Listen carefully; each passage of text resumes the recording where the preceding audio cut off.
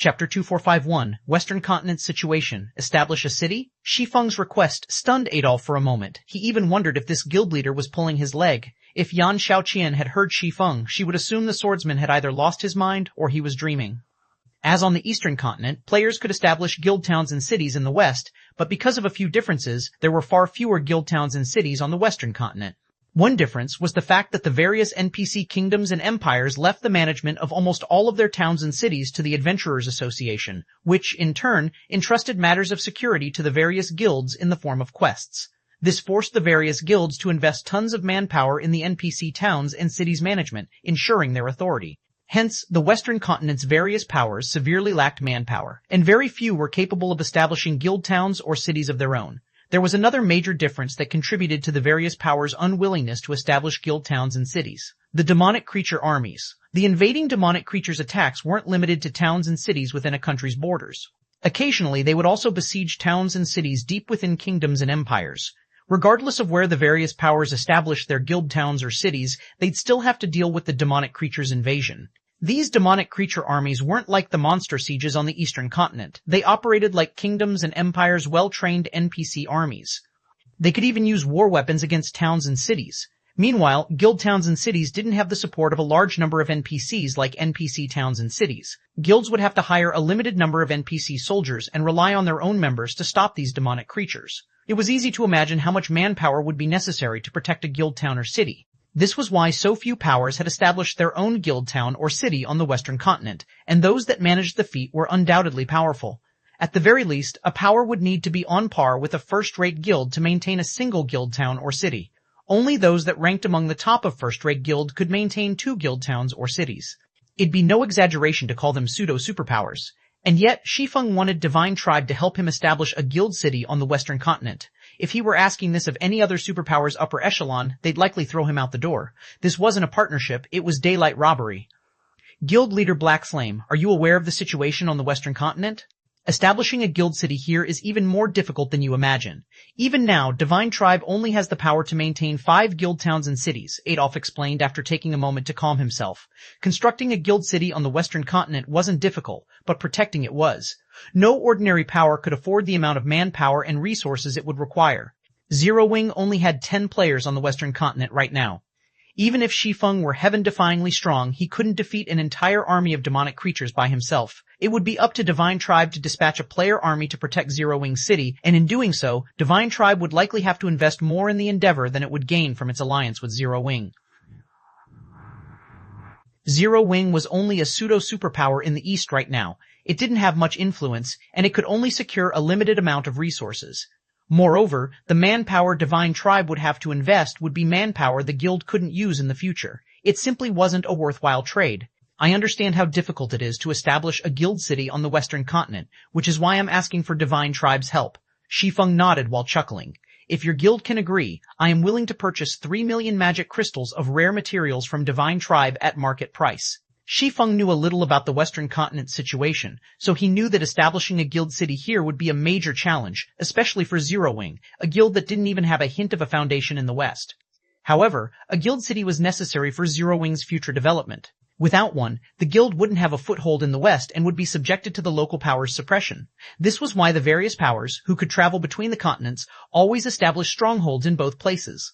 The Azure Chamber of Commerce's Demonstone Town, which stood outside of the Fire Dragon Empire, was one such example.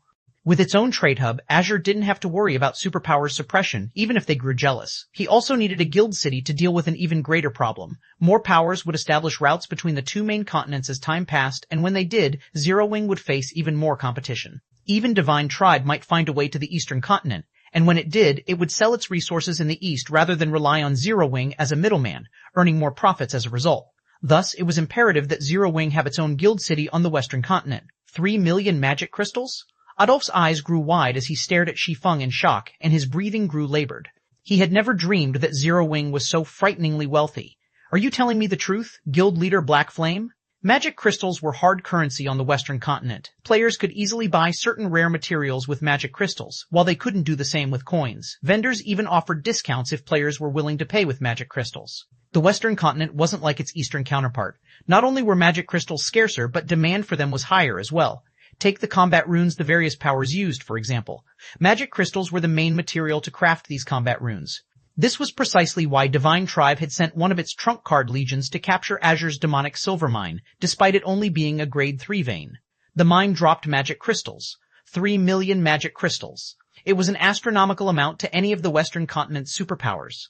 Not only would securing 3 million magic crystals allow Divine Tribe to surpass other superpowers when exploring level 100 neutral maps, but it would also resolve the guild's lack of materials for its combat rune research, allowing Divine Tribe to craft Tier 3 combat runes. Divine Tribe would be able to truly stand among the various superpowers. It might even have the potential to grow stronger than the continent's existing superguilds. Of course, but my offer does depend on your sincerity in our negotiations, Great Elder, Shi Feng replied.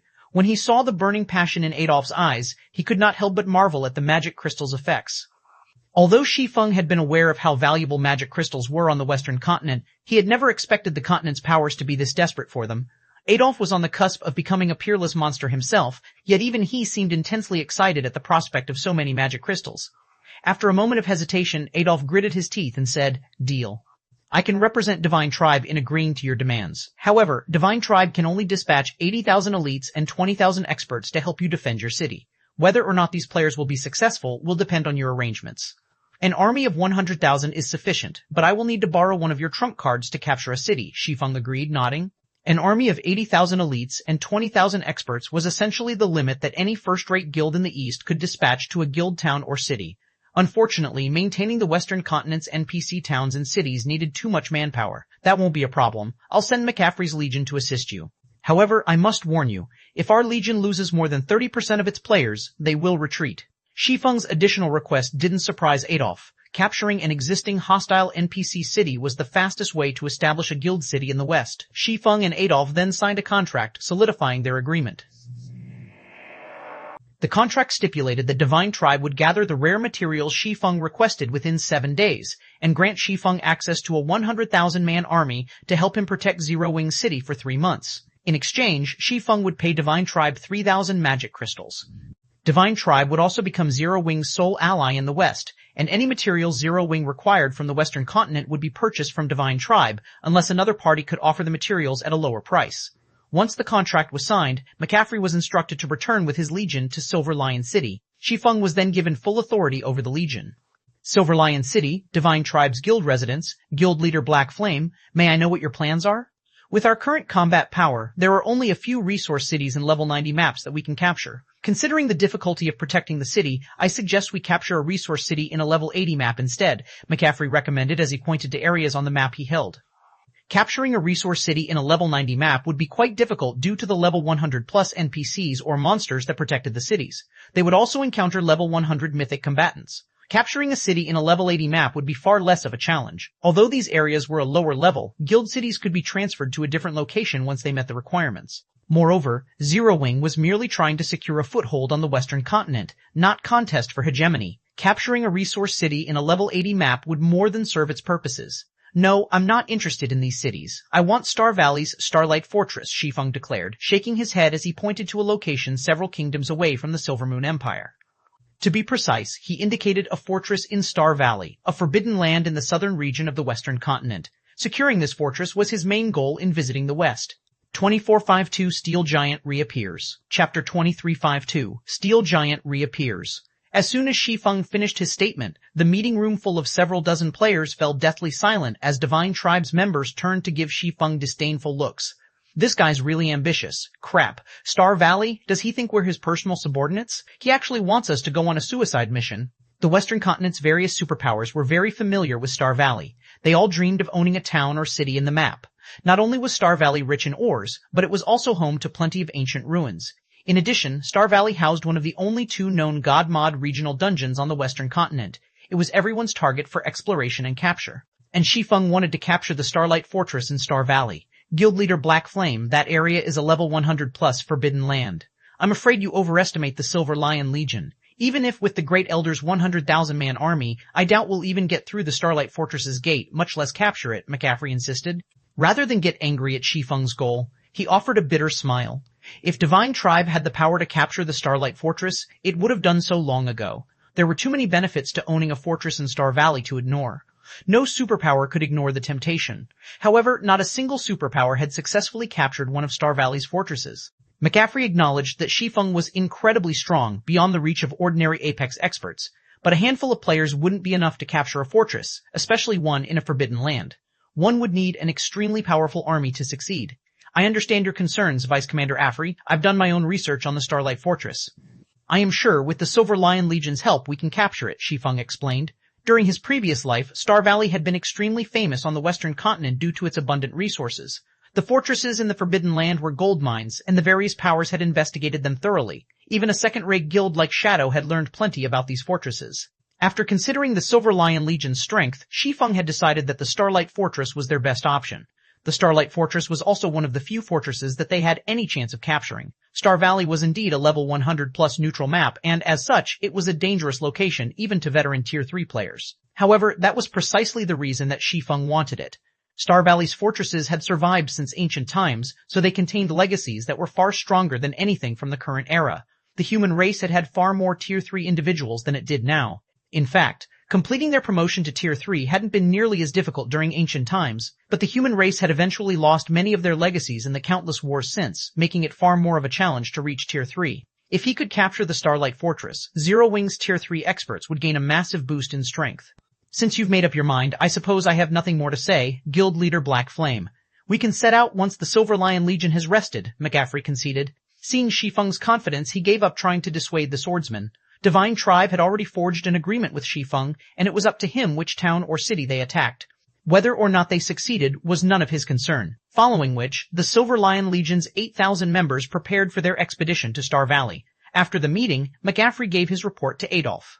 He wants to capture one of Star Valley's fortresses. Doesn't he realize that Star Valley is a special forbidden land in which berserk skills are prohibited? Adolf was a little surprised when he heard the news. Players couldn't rely on their berserk skills in the Star Valley, which was why the various superpowers had so little hope of capturing its fortresses. Those fortresses strengthened the mythic monsters in the area, giving them far greater combat power than ordinary mythic monsters of the same level. Without berserk skills, not even Tier 3 players had a chance against those mythic monsters. Furthermore, each of Star Valley's fortresses contained more than one mythic monster. Based on the various superpowers reports, each fortress was guarded by at least 3 mythics, some even had 5. A ton of great lords and grand lords had also garrisoned these fortresses. Just thinking about fighting all of those powerful monsters made Adolf's skin crawl.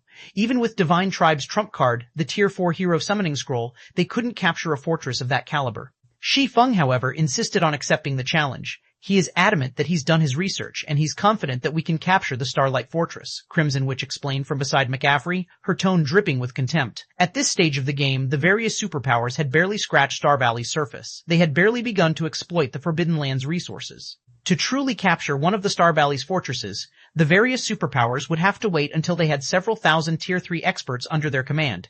Without those numbers, killing the fortress's great lords and grand lords would be a problem, not to mention the mythic monsters. I want all of you to be careful. If you lose over 20% of your forces, retreat immediately, Adolf instructed after giving the matter some thought.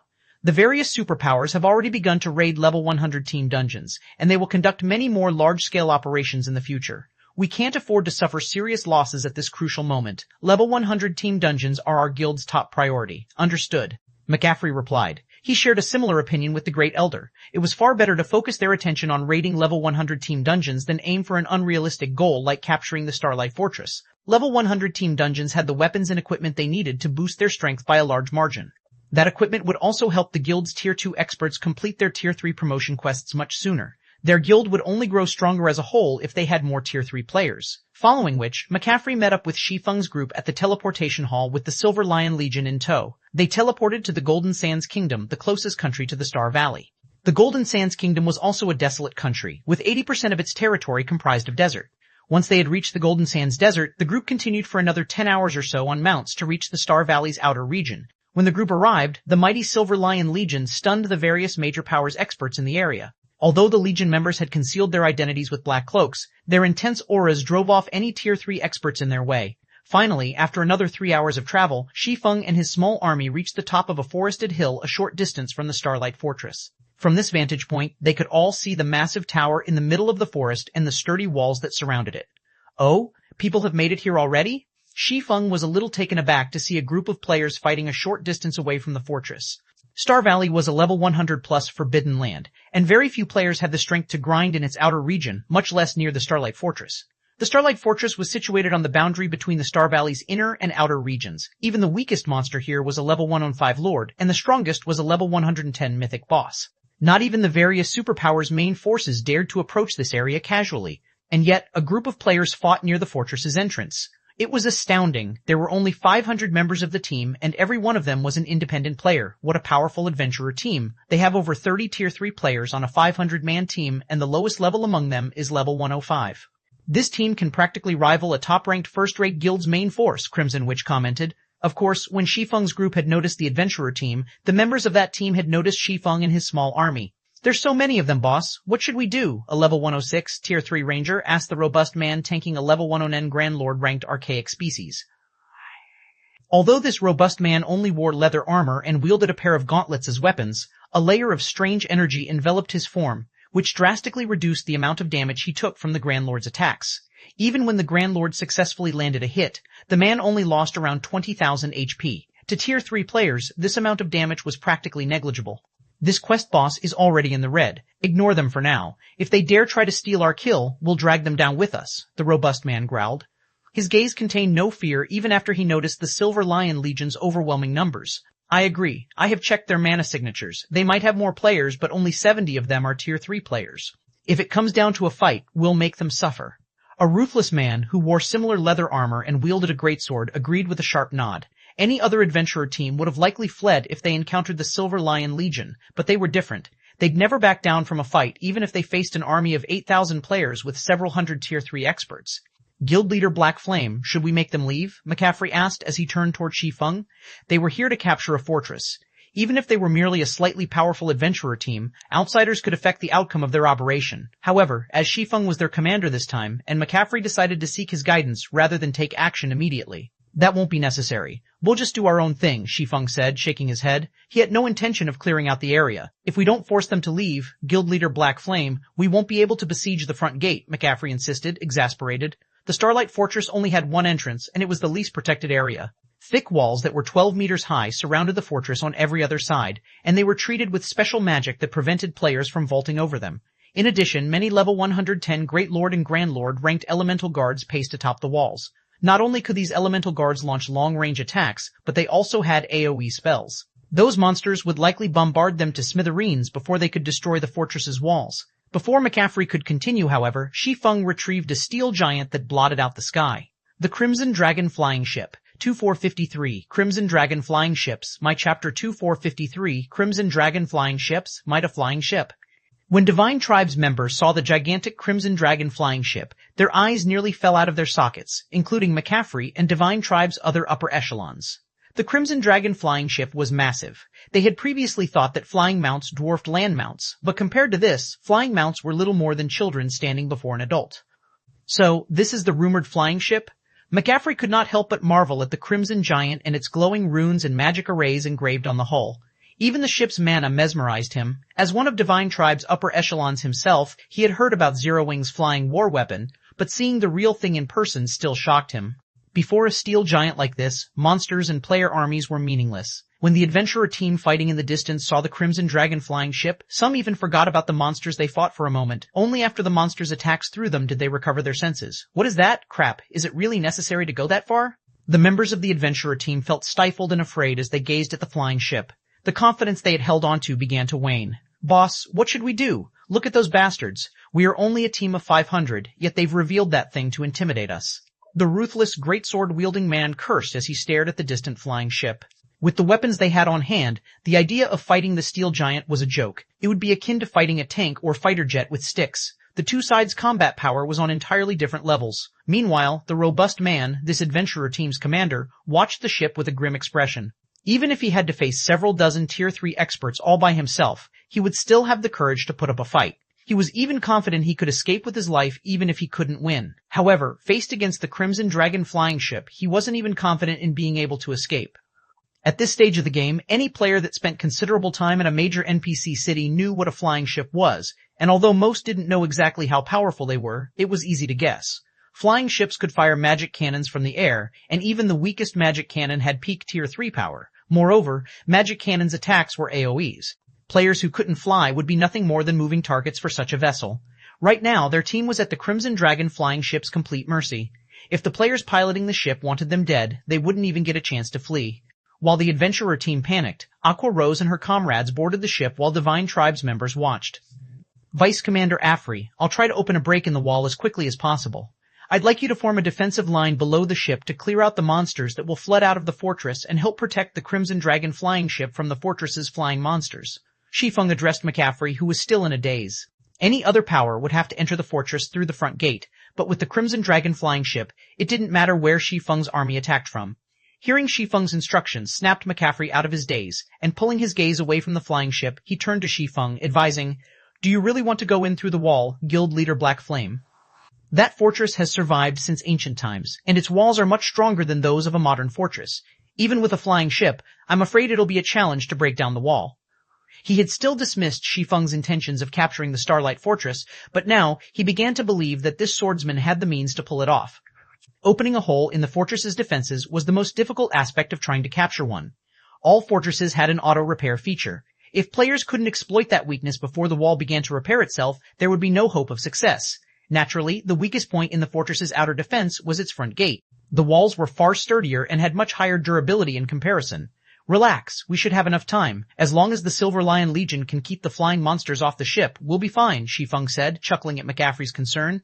"Can your legion accomplish that?" Destroying the front gate was the simplest method of creating a weakness in the fortress's defense, but if players opened a path by destroying a section of the wall, the monsters within would be far easier to deal with. The fortress's walls were reinforced by magic arrays, which were linked to form a complete array that enveloped the entire fortress and strengthened its allied forces.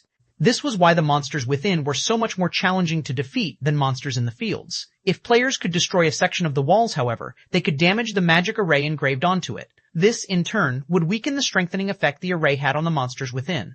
Unfortunately, destroying the walls was normally incredibly difficult for players, many times more difficult than destroying the gate.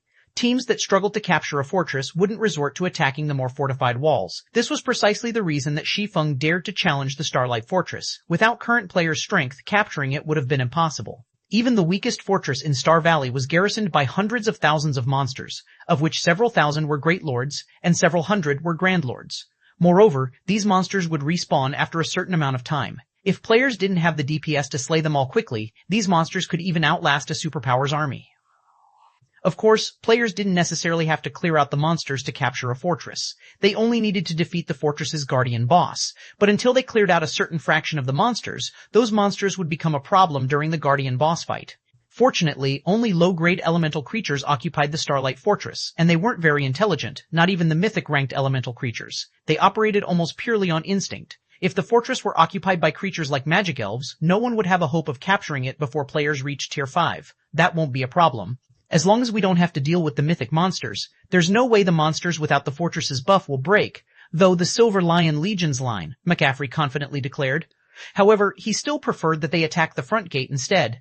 If they could actually capture the Starlight Fortress, they would have performed a miracle on the Western continent. Their names would go Daowoi in history. Wonderful. Then I'll leave the Legion's commands to you, Vice Commander Afri, Shi Feng said, nodding in satisfaction. He then boarded the Crimson Dragon flying ship and left the rest to McCaffrey, who was more familiar with the Silver Lion Legion. Crimson Witch and McCaffrey's close companions were speechless as they watched Shi Feng board the Crimson Dragon flying ship. It was clear now that they had a high chance of capturing the Starlight Fortress, yet Shi Feng chose the most difficult method of doing so. However, they had no say in the matter. The Crimson Dragon flying ship belonged to Zero Wing, and Shi Feng had absolute authority over this operation. Let's see if he can continue his willful act once his plan fails, Crimson Witch said, clicking her tongue. Even as she said that, she couldn't help but gaze at the ship in envy. If she had such a flying ship, she could even trample on peerless monsters. While the distant adventurer team hesitated on what they should do, and the Silver Lion Legion gradually moved into formation, one of the Crimson Dragon flying ship's mana pulse cannons began to gather energy. The ship's bronze engine powered the mana pulse cannons, and the instant the cannon began to absorb the ambient mana, even players within 1,000 yards sensed the mana around them go berserk. Before the Legion had even finished forming its defensive line around the flying ship, a black-white beam of light shot from the cannon, slamming into the Starlight Fortress's west wall. Boom! The wall exploded, and the intense shockwave rocked every player within several hundred yards of the fortress. The mana pulse cannon's might was utterly incomprehensible. Once the dust settled, it revealed a massive crack in the west wall, and the Great Lord-ranked elemental guards on the wall had lost more than 1/3 of their HPs from the attack. How is that mana pulse cannon so powerful? Crimson Witch gaped in shock. She had seen mana pulse cannons before, but they had never been powerful enough to devour 1/3 of a level 100 plus Great Lord's HP. Before anyone could recover from the shock, the Crimson Dragon flying ship's 11 other mana pulse cannons began to charge. After a moment, 11 black-white beams bombarded the Starlight Fortress's west wall. 2454 Domain Class. Chapter 2454 Domain Class. When the 11 mana pulse cannons bombarded the Starlight Fortress's west wall, everyone in the vicinity felt as if Armageddon had begun as the world around them trembled. Destruction, shock, helplessness. Everyone gaped as they watched the beam attacks destroy the west wall, tearing space as they passed. Isn't this flying ship a little too strong? Crimson Witch wondered. Not only was the Crimson Dragon flying ship's mana pulse cannon extraordinarily powerful, but the ship also had 12 of them in total. It was practically a flying fortress. Inwardly, she was relieved that she hadn't started an all-out battle against Shi Feng's group by the demonic silver mine. If a battle had truly started, none of her legion would have left the mine alive, even if they had used their Tier 4 hero summoning scroll. Crimson Witch and the other Silver Lion Legion members weren't the only ones shocked. The adventurer team fighting not far from the Starlight Fortress's front gate was also stunned. A single shot from those mana pulse cannons had dealt a devastating blow across a 50-yard radius area. If all 12 mana pulse cannons fired together, one round would be enough to annihilate a 5,000-man team, much less their 500 team members. Who are those people? Aside from shock and fear, the adventurer team's members were overcome with curiosity about the identity of Shi Feng's group. They were members of the Stormheart Adventurer Team, a top adventurer team that had survived multiple large-scale battles with demonic creatures. Stormheart was quite famous in the Golden Sands Kingdom and its several neighboring kingdoms. Once, a superpower had even approached them for help to capture a demonic creature town. Of all of the opponents Stormheart had faced before, however, none could hold a candle to the Crimson Dragon flying ship. Not even the various superpowers had such a powerful weapon. Could those players be trying to capture the Starlight Fortress? The ruthless man muttered incredulously as he watched the flying ship hover in the sky. Star Valley was a forbidden land, and its fortresses were considered forbidden lands within a forbidden land. Current players simply didn't have the strength to venture to such places. On average, the monsters within these fortresses were level 100 down plus, and there were usually easily more than 200,000 of them. The fortresses were even home to level 110 plus mythic monsters. For these mythic monsters, killing current Tier 3 experts would be child's play. Even now, the various superpowers were only capable of exploring the areas around Star Valley's fortresses. They'd have to wait until they had several thousand Tier 3 players to have even a chance of capturing a fortress. The monsters weren't even the most difficult part about capturing Star Valley's fortresses. Opening a hole in the fortress's defenses was the true challenge. If a team failed to do so, they'd never be able to send players into the fortress, making it impossible to kill the Guardian boss and secure the fortress token. That seems to be the case. Why else would they attack the Starlight Fortress directly? Stormheart's commander replied, similarly watching the flying ship with fear and awe. He had assumed that Shi Feng's group had simply come to grind in the area and had only revealed the Crimson Dragon flying ship to scare away their adventurer team. He had never thought that those players actually intended to capture the fortress, which not even the various superpowers dared to try. Before everyone could overcome their shock over watching the Mana Pulse Cannon's bombardment, the brilliant light enveloping the Starlight Fortress began to fade, revealing massive cracks in the wall. The Great Lord-ranked elemental guards stationed on the wall had also been obliterated. What power! One round of attacks was enough to cause so much damage. McCaffrey couldn't help his growing excitement when he saw the cracks. He had assumed that the power of one flying ship wouldn't be enough to destroy the Starlight Fortress's wall quickly, and if he had been right, their chances of capturing the fortress would have been dismal. They wouldn't have had enough time to clear out the fortress's monsters and find the Guardian boss before the wall repaired itself. However, it seemed that he had been wrong, and they actually had a high chance of success. Although he didn't know how much durability the West Wall had lost, he had enough experience in sieging demonic creatures' cities and fortresses to know what kind of power it took to crack one of those walls. Based on his experiences, he calculated that the Starlight Fortress's wall had lost at least 2% of its durability, which meant the wall would fall after 50 rounds of attacks. A fortress normally needed around 2 days to repair a destroyed wall. If they could destroy the wall with 50 rounds of attacks, not only would they have enough time to clear out the fortress's monsters, but they'd also have enough time to kill the Guardian boss multiple times over. Zero Wings members aboard the Crimson Dragon flying ship, however, had a different opinion. Guild leader, this fortress's wall is formidable. 1 round of our attacks was only enough to crack it. It's practically as solid as the walls around major NPC cities, Aqua Rose said, astonished when she saw how little damage the West Wall had taken. She was very familiar with the power of the Crimson Dragon flying ship's Mana Pulse cannons. Every one of their attacks was at the Tier 4 standard, even stronger than ordinary mythic monsters' attacks. One blast was enough to deal significant damage to a guild city's walls. And yet, the wall around the Starlight Fortress had barely taken any damage after 12 mana pulse cannons had fired. The wall was almost as tough as the wall around White River City. White River City had already been promoted multiple times. Even if mythic monsters attacked, the city wouldn't take any damage. They'd likely have to attack for a long time to open a hole in the Starlight Fortress's wall. Every time they fired the mana pulse cannons, it cost them money. Although the cannons weren't as expensive as the mana pulse cannons in guild towns and cities, each shot still cost 100 magic crystals. I'm satisfied with this outcome. If the fortress activates its defensive magic array and reinforces the wall, we won't break through even after 2 solid days of attacking, Shi Feng said, chuckling and shaking his head. The Starlight Fortress had survived since ancient times, standing even after numerous battles. How could an advanced flying ship possibly destroy it that easily? If the Starlight Fortress were so fragile, it wouldn't have lasted this long. He didn't particularly mind the magic crystals they spent. He had plenty to spare. If he had needed magic crystals so badly, he wouldn't have tried to capture a fortress in the first place. While Shi Feng and his party waited for the mana pulse cannon's cooldowns to end, they heard a deafening roar from within the Starlight Fortress. Even from several thousand yards away, they could hear it clearly. The Starlight Fortress's gate then opened, and swarms of elemental creatures flooded out. Flying elemental creatures launched themselves from the fortress. At a glance, there were easily over 50,000 monsters, and every one of them charged at the Silver Lion Legion and the Crimson Dragon flying ship. Why are there so many? McGaffrey felt his scalp tingle as he watched the incoming swarm. Even in the worst-case scenario, there should have only been 10,000 or so monsters spilling out of the fortress, according to his initial estimates. But more than 50,000 charged toward them, including more than 100 Grand Lords. The Grand Lords alone outnumbered the Silver Lion Legion's Tier 3 experts. Before McGaffrey could issue a command, however, a 30-meter-tall Starlight Behemoth flew from the fortress. The instant the Starlight Behemoth emerged, the ambient mana seemed to submit to its control. What? A domain-class mythic? Crimson Witch exclaimed, paling when she saw the flying monster. Expert players like her were no longer strangers to the concept of domains. Almost all Tier 4 NPCs had one, and while within their domains, NPCs could move and fight in a world that was tailored to them. This was why Tier 4 NPCs were so powerful. Tier 3 NPCs couldn't defeat such a being, even with a numerical advantage.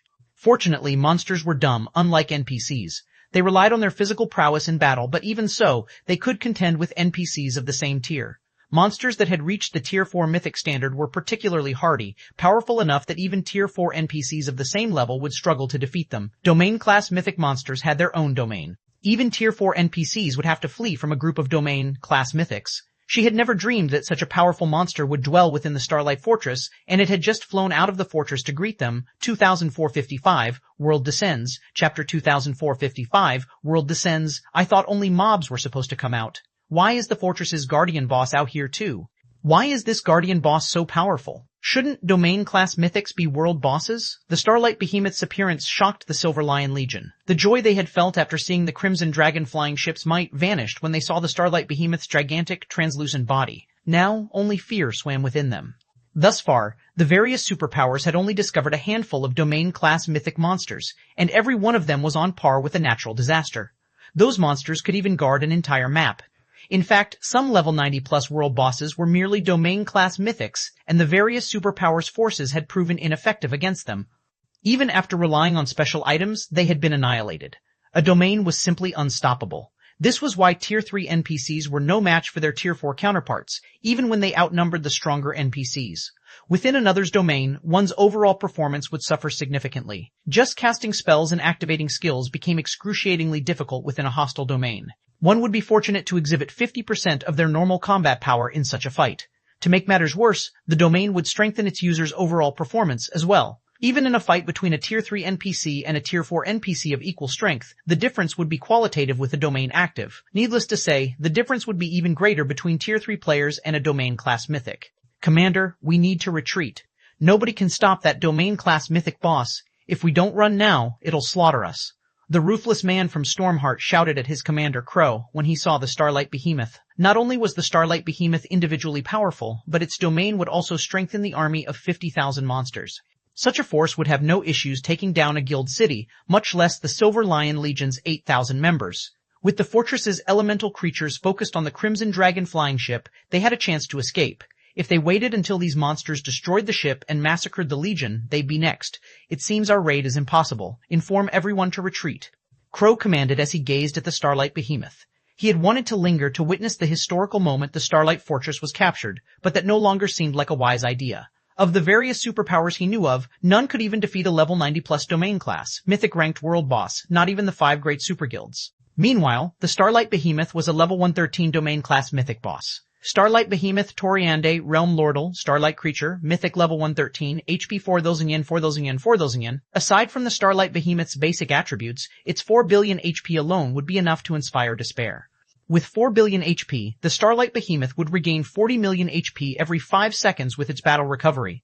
If players couldn't deal 8 million damage each second, their attacks would be utterly worthless against the monster. Tier 2 experts had a hard time dealing more than 10,000 damage to a level 100+ mythic monster, and their attacks would be even less effective against a domain class mythic. Only Tier 3 players could deal more than 10,000 damage to such a monster. Assuming that a Tier 3 player could deal 20,000 DPS to the Starlight Behemoth, a team would need over 400 Tier 3 players to overcome the Guardian boss's battle recovery. Where was a power supposed to find 400 Tier 3 players at this stage of the game? Not even the Crimson Dragon flying ship would make much of a difference. Flying ships were war weapons. They might be useful against dumb mobs, but against a mythic monster that could fly, the ship would even struggle to land a hit. Furthermore, the Crimson Dragon flying ship's mana pulse cannons had very long cooldowns. To put it simply, it would only be limitedly effective against a domain-class mythic boss. While the Stormheart Adventurer team fled, panic overwhelmed the Silver Lion Legion as they watched the Starlight Behemoth fly toward them. The Starlight Behemoth is too fast, Vice Commander. We won't have enough time to get everyone out of here safely. We'll have to leave some players behind to slow it down. Please, issue the command, Crimson Witch begged McCaffrey as she watched the Guardian boss approach. None of them had expected the Starlight Fortress to house a domain-class mythic. Shi Feng had doomed them all. Since the situation had already become desperate, the only thing they could do now was figure out a way to reduce the Legion's losses as much as possible. The Silver Lion Legion was Divine Tribe's strongest force. If it were annihilated, the guild would suffer. It seems we have no choice. Hearing Crimson Witch's pleas, McCaffrey reluctantly pulled the Tier 4 hero summoning scroll from his bag. Current Tier 3 players had no hope of stopping a level 113 domain class mythic. If none of them could stop the Starlight Behemoth, the Silver Lion Legion would be slaughtered. He had no choice but to rely on the Tier 4 hero to pin the Guardian boss down, buying enough time for everyone to escape. It might be possible to rely on the Tier 4 hero to raid the Starlight Behemoth if it were alone, but it wasn't.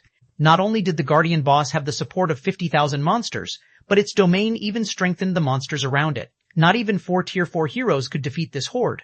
While McCaffrey prepared to use the Tier 4 hero summoning scroll, Shi Feng walked onto the flying ship's deck and quietly watched the Starlight Behemoth's army. Crap, he's not even going to run? Does he assume he can use his flying ship to get away? Maybe he's in denial. He was clearly hoping to capture the Starlight Fortress, but now that there's a domain-class mythic, his hopes have been dashed. The Silver Lion Legion's Tier 3 experts who were panicking on the ground were confused when they saw Shi Feng on the Crimson Dragon flying ship's deck, appearing relaxed. The ship could fly and quickly, but its speed was nothing compared to the domain-class mythics. Once the flying ship, which relied on mana to remain in the air, was within the Starlight Behemoth's domain, its movement speed would plummet. If Shi Feng turned the flying ship around and fled now, he'd have a chance of getting out of there alive. But if he waited until the ship got caught in the Guardian boss's domain, neither he nor his ship would escape. However, while the Silver Lion Legion's members wondered if the sudden development had dealt too much of a mental blow for Shi Feng to handle, the swordsman pulled a golden ring from his bag. He raised the golden ring and began to chant an incantation. When Shi Feng finished the chant, he revealed a faint smile as he glanced at the Starlight Behemoth's approaching mana field. He then sacrificed 5,000 magic crystals to the Ring of Gospel and activated Miniature World. The sky began to tremble as the phantom of a new world appeared above them all, separating the sky from the land. Everyone immediately sensed that their connection to the outside world had been severed, and a frightening pressure overwhelmed them. This pressure didn't originate from a single point, but assaulted them from all directions. They all felt as if they had just been plunged into a hostile plane of existence. As Miniature World activated, the Starlight Behemoth's mana field began to visibly recede. The mana that had previously submitted to the Guardian boss began to rebel. Rather than strengthen the Starlight Behemoth, it began to suppress the Realm Lord. The Starlight Behemoth's basic attributes decreased rapidly. 5%, 7%, 10%. In just 3 short seconds, the Guardian boss's basic attributes had been reduced by 20%. As for the elemental creatures following it, not only had they lost 30% of their attributes, but their movement speeds and reaction speeds had also significantly decreased. Impossible. He shattered a mythic-ranked Realm Lord's domain? Crimson Witch exclaimed, her jaw hanging open as she watched the Starlight Behemoth's mana field vanish completely. 2456, Flying Ship versus Starlight Behemoth. Chapter 2456, Flying Ship vs. Starlight Behemoth. He destroyed the boss's domain and suppressed it? What did he do? Crimson Witch wasn't the only player shocked to watch the Starlight Behemoth's domain shatter. No one could believe their eyes. They had never thought that Shi Feng had such an ability. Current players were no match for a Tier 4 being's domain. Some superpowers had tried to use Tier 4 domain scrolls against true Tier 4 domains, but they had barely been a match for the beings they had fought. Some Tier 4 domain scrolls were even weaker, and the superpowers that had relied on them had been suppressed by their enemy's domain. In contrast, not only had Shi Feng shattered the Starlight Behemoth's domain, but he had also suppressed the Guardian boss. It was unbelievable. When Miniature World activated, the Starlight Behemoth paused for a moment mid-flight. However, it then bellowed angrily, and its entire body began to radiate dazzling starlight. It was trying to expand its domain again and break free from Miniature World. Unfortunately, no matter how much the Starlight Behemoth struggled, it couldn't escape the skill's effect. Mana control even has such a huge effect on magical items? Miniature World's results even stunned Shi Feng. He hadn't actually expected the Ring of Gospel's skill to suppress a Realm Lord to such an extent. All tools were ineffective against world bosses. Players had to rely on their own power. However, the Starlight Behemoth was not a world boss, and thus tools could be used against it. This was certainly a benefit since players couldn't use Berserk skills in Star Valley. He had used Miniature World to suppress other mythic monsters, but until he had gained his mana body, he hadn't been able to use the mana concentrated within the Ring of Gospel.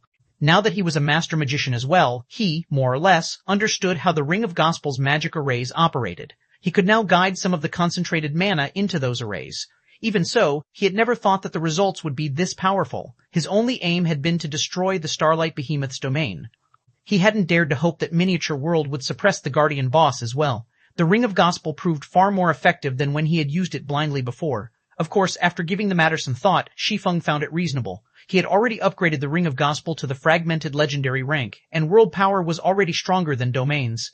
Now that he could use some of Miniature World's true power, even if it were only a fraction, a Tier 4 domain was no match for him. Not even the Starlight Behemoth could resist this power, and could only watch as the ability suppressed its basic attributes. After this discovery, Shi Feng snapped back to the battle and glanced down at McCaffrey below the flying ship.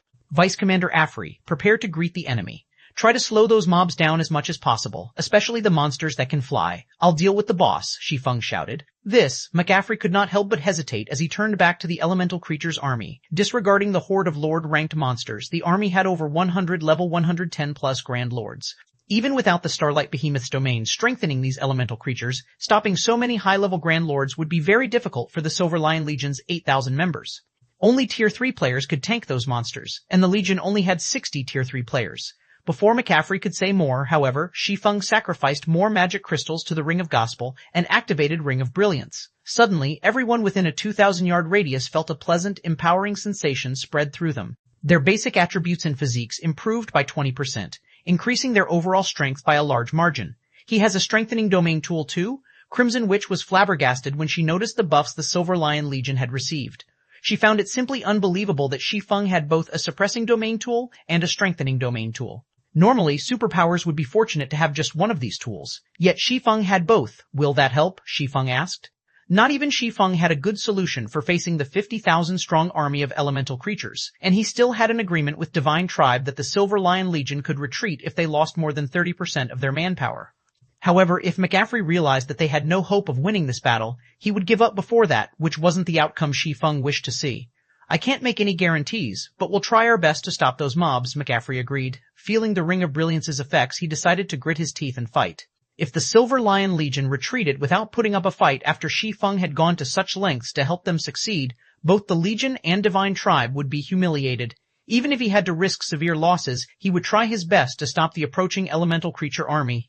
Good, I'll leave the rest to you. Just leave that Guardian boss to us. Shi Feng was satisfied once he saw that McCaffrey was committed to this battle.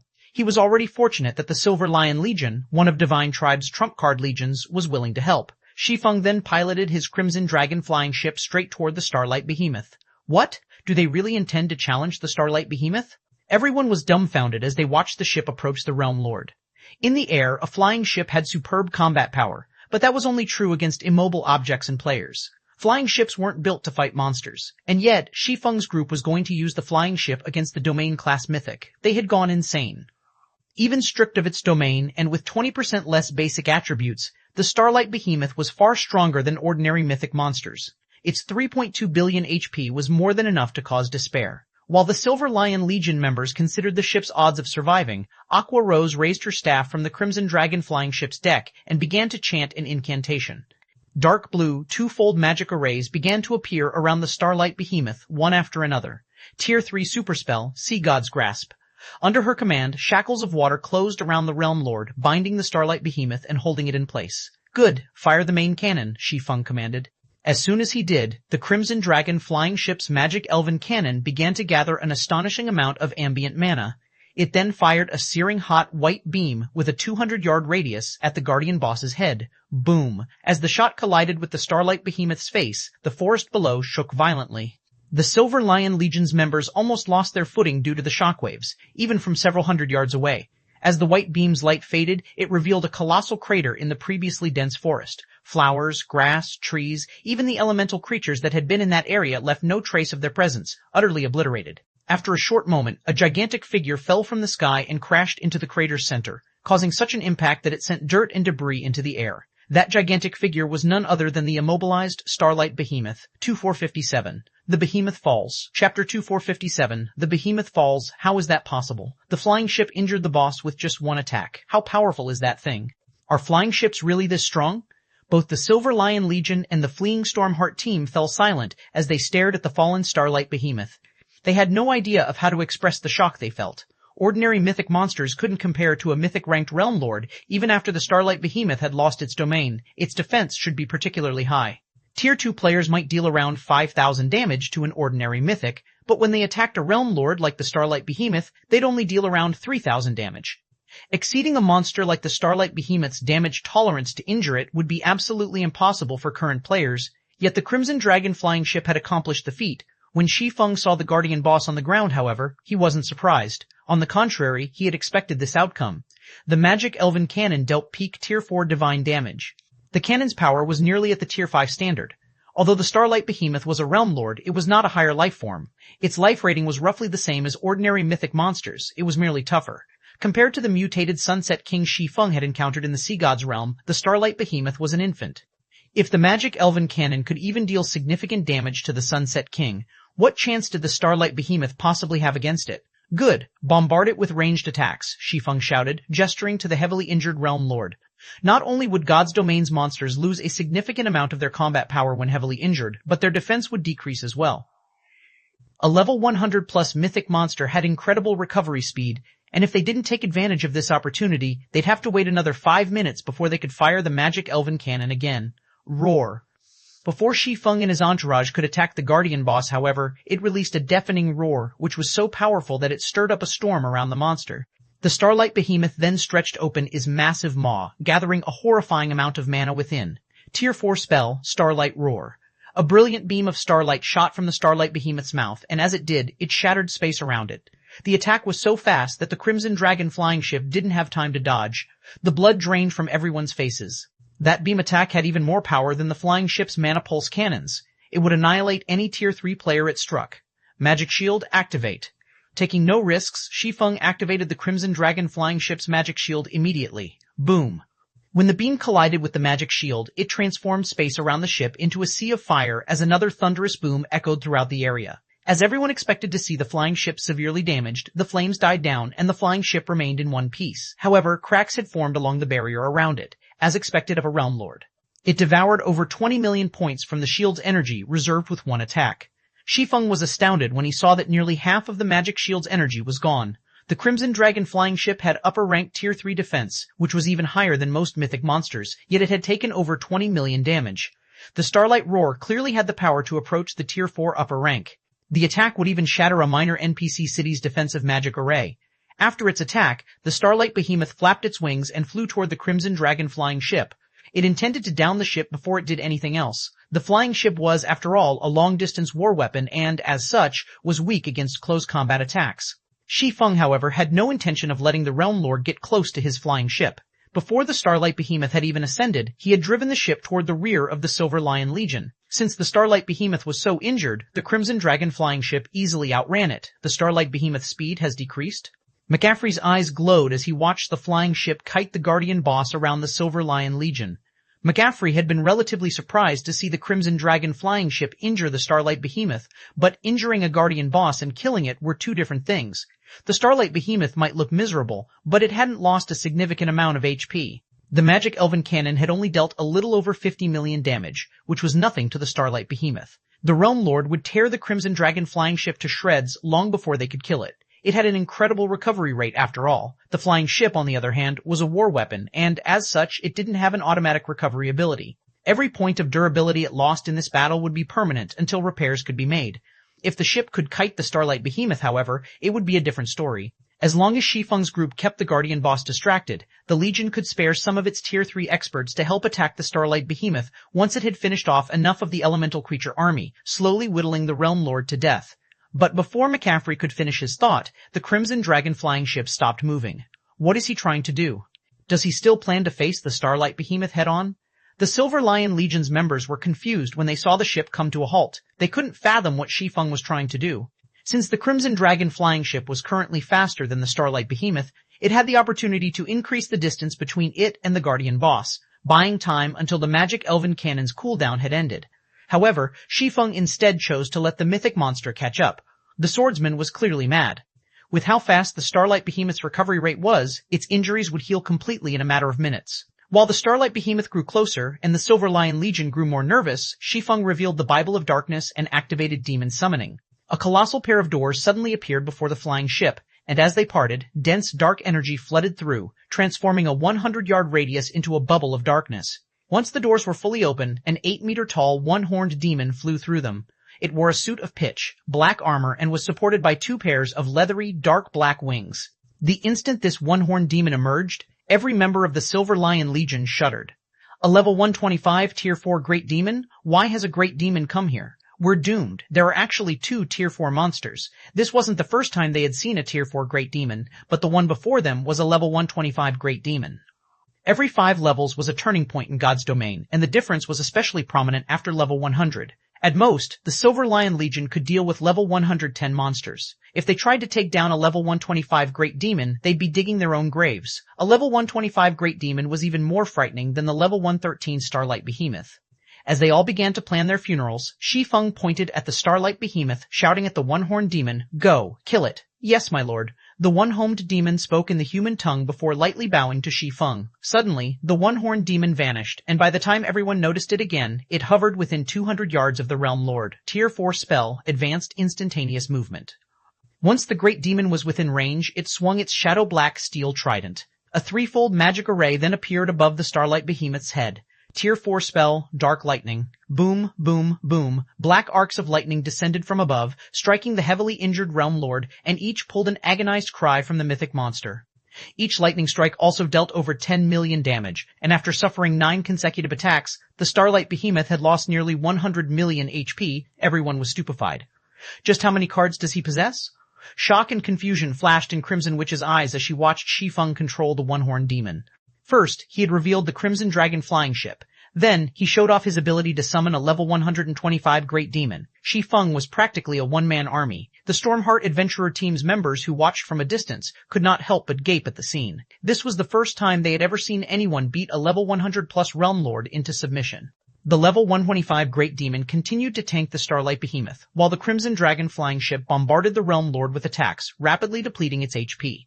Although the Starlight Behemoth tried to use a variety of skills to retaliate, it only dealt a little damage to the one-horned demon. Compared to how quickly the Starlight Behemoth's HP drained, the amount of HP the Great Demon lost was nothing.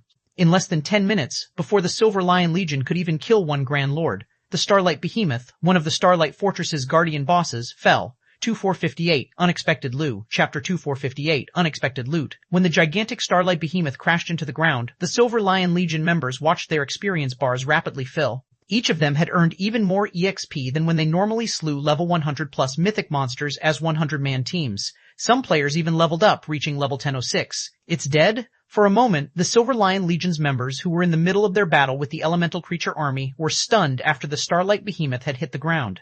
None of them had expected a level 113 domain. Class Mythic ranked Realm Lord to go down so easily. For a moment, they even wondered if the Starlight Behemoth had actually been a level 110 Grand Lord. However, the Silver Lion Legion members were all experts, and they knew that weakness wasn't the reason the fight with the Starlight Behemoth had gone so smoothly. Rather, Shi Feng's group was just that ridiculously strong. Meanwhile, the starlight behemoth began to disintegrate into countless particles of light, and a moment later, streaks of golden light escaped the Realm Lord's fading corpse, scattering around it. Upon landing on the ground, those streaks of light transformed into dazzling items that radiated dense mana. Some even gathered the ambient mana around them. In the blink of an eye, the site of the starlight behemoth's fall had transformed into a high mana density area. Crap. Isn't the boss's loot a little too abundant? A mythic-ranked Realm Lord really is amazing. The loot from the level 100 plus mythics we've killed in the past doesn't even come close. Its loot has even increased the mana density in the surrounding area. The Silver Lion Legion members' eyes nearly fell from their sockets as they gazed at the Guardian boss's loot. They had seen level 100 plus mythic boss's loot before. They had even seen world boss's loot, but they had never seen a phenomenon like this. Even though they couldn't appraise the items right now, they had a rough estimation of the loot's value based on the mana the items radiated. The items that pulled mana to themselves, in particular, should be epic rank at the very least. There was no way those items could be dark gold rank, level 100 plus epic items. The Silver Lion Legion had killed multiple level 100 plus mythic monsters just to acquire one level 100 plus epic item. However, not only had the Starlight Behemoth dropped such items, but it had also dropped over 24 items that radiated dense mana. Based on their experiences, those 24 items were likely dark gold rank. To equip level 110 dark gold items was akin to equipping level 100 plus epic items to players like them, who hadn't yet reached level 110. Although level reduction gemstones that they could use with level 100 plus weapons and equipment were rare and costly, the cost was negligible compared to equipping level 110 dark gold weapons and equipment now. If a tier 3 player could fully gear themselves in level 110 dark gold equipment while at level 105, they'd even be able to tank level 110 mythic monsters, not to mention level 110 Grandlords. McGaffrey and Divine Tribe's other upper echelons couldn't help the envy they felt. Divine Tribe hadn't obtained a single piece of level 110 dark gold equipment yet. It didn't even have much level 105 dark gold equipment. And as for level 100 plus epic weapons and equipment, the guild had almost nothing. Unfortunately, Divine Tribe and Zero Wing had agreed that a monster's loot would go to whichever team was responsible for slaying it. If both sides contributed to a monster's death, they would distribute the dropped items based on their contributions in the fight. For a moment, McGaffrey regretted his decision to save the Tier 4 Hero Summoning Scroll. He had never expected the Starlight Behemoth to drop so many precious items. If he had used the scroll, slaying the Starlight Behemoth wouldn't have been a problem. It had already been heavily injured, and if the guild could obtain a fraction of the Starlight Behemoth's loot, it would be worth the cost of using the Tier 4 Hero Summoning Scroll. The Tier 4 Hero could have also helped kill the rest of the fortress's mythic bosses, and the Silver Lion Legion would return with enough of a harvest to outstrip the value of a Tier 4 Hero Summoning Scroll. However, Zero Wing would now monopolize the Realm Lord's loot, while Divine Tribe could only watch, envious. Everyone, work harder. You can see how much loot that boss dropped. There are still several more Guardian bosses in the Starlight Fortress. If we can kill them, I'll hold an internal auction for all of the weapons and equipment we earn. Everyone will have a chance to obtain top-tier weapons and equipment, McGaffrey shouted in the team chat. Whether or not you can take advantage of this opportunity depends on your performance now. McGaffrey's announcement ignited the Silver Lion Legion members' fighting spirit. Internal auctions rarely occurred among Divine Tribe's expert teams, especially among the guild's trump card legions and teams. The guild usually only distributed monsters' loot among specific players, and only a small portion was available for the core members, in exchange for GCPs in the guild warehouse. McGaffrey's decision to hold an internal auction for the loot they obtained on this mission was a huge opportunity for all of them. Without the guild's interference, they wouldn't have to worry about missing their chance to contest for the best available weapons and equipment. Moreover, only a small number of players participated in this operation, which increased their chances of securing top-tier weapons and equipment. Even if the guild upper echelons on the team participated, they only had a little more GCPs than the rest of the Legion. With so many items up for grabs, these upper echelons would only win a small fraction of the loot. With their fighting spirit reaching unprecedented highs, the Silver Lion Legion stopped holding back as they desperately fought the monster army charging at them.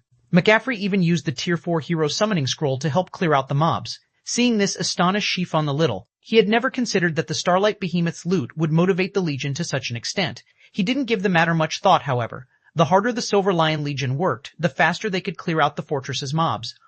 If Zero Wing's 10 members had to take on the task alone, it would take ages to clear out the entire fortress. Aqua, I'm giving you command while I tidy up the loot, Shi Feng said before he leaped off the Crimson Dragon flying ship. Although he doubted that the Silver Lion Legion's members would try to steal his loot, the Starlight Behemoth had dropped extraordinary items. The sooner he secured those items, the better. Not only was the Starlight Behemoth a domain-class mythic ranked Realm Lord, but such mythic bosses were also quite rare in God's domain. After Shi Feng disembarked the ship, Aqua Rose and her comrades continued to bombard the Starlight Fortress's west wall. Shi Feng wore an astonished expression by the time he had finished collecting the Starlight Behemoth's loot and appraised the first item. The Starlight Fortress Lord's token? Confused, Shi Feng stared at the dark gold token in his palm. Before he could figure out what was going on, he heard the sound of a system notification. Star Valley Region System announcement. A player has successfully captured the Starlight Fortress. The guild this player belongs to will receive 20,000 guild reputation points. This player has become the Starlight Fortress's lord. The Starlight Fortress will automatically open to the public in 3 days. Players may enter and rest within the fortress freely at that time. 2459 Western Continent. Shaken Chapter 2459. Western Continent Shaken. The system announcement repeated throughout the Star Valley 3 times, and everyone in battle fell silent for a moment at the main god system's cold, mechanical voice. What's going on? Someone captured the Starlight Fortress. The Silver Lion Legion members couldn't keep up with the sudden developments. They hadn't even made it through the walls or gate yet, so no one should have been able to capture the fortress. How could this have happened? It wasn't just the Legion's various experts who were confused. Even McCaffrey, the Legion's vice commander, was stunned. What happened to the Starlight Fortress? McCaffrey gazed at the fortress several thousand yards away, confounded. Did someone sneak in and slay the final Guardian boss? Even as McCaffrey wondered this, he tried to deny the possibility. In God's domain, players couldn't enter a sealed fortress until they destroyed the front gate or broke a hole in the walls. Since the Starlight Fortress's walls and gate were intact, how could any player get into the fortress? Even if players could accomplish the task, the fortress was still home to hundreds of thousands of elemental creatures.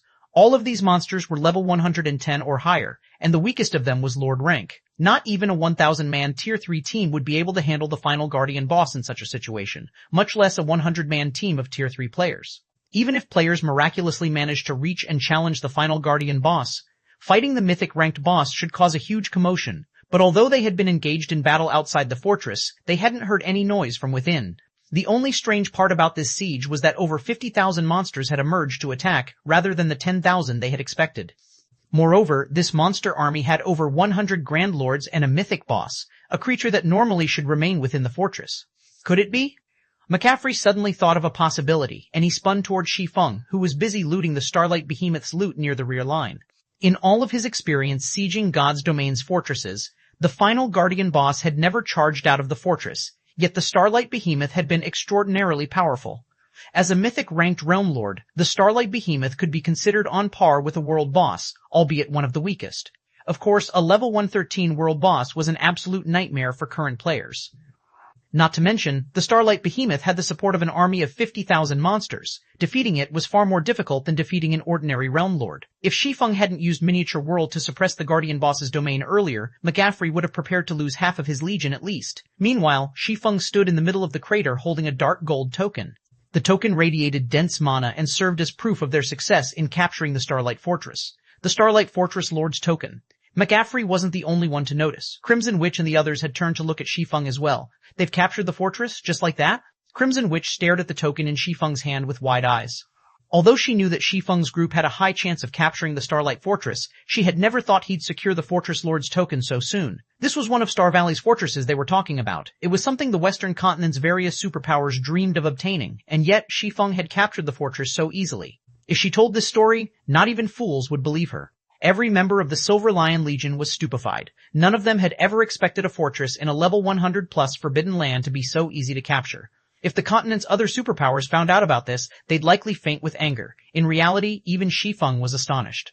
He hadn't expected to obtain the Starlight Fortress Lord's token so quickly either. He had even been prepared to use the Hero's Tome to summon a Tier 4 hero. If the first Guardian boss they had faced had already been a mythic-ranked Realm Lord, the final Guardian boss might be a superior mythic. Players like them wouldn't be able to deal with a level 110+ superior mythic easily. Only a Tier 4 hero would have a chance of defeating such a monster.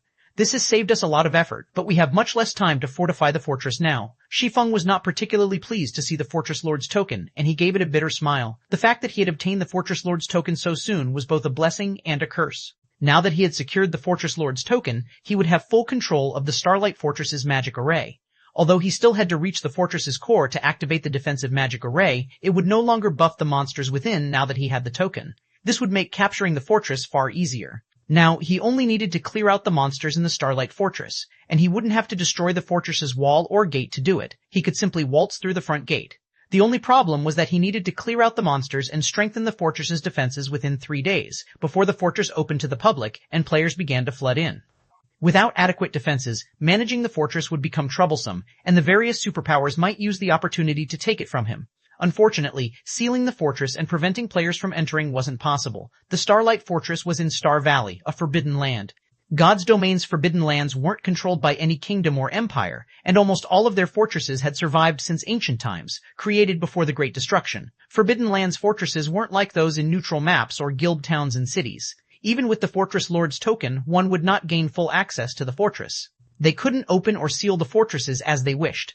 This was also the reason that any power to capture a fortress in a forbidden land was forced to send a large number of members to garrison the fortress.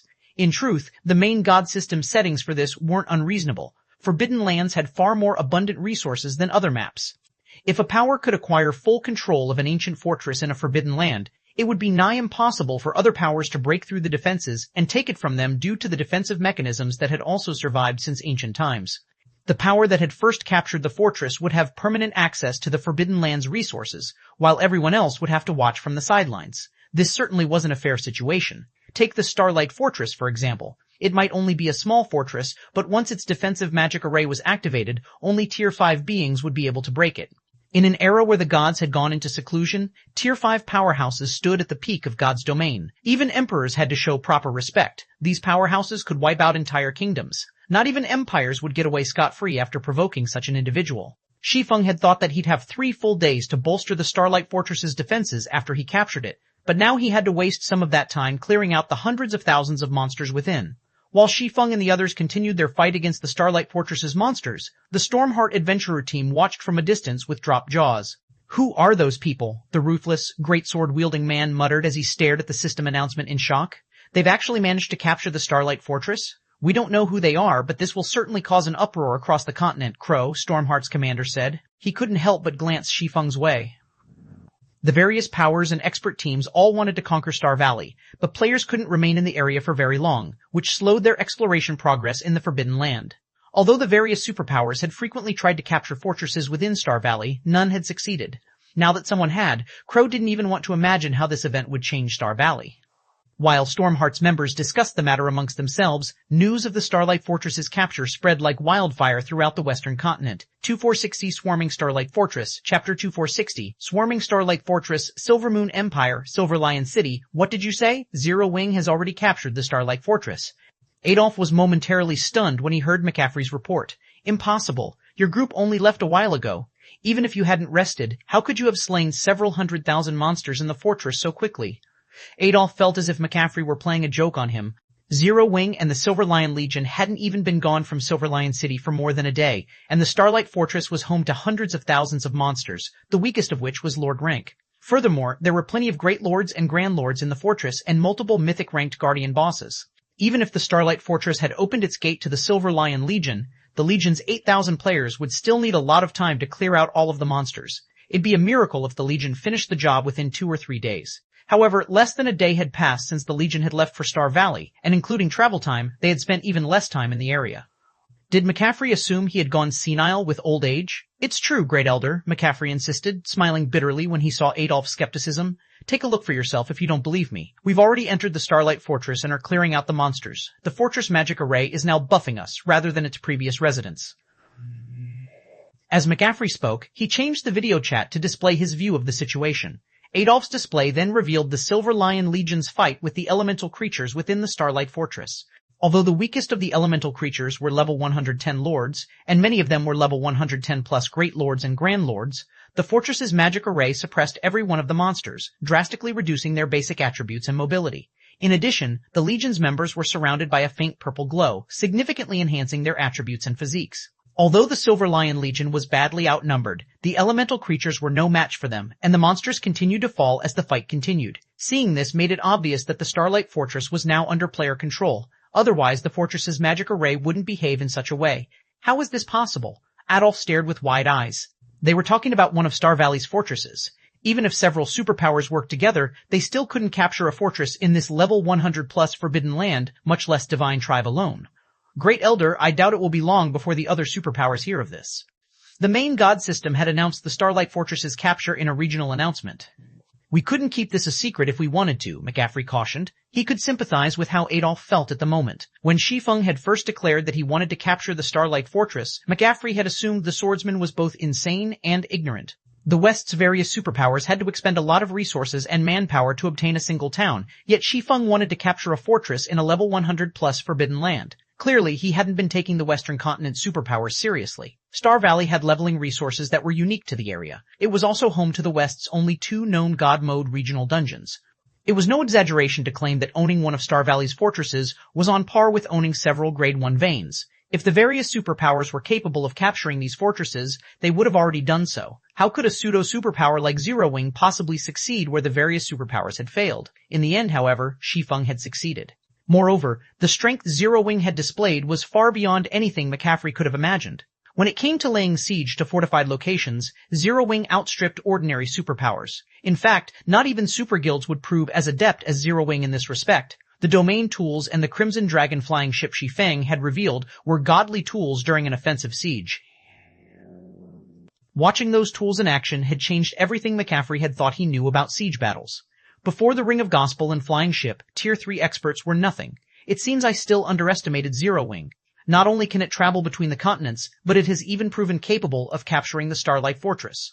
Not even super guilds have such firm foundations, Adolf said, taking a deep breath to calm himself. He also reevaluated what he knew about the guild known as Zero Wing. Since that is the case, I want you to give everything you have in assisting Zero Wing from now on. Also, inform Black Flame that Divine Tribe is willing to go all out in helping his guild manage the Starlight Fortress. Not only will we send the Divine Hymn Legion and a 150,000-man expert army to garrison the fortress free of charge, but we'll also give Zero Wing 100 bottles of the special enchanted bloodline.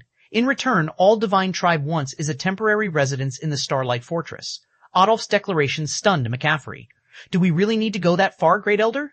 Setting aside the Divine Hymn Legion, we went to great lengths to save up 100 bottles of the special enchanted bloodline. If we give them all to Zero Wing, our guild's Tier 2 experts will have a much harder time reaching Tier 3 than other superpowers players. McCaffrey quickly tried to dissuade Adolf from his decision. The Divine Hymn Legion wasn't as strong as the Silver Lion Legion, but it was the guild's second strongest trump card legion. Normally, it was responsible for garrisoning the guild's important mining towns. If they transferred the Divine Hymn Legion to the Starlight Fortress, those mining towns' defenses would become a problem. The 100 special enchanted bloodlines were also supposed to be the capital Divine Tribe used to compete with the various super guilds. These bloodlines could help the guild quickly nurture Tier 3 experts. With another 100 Tier 3 experts, Divine Tribe could start raiding level 100 super large-scale team dungeons, instantly surpassing the various super guilds. Although Zero Wing had secured the Starlight Fortress, fortresses in Forbidden Lands weren't like those in other maps. Even after capturing them, players couldn't gain full control of these fortresses. Moreover, NPCs wouldn't be around to help manage the fortresses, and thus they would require a large number of experts to protect them long-term. Otherwise, it wouldn't be long before the ruling power started having problems. Since news of the Starlight Fortress's capture had already begun to spread, many powers would swarm to it in the near future. Meanwhile, Zero Wing had barely any manpower on the Western continent. Without Divine Tribe's help, defending the Starlight Fortress was impossible for Zero Wing. There was simply no reason for Divine Tribe to give Zero Wing 100 bottles of the special enchanted bloodline. We have to. You should realize that if we want a temporary residence in Star Valley, Zero Wing is our only option for an ally. On the other hand, Zero Wing can choose from many superpowers to ally with. However, small fortresses can only have one temporary residence, and we have to have it no matter what, Adolf sternly informed his subordinate. The potential wealth and resources related to the Starlight Fortress couldn't be underestimated, especially the leveling resources. If Divine Tribe could secure a temporary residence in the Starlight Fortress, the guild's overall leveling speed would surpass the other superpowers by a large margin. 100 special enchanted bloodlines? Zero Wing really has lucked out. When Crimson Witch overheard Adolf's statement and tone, she knew the Great Elder had already made up his mind. She wasn't happy about it, but there was nothing she could do to change it. A lot of superpowers will be paying attention to the fortress, and it still isn't guaranteed that Zero Wing can defend its ownership. Hopefully, Zero Wing doesn't act foolishly. While Divine Tribe discussed the matter, the West's various superpowers began to grow restless. Interesting. It seems someone has proven capable of capturing the Starlight Fortress. Which power is it?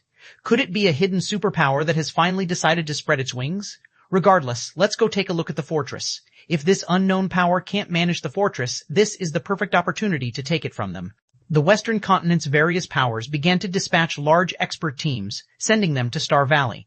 These teams only had one goal: Take the Starlight Fortress. 2461 Fortress's Legacy. Chapter 2461 Fortress's Legacy. Star Valley, Starlight Fortress. Inside the dilapidated fortress full of level 1110 plus elemental creatures, the Silver Lion Legion continued to push toward the fortress's core.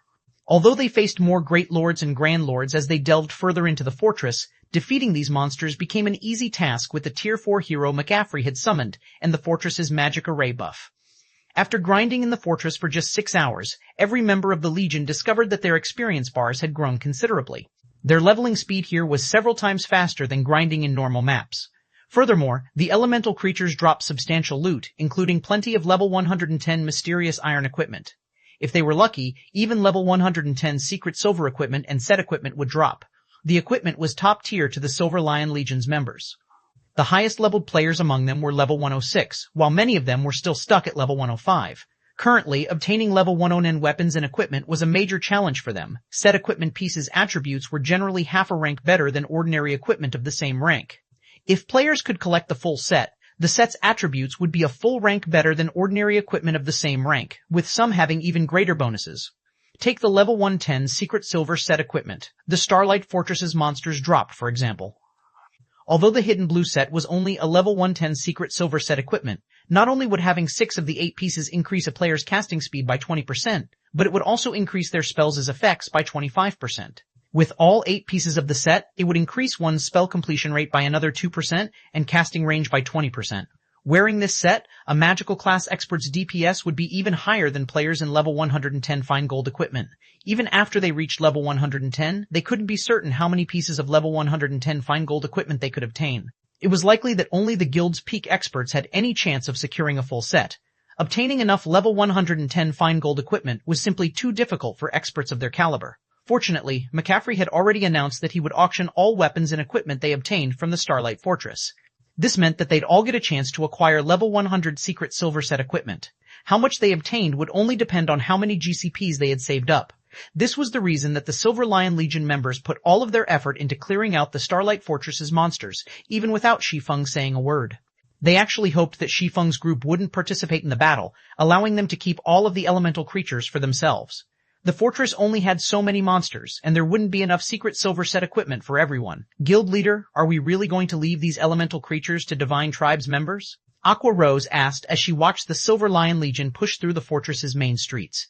Level 110 secret silver equipment and set equipment might not be important to her or the other experts that had ventured to the Western continent with Shi Feng, but it would be to Zero Wing's other experts. Moreover, not even level 110 common equipment had shown up on the market yet, much less level 110 secret silver equipment.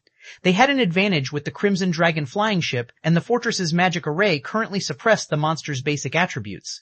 This was an excellent opportunity to secure some level 110 weapons and equipment for the guild. Leaving all of the suppressed monsters for the Silver Lion Legion was a huge waste. That won't be necessary. Although these monsters drop a lot of loot, only the Grand Lords drop secret silver equipment, and they only have a chance of doing so. The drop rate isn't 100%. Since the Silver Lion Legion is willing to help us clear out the fortress, we should allow them to benefit from the task, Shi Feng said, chuckling when he watched the idea of level 110 secret silver equipment tempt Aqua Rose. If we try to clear the fortress ourselves, it'll take us a long time. Besides, we have something more important to take care of.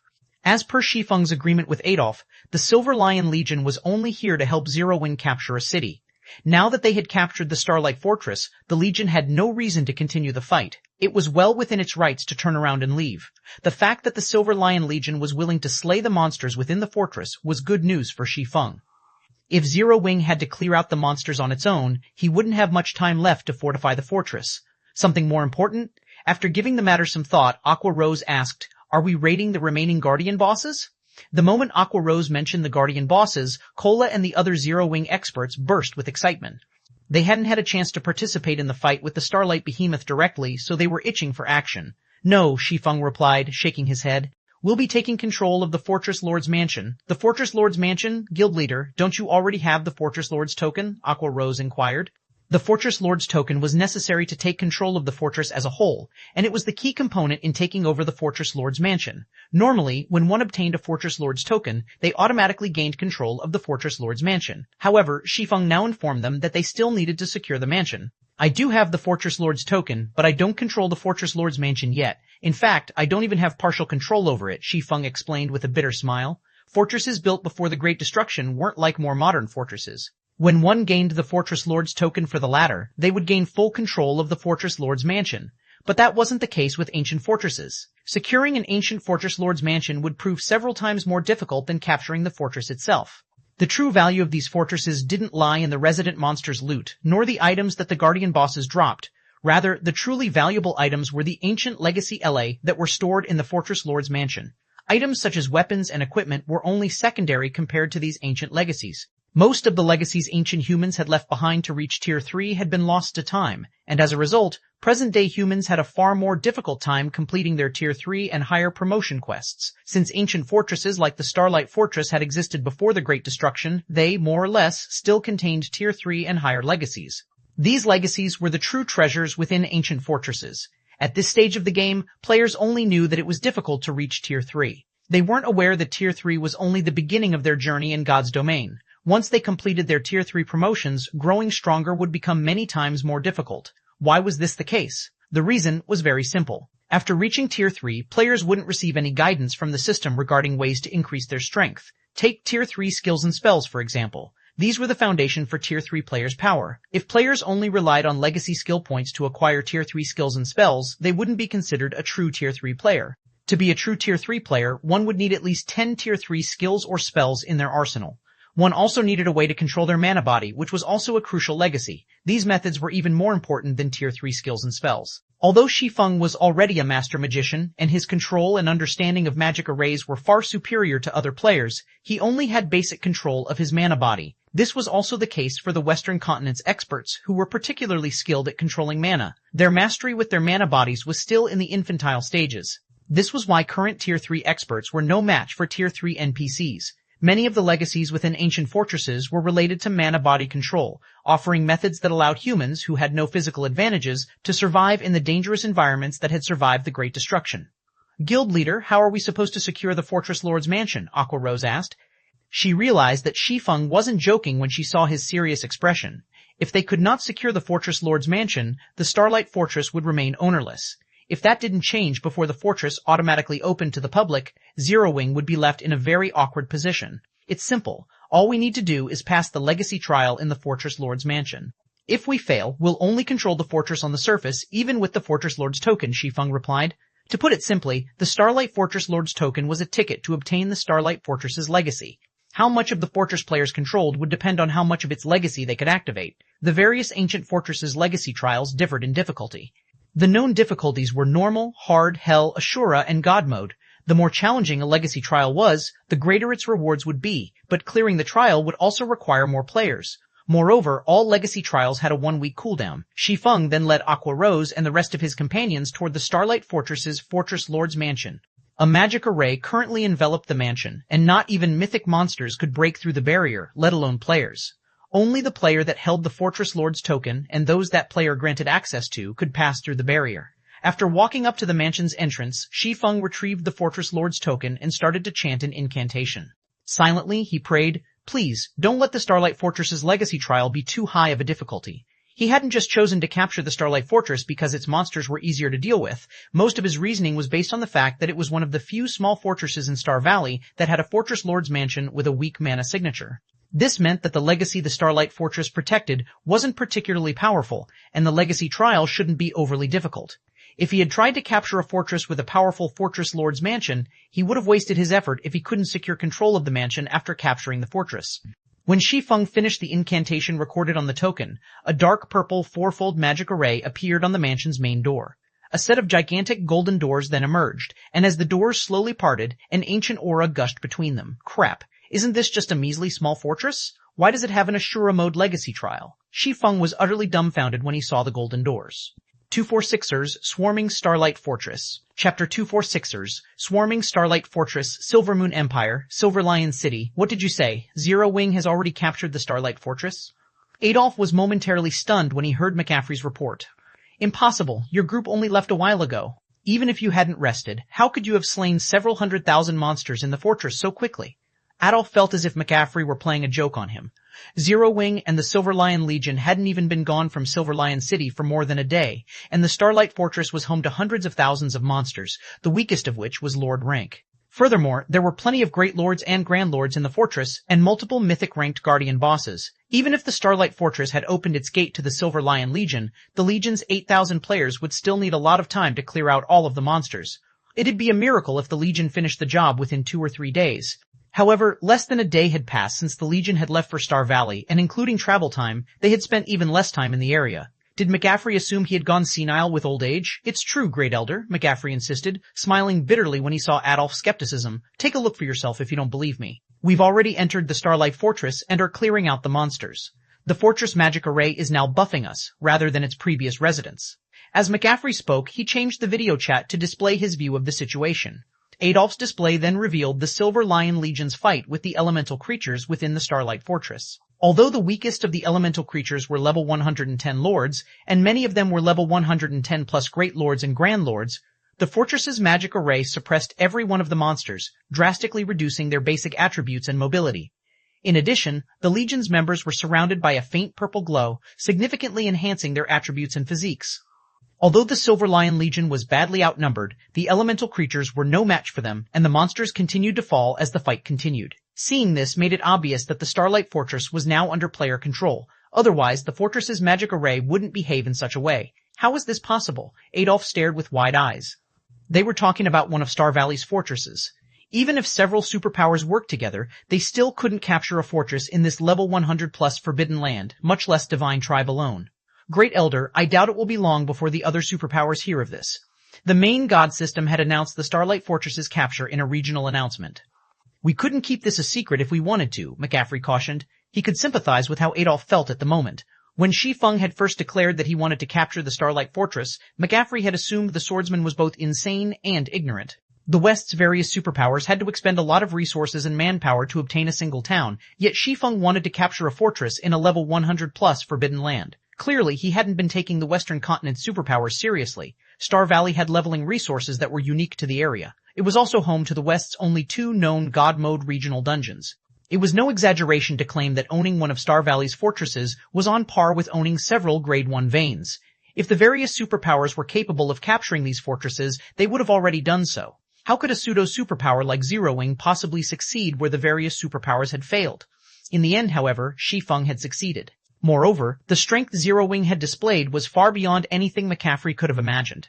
When it came to laying siege to fortified locations, Zero Wing outstripped ordinary superpowers. In fact, not even super guilds would prove as adept as Zero Wing in this respect. The domain tools and the Crimson Dragon flying ship Shi Feng had revealed were godly tools during an offensive siege. Watching those tools in action had changed everything McGaffrey had thought he knew about siege battles. Before the Ring of Gospel and Flying Ship, Tier 3 experts were nothing. It seems I still underestimated Zero Wing. Not only can it travel between the continents, but it has even proven capable of capturing the Starlight Fortress. Not even super guilds have such firm foundations, Adolf said, taking a deep breath to calm himself.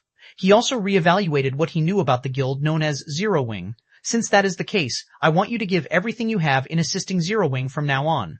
Also, inform Black Flame that Divine Tribe is willing to go all out in helping his guild manage the Starlight Fortress.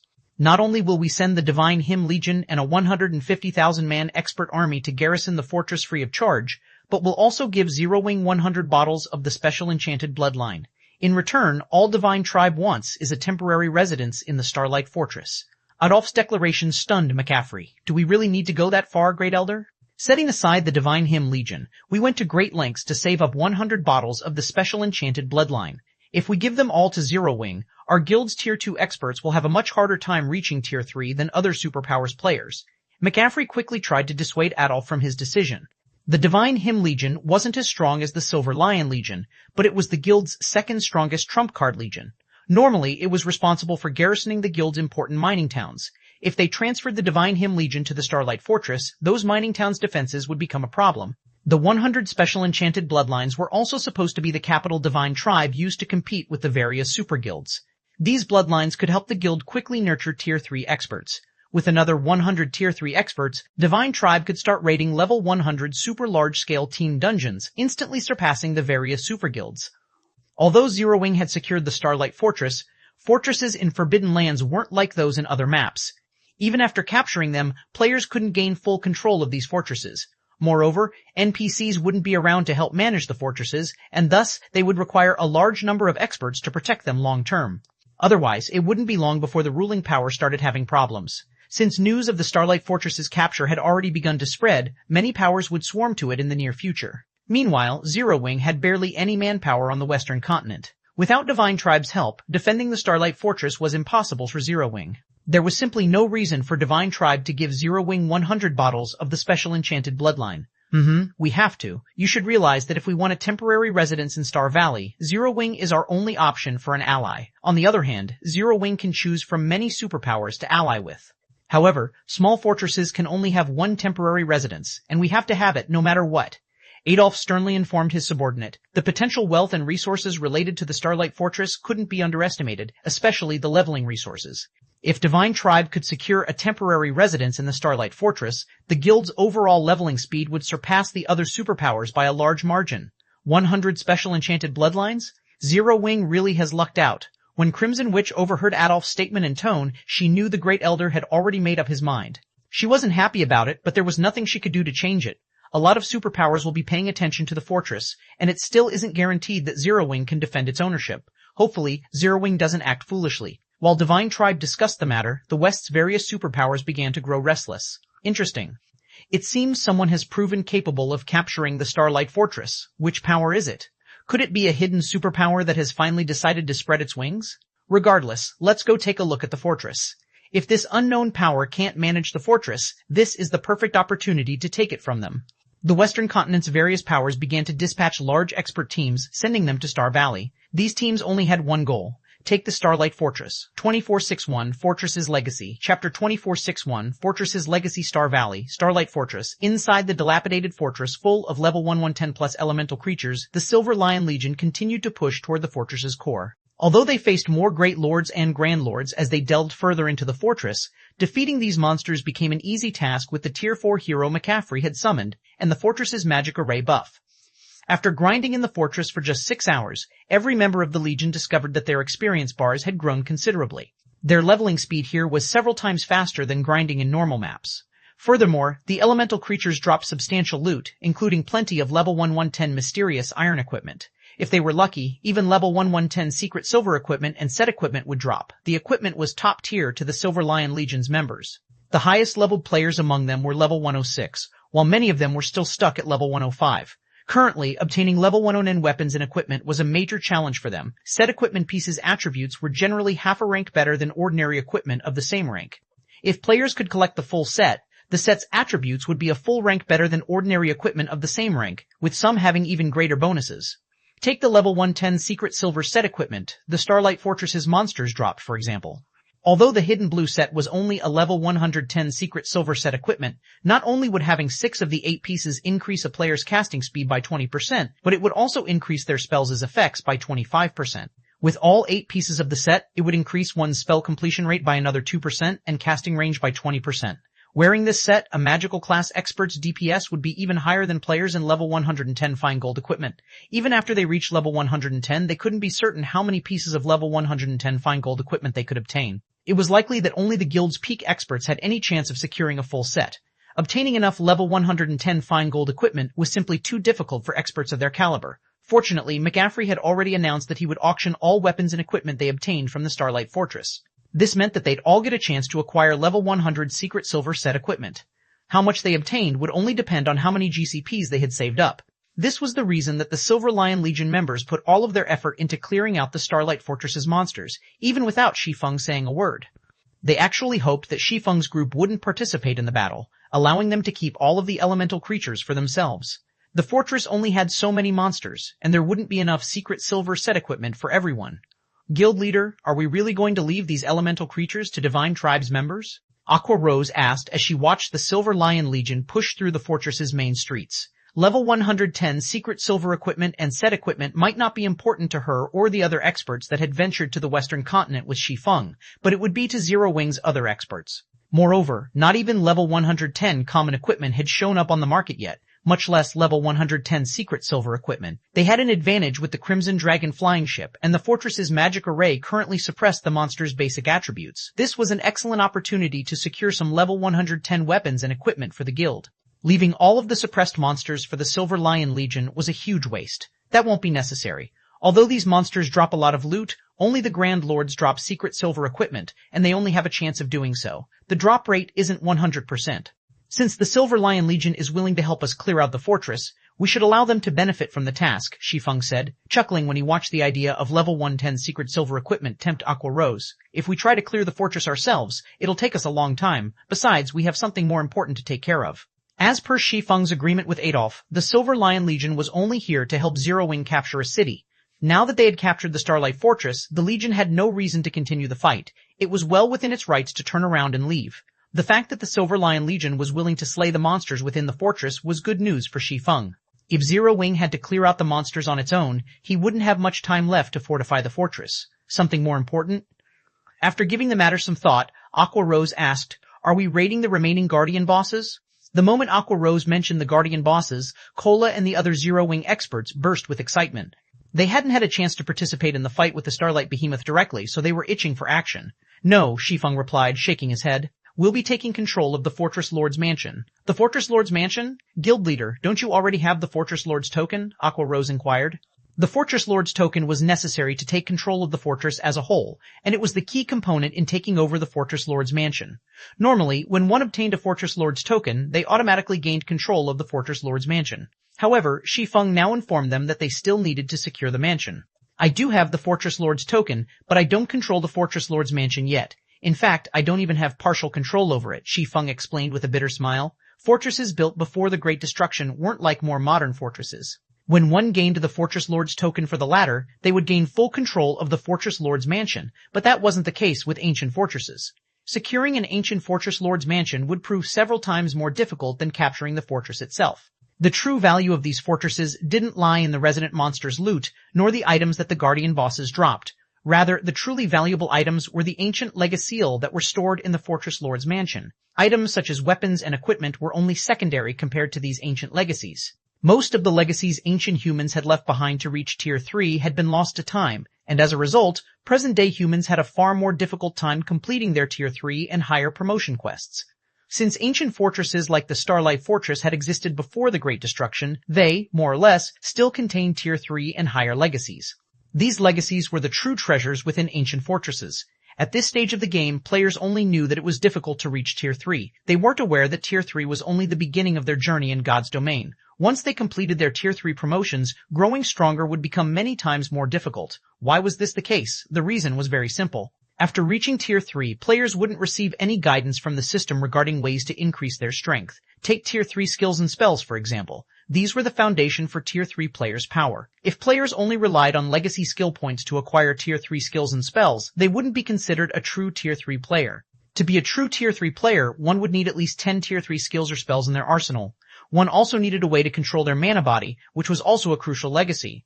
These methods were even more important than Tier 3 skills and spells. Although Shi Feng was already a master magician, and his control and understanding of magic arrays were far superior to other players, he only had basic control of his mana body. This was also the case for the Western Continent's experts, who were particularly skilled at controlling mana. Their mastery with their mana bodies was still in the infantile stages. This was why current Tier 3 experts were no match for Tier 3 NPCs. Many of the legacies within ancient fortresses were related to mana body control, offering methods that allowed humans, who had no physical advantages, to survive in the dangerous environments that had survived the Great Destruction. "Guild leader, how are we supposed to secure the Fortress Lord's mansion?" Aqua Rose asked. She realized that Shi Feng wasn't joking when she saw his serious expression. If they could not secure the Fortress Lord's mansion, the Starlight Fortress would remain ownerless. If that didn't change before the fortress automatically opened to the public, Zero Wing would be left in a very awkward position. "It's simple. All we need to do is pass the legacy trial in the Fortress Lord's mansion. If we fail, we'll only control the fortress on the surface, even with the Fortress Lord's token," Shi Feng replied. To put it simply, the Starlight Fortress Lord's token was a ticket to obtain the Starlight Fortress's legacy. How much of the fortress players controlled would depend on how much of its legacy they could activate. The various ancient fortresses' legacy trials differed in difficulty. The known difficulties were normal, hard, hell, asura, and god mode.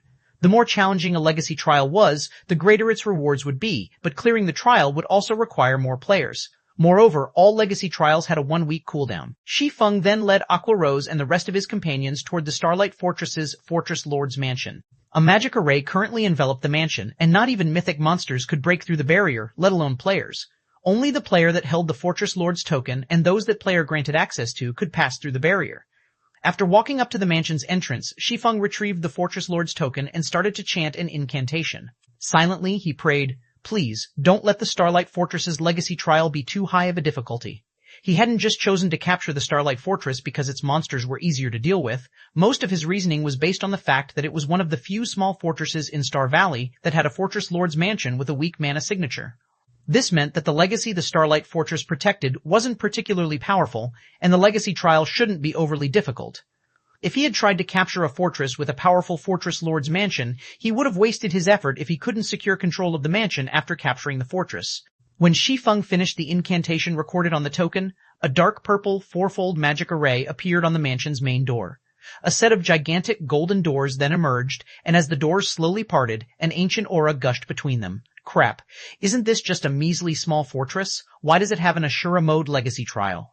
Shi Feng was utterly dumbfounded when he saw the golden doors. 2462 Gold Gate. Chapter 2462, Gold Gate, Aqua Rose, and the others couldn't help their surprise when the set of golden doors appeared before the entrance to the Fortress Lord's mansion. Although the doors were only 8 meters tall, they radiated a sacred aura that tamed the nearby ambient mana. This aura even affected the mana within Zero Wings members. Although the divine runes and images had been engraved on the doors, these runes and images were indiscernible when players tried to examine them. Even so, the blurred runes and images felt somehow heavy and inspired curiosity. What are the markings on the doors? I tried to examine them for a moment, but it made me feel even more exhausted than using advanced combat techniques multiple times in a row, Aqua Rose wondered aloud. After examining the engravings, she pried her gaze away from the doors. She had seen plenty of amazing items in God's domain, but this was the first time she had encountered something that could deplete her concentration so drastically after looking at it for a few seconds. She didn't doubt that if she had stared at the doors for a few more moments, her mind would have been overloaded. Firedance and the others also turned away from the doors, afraid they'd pass out if they continued to stare. God's Domain's players rarely fainted from concentration depletion, but if it happened, the results would be even more severe than from stamina depletion. When a player's stamina depleted, they'd lose the ability to move, but when they lost all of their concentration, they'd be forced into a deep slumber, which took an incredibly long time to recover from. This could be a fatal setback for players fighting on the front lines.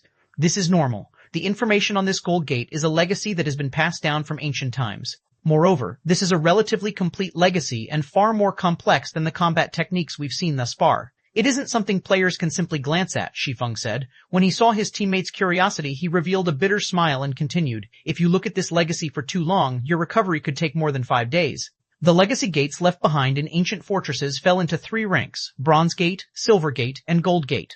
Each gate was stronger than the last, and the legacies they contained were more complete with each subsequent rank. Similarly, the higher the gate's rank was, the more difficult the legacy trial would be.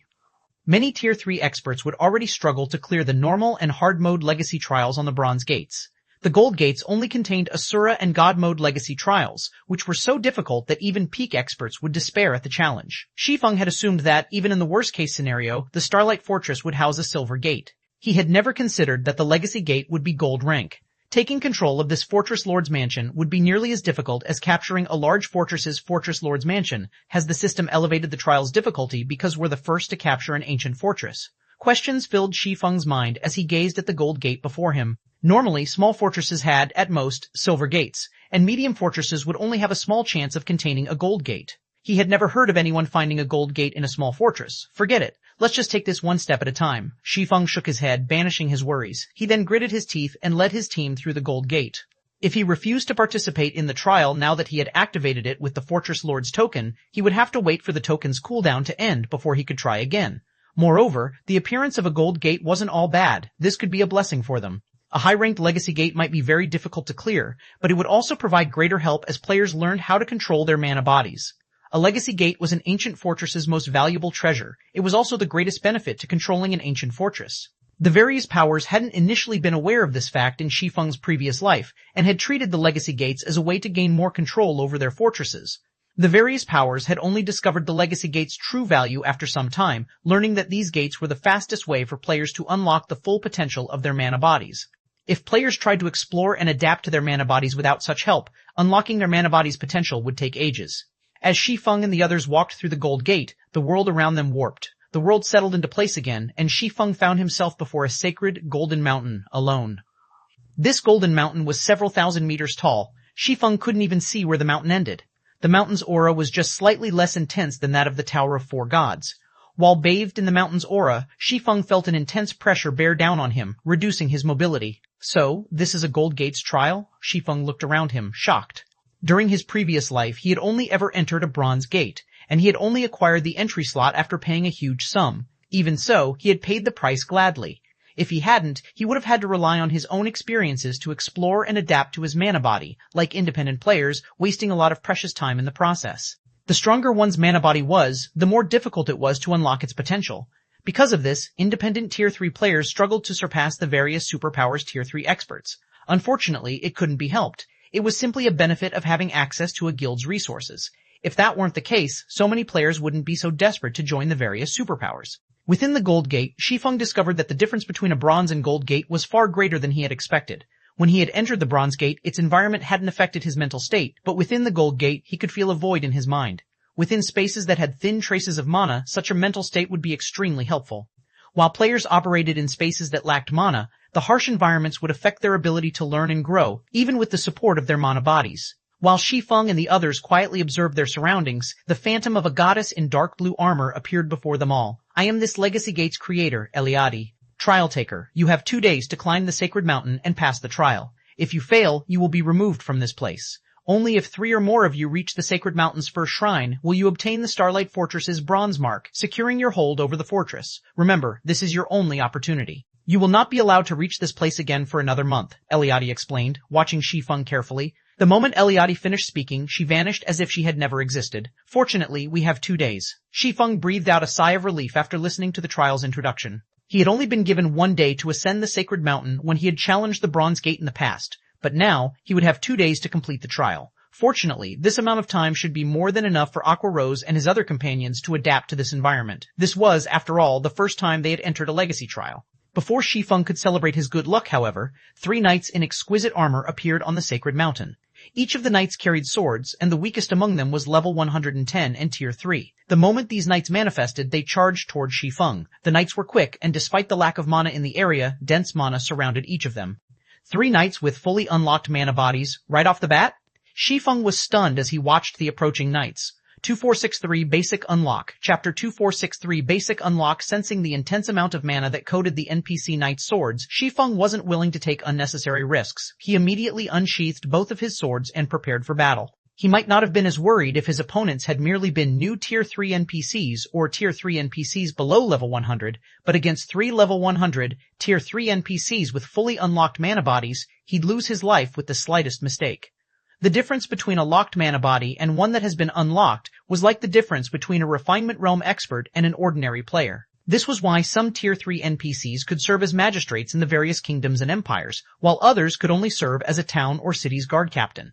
Some weaker Tier 3 NPCs were even limited to guarding a palace's entrance. These different statuses were a result of the state of the NPC's mana bodies. Any Tier 3 NPC that could unlock their mana body's full potential would be an elite among those of the same tier. They were no longer ordinary NPCs, but experts. These Tier 3 NPCs could beat expert players to a pulp as easily as ordinary players. Reaching their target, the 3 NPC knights slashed their swords at Shi Feng from different directions. The knights were perfectly in sync, as if they had been comrades in battle for over a dozen years. 2 of the knights attempted to distract Shi Feng, while 1 attacked his blind spot. Furthermore, their attacks were powerful enough to throw great lords of the same level. If any other Tier 3 player stood in Shi Feng's place, it wouldn't be long before they were defeated. Unfortunately, the 3 knights couldn't fool Shi Feng. As a domain realm expert, he quickly determined their attack trajectories. Shi Feng instantly countered the knight attacking his blind spot, forcibly altering the knight's attack trajectory and guiding the weapon to collide with the other 2 knights' swords. Pung, pung, pung, pung. The 3 knights stumbled back as a result of the collision, but Shi Feng didn't get off scot-free. He also stumbled half a step back, and his right arm trembled slightly from the impact. So, this is a Golden Gate's trial? Shi Feng glanced down at Killing Ray, which vibrated with a low hum, astonished. He couldn't help but worry for Aqua Rose and the others. There was almost no mana in this world, and because of that, Aqua Rose and his other companions would be lucky if they could exhibit half of their normal combat power, even with the help of their mana bodies. Shi Feng's first clash with the 3 knights had been brief, but he could tell that his opponent's combat standards were on par with the trial tower's 5th floor. Their combat standards might not be very high, but he was sure they had silver rank mana bodies. Otherwise, there was no way a single clash would cause his arm to go numb with his basic attributes. If even he struggled, it was easy to imagine how the others might fare. Moreover, he was only at the foot of the mountain. He hadn't even started to climb it yet. Ascending the mountain was the goal of this legacy trial, and as players climbed higher, they'd face stronger opponents. Fortunately, they weren't actually required to kill their opponents. As long as players survived against the mountain's residents for 30 minutes, they'd be allowed to pass, but that was still a challenging task. PvP fights rarely lasted more than 10 minutes, not to mention fights against NPCs, since such high-intensity battles required a lot of stamina and concentration. However, during his first clash with the knights, Shi Feng sensed the NPCs' mana circuits and how they used the mana within them. Normally, sensing such things in the outside world was quite difficult due to the abundant mana in the area, but the Legacy Gate's space had barely any. As a result, the flow of mana within the NPC knights was easily noticeable. Shi Feng wasn't a magical class player, but he could clearly sense their mana flow. Only, because these knights only possessed silver mana bodies, their mana body's construction was far simpler than Shi Feng's epic-ranked mana body. He wouldn't gain much insight from watching these knights fight. Even so, he'd gain more information than he had from unlocking his past bronze mana body. After Shi Feng had shoved the three knights back, they quickly regained their postures and launched another attack, giving Shi Feng no time to catch a break. This time, however, the knights opted for a different approach. One of the knights focused on attacking Shi Feng, while the other two consolidated their mana and waited for an opening. The knights now knew that they were no match for Shi Feng's techniques, and they had decided to overwhelm him with brute force. It left Shi Feng in a difficult position. His basic attributes were definitely higher than the Tier 3 knights, but with their mana empowering their swords, Shi Feng couldn't block the weapons without repercussions. He had no choice but to dodge and retreat. Fortunately, the mana only increased the force behind the knights' attacks. It did not increase their damage. 10 minutes, 15 minutes, 20 minutes. As the battle progressed, Shi Feng's excitement grew. He had learned and mimicked the method the knights used to conduct and use the mana within their mana bodies. It was like learning to draw a new magic array. The knights charged at him again, and Shi Feng silently guided the mana in his body outward, enveloping his sacred sword. This should be enough. He then swung Killing Ray at the Tier 3 knights' mana-coated swords. Boom! The sound of an explosion echoed from the foot of the mountain. The impact from the blow shoved the three Tier 3 knights stumbling back a step.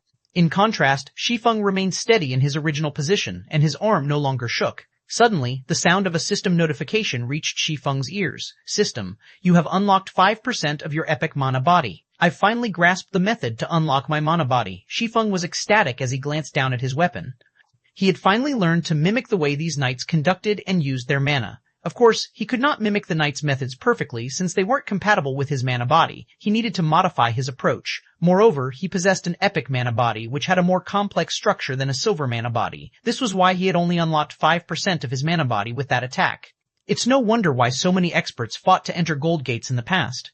I've made more than a fortnight's progress in less than half an hour. Seeing the three NPCs eye him hostilely, Shi Feng realized how astoundingly effective it was to train within a gold gate's legacy trial. If an expert with a silver mana body stood in his place, they would have likely unlocked all of their mana body with one trip. These knights had offered a perfect example of how to do so, after all, and this environment was the perfect place to observe others' mana bodies. This simply wasn't possible in the outside world. Following which, Shi Feng challenged the next group of NPC knights. He wanted to familiarize himself and adapt to the new sensation as quickly as possible. The second group consisted of 6 NPC knights, and they used a completely different method to employ their mana bodies. Individually, they were about as strong as the first 3 knights, but in the end, they were nothing more than lab rats for Shi Feng as he further optimized his epic mana body. Not only did Shi Feng encounter more knights as he climbed the mountain, but the knights also had higher-ranked mana bodies. The first knights only had basic silver mana bodies, but eventually, Shi Feng faced NPCs with intermediate silver and advanced silver mana bodies. As a result, Shi Feng was able to continue refining his epic mana body. 10%, 15%, 20%.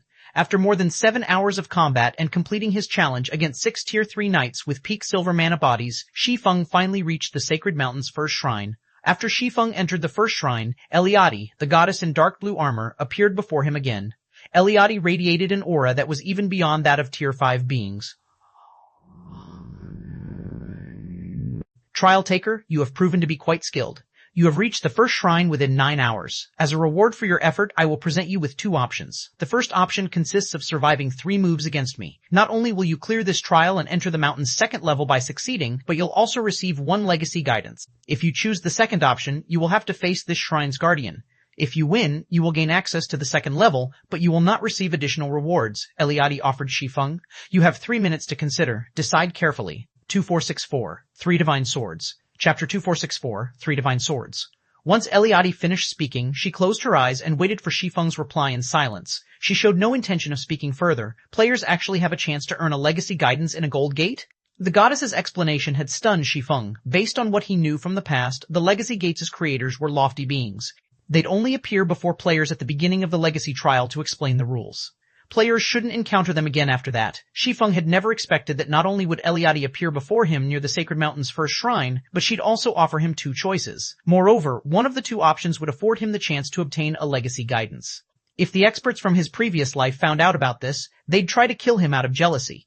Players didn't receive any guidance after reaching Tier 3 in God's domain. They'd have to rely on their own abilities to grow stronger, especially when trying to unlock their mana bodies. Even within the Legacy trials, players could only rely on their observations to learn and improve. They wouldn't be given anything on a silver platter. Thus, receiving the Legacy guidance was every expert player's dream. Unlocking a mana body's full potential was only a basic condition to activating a Tier 3 mana body. If players could unlock more of their mana body's potential, it could offer even greater benefits. However, unlocking more of a mana body's full potential was insanely difficult. If players had taken the wrong path during their early days, they'd have almost no chance of surpassing 100% potential. Players would have to settle for the most basic level of mana body. If all players were offered a chance to receive guidance from an ancient legacies, far more of the past's peak experts would have been able to reach Tier 5.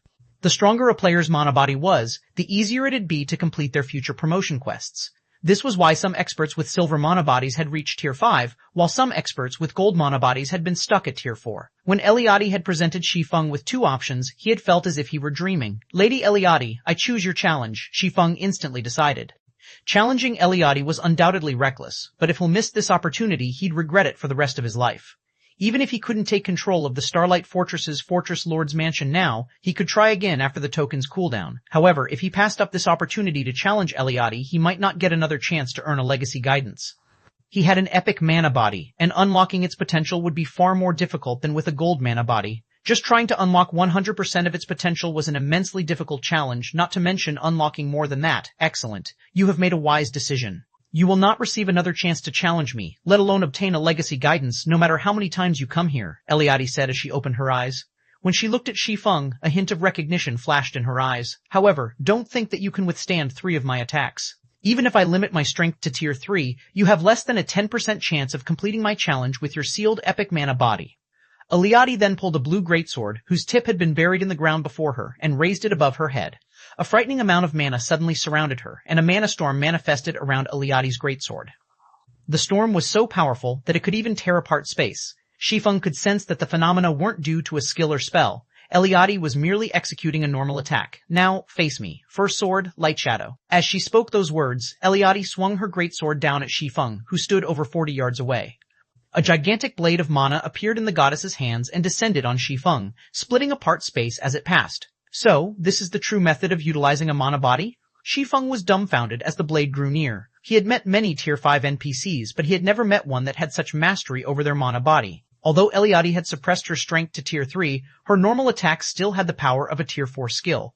Without hesitation, Shi Feng activated Heavenly Dragon's power. The Legacy Trial was located in a different realm. Although players were prohibited from using invulnerability skills, they could use any other skills or spells they possessed. This was why Shi Feng dared to accept Eliade's challenge. Divine runes immediately appeared around Shi Feng's body, substantially increasing his strength. He then brandished his swords at the descending mana weapon. Secret technique, lightning flash. Boom. When the weapons collided, the impact created a powerful shockwave that shook the surrounding area. Even the ground trembled at its might.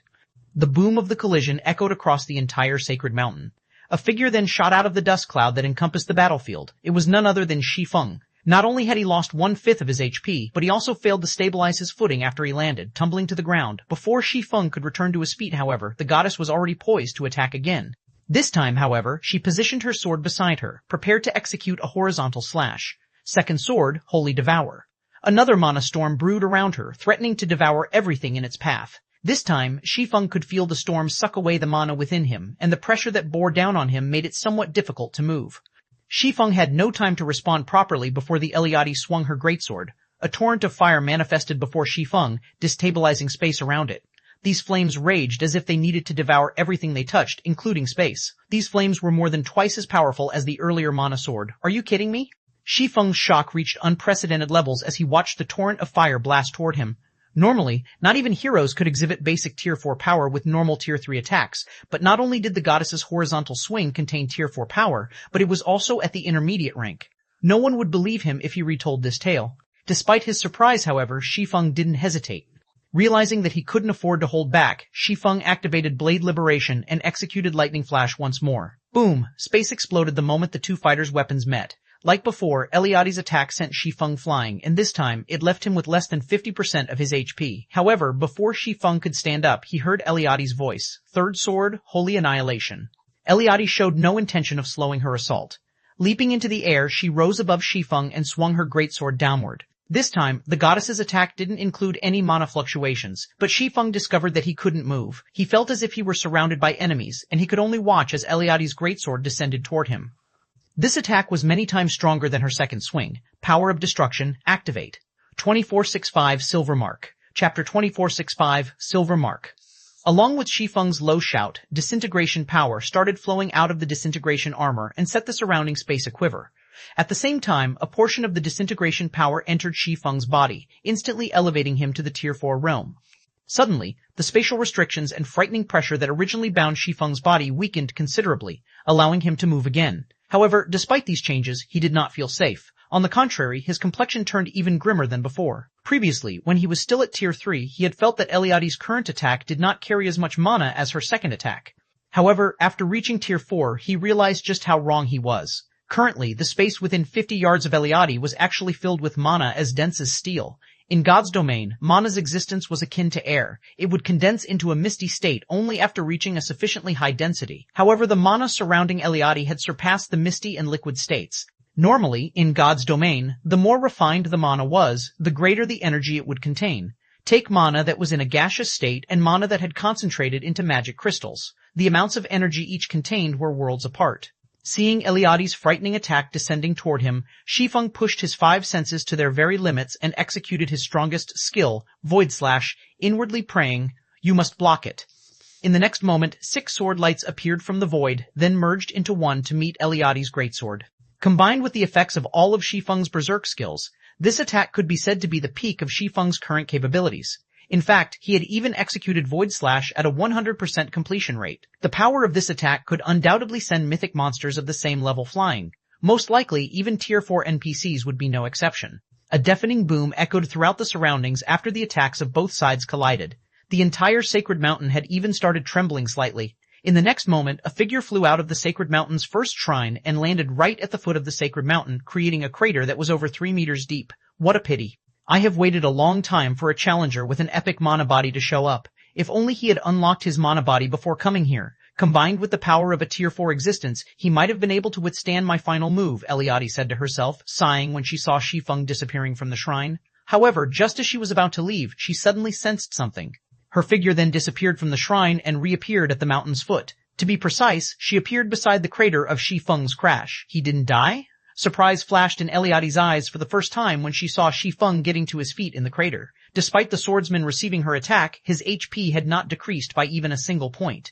Only visible spatial cracks surrounded him. However, these cracks were mending themselves, and eventually, a perfect barrier formed around him. How close? If I didn't have the Nightwalker's cape's void shield, that attack definitely would have killed me. Shi Feng breathed out a sigh of relief as he looked at the barrier protecting him. He had still underestimated Eliade's final attack. That final attack was even stronger than those of the Crimson Dragon flying ship's Mana Pulse cannons, practically rivaling the flying ship's Magic Elven cannons already. He had never heard of anyone exhibiting power at the peak of Tier 4 with merely a normal Tier 3 attack. Fortunately, he had more than one fragmented legendary item on him, one of which was even for defense. Otherwise, only death awaited him in this trial. After inwardly celebrating for a moment, Shi Feng climbed out of the crater quickly and walked up to Eliade. "Lady Eliade, may I know if I passed your trial?" Shi Feng asked as he looked at the goddess. Although he survived, he had been sent flying all the way down the Sacred Mountain. Since his agreement with Eliade was for him to receive 3 of her moves, he wasn't sure if getting sent flying out of the shrine was already grounds for disqualification. Eliade had not stated the conditions for qualifications clearly. "You passed," Eliade said, nodding. "Moreover, your performance was excellent. You actually managed to receive 3 of my moves without having unlocked your Tier 3 mana body. Of all the challengers I have come across throughout the years, you are the first to accomplish such a feat. As a reward, I will grant you not only a legacy guidance, but also the Starlight Fortress's silver mark." After saying so, Eliade drew a silver rune in the air and imprinted it on the Fortress Lord's token tied around Shi Feng's wrist. "System, congratulations. You have obtained the silver mark and become the Starlight Fortress's Silver Lord. You may freely enter the Fortress Lord's mansion and make use of the Starlight Fortress's advanced functions." System, you have completed the challenge of the Legacy Gates creator.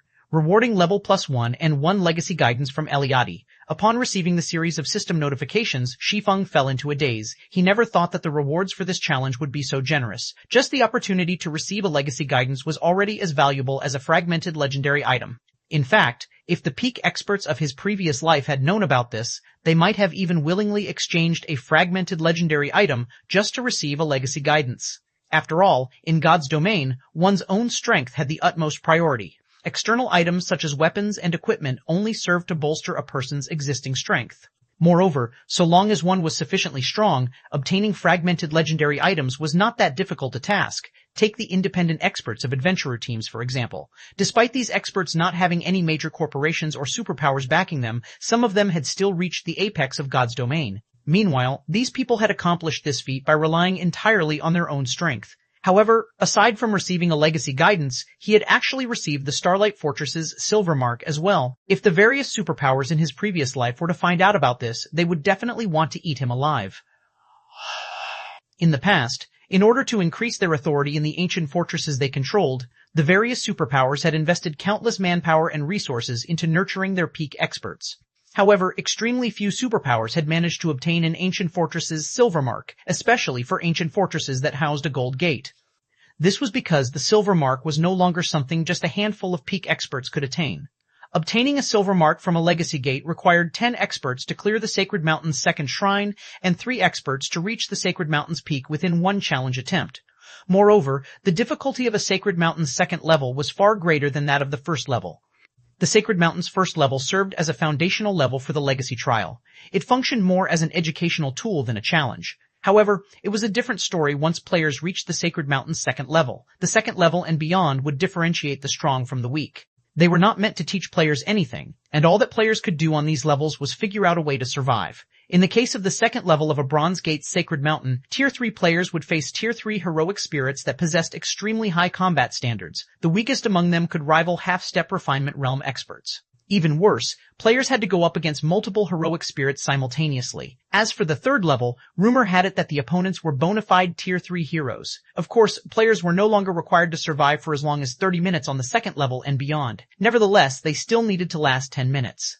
If even the Bronze Gate's trial was already so arduous, Shi Feng did not even dare imagine what kind of opponents awaited him on the second level of the Gold Gate's trial. Alright, you have a choice to make. Do you wish to receive guidance on how to unlock your epic mana body, or do you wish to receive guidance on mana techniques? Eliade asked as she looked at Shi Feng's stunned expression. 2466 Heavenly Blue Successor. Chapter 2466 Heavenly Blue Successor. There's also the option to learn mana techniques? Shi Feng could not help but hesitate when he heard the options Eliade gave him. Mana technique was a familiar term, a mana usage technique that players could use only after reaching Tier 3 and obtaining their mana body. It was categorized as a type of combat technique in God's domain. Only, combat techniques focused on the usage of a person's physical body for combat, while mana techniques focused on the usage of a person's mana for the same. However, only an extremely small number of players had the opportunity to learn mana techniques in God's domain because the knowledge had long been lost. Normally, players had to rely on their own inspiration to create mana techniques.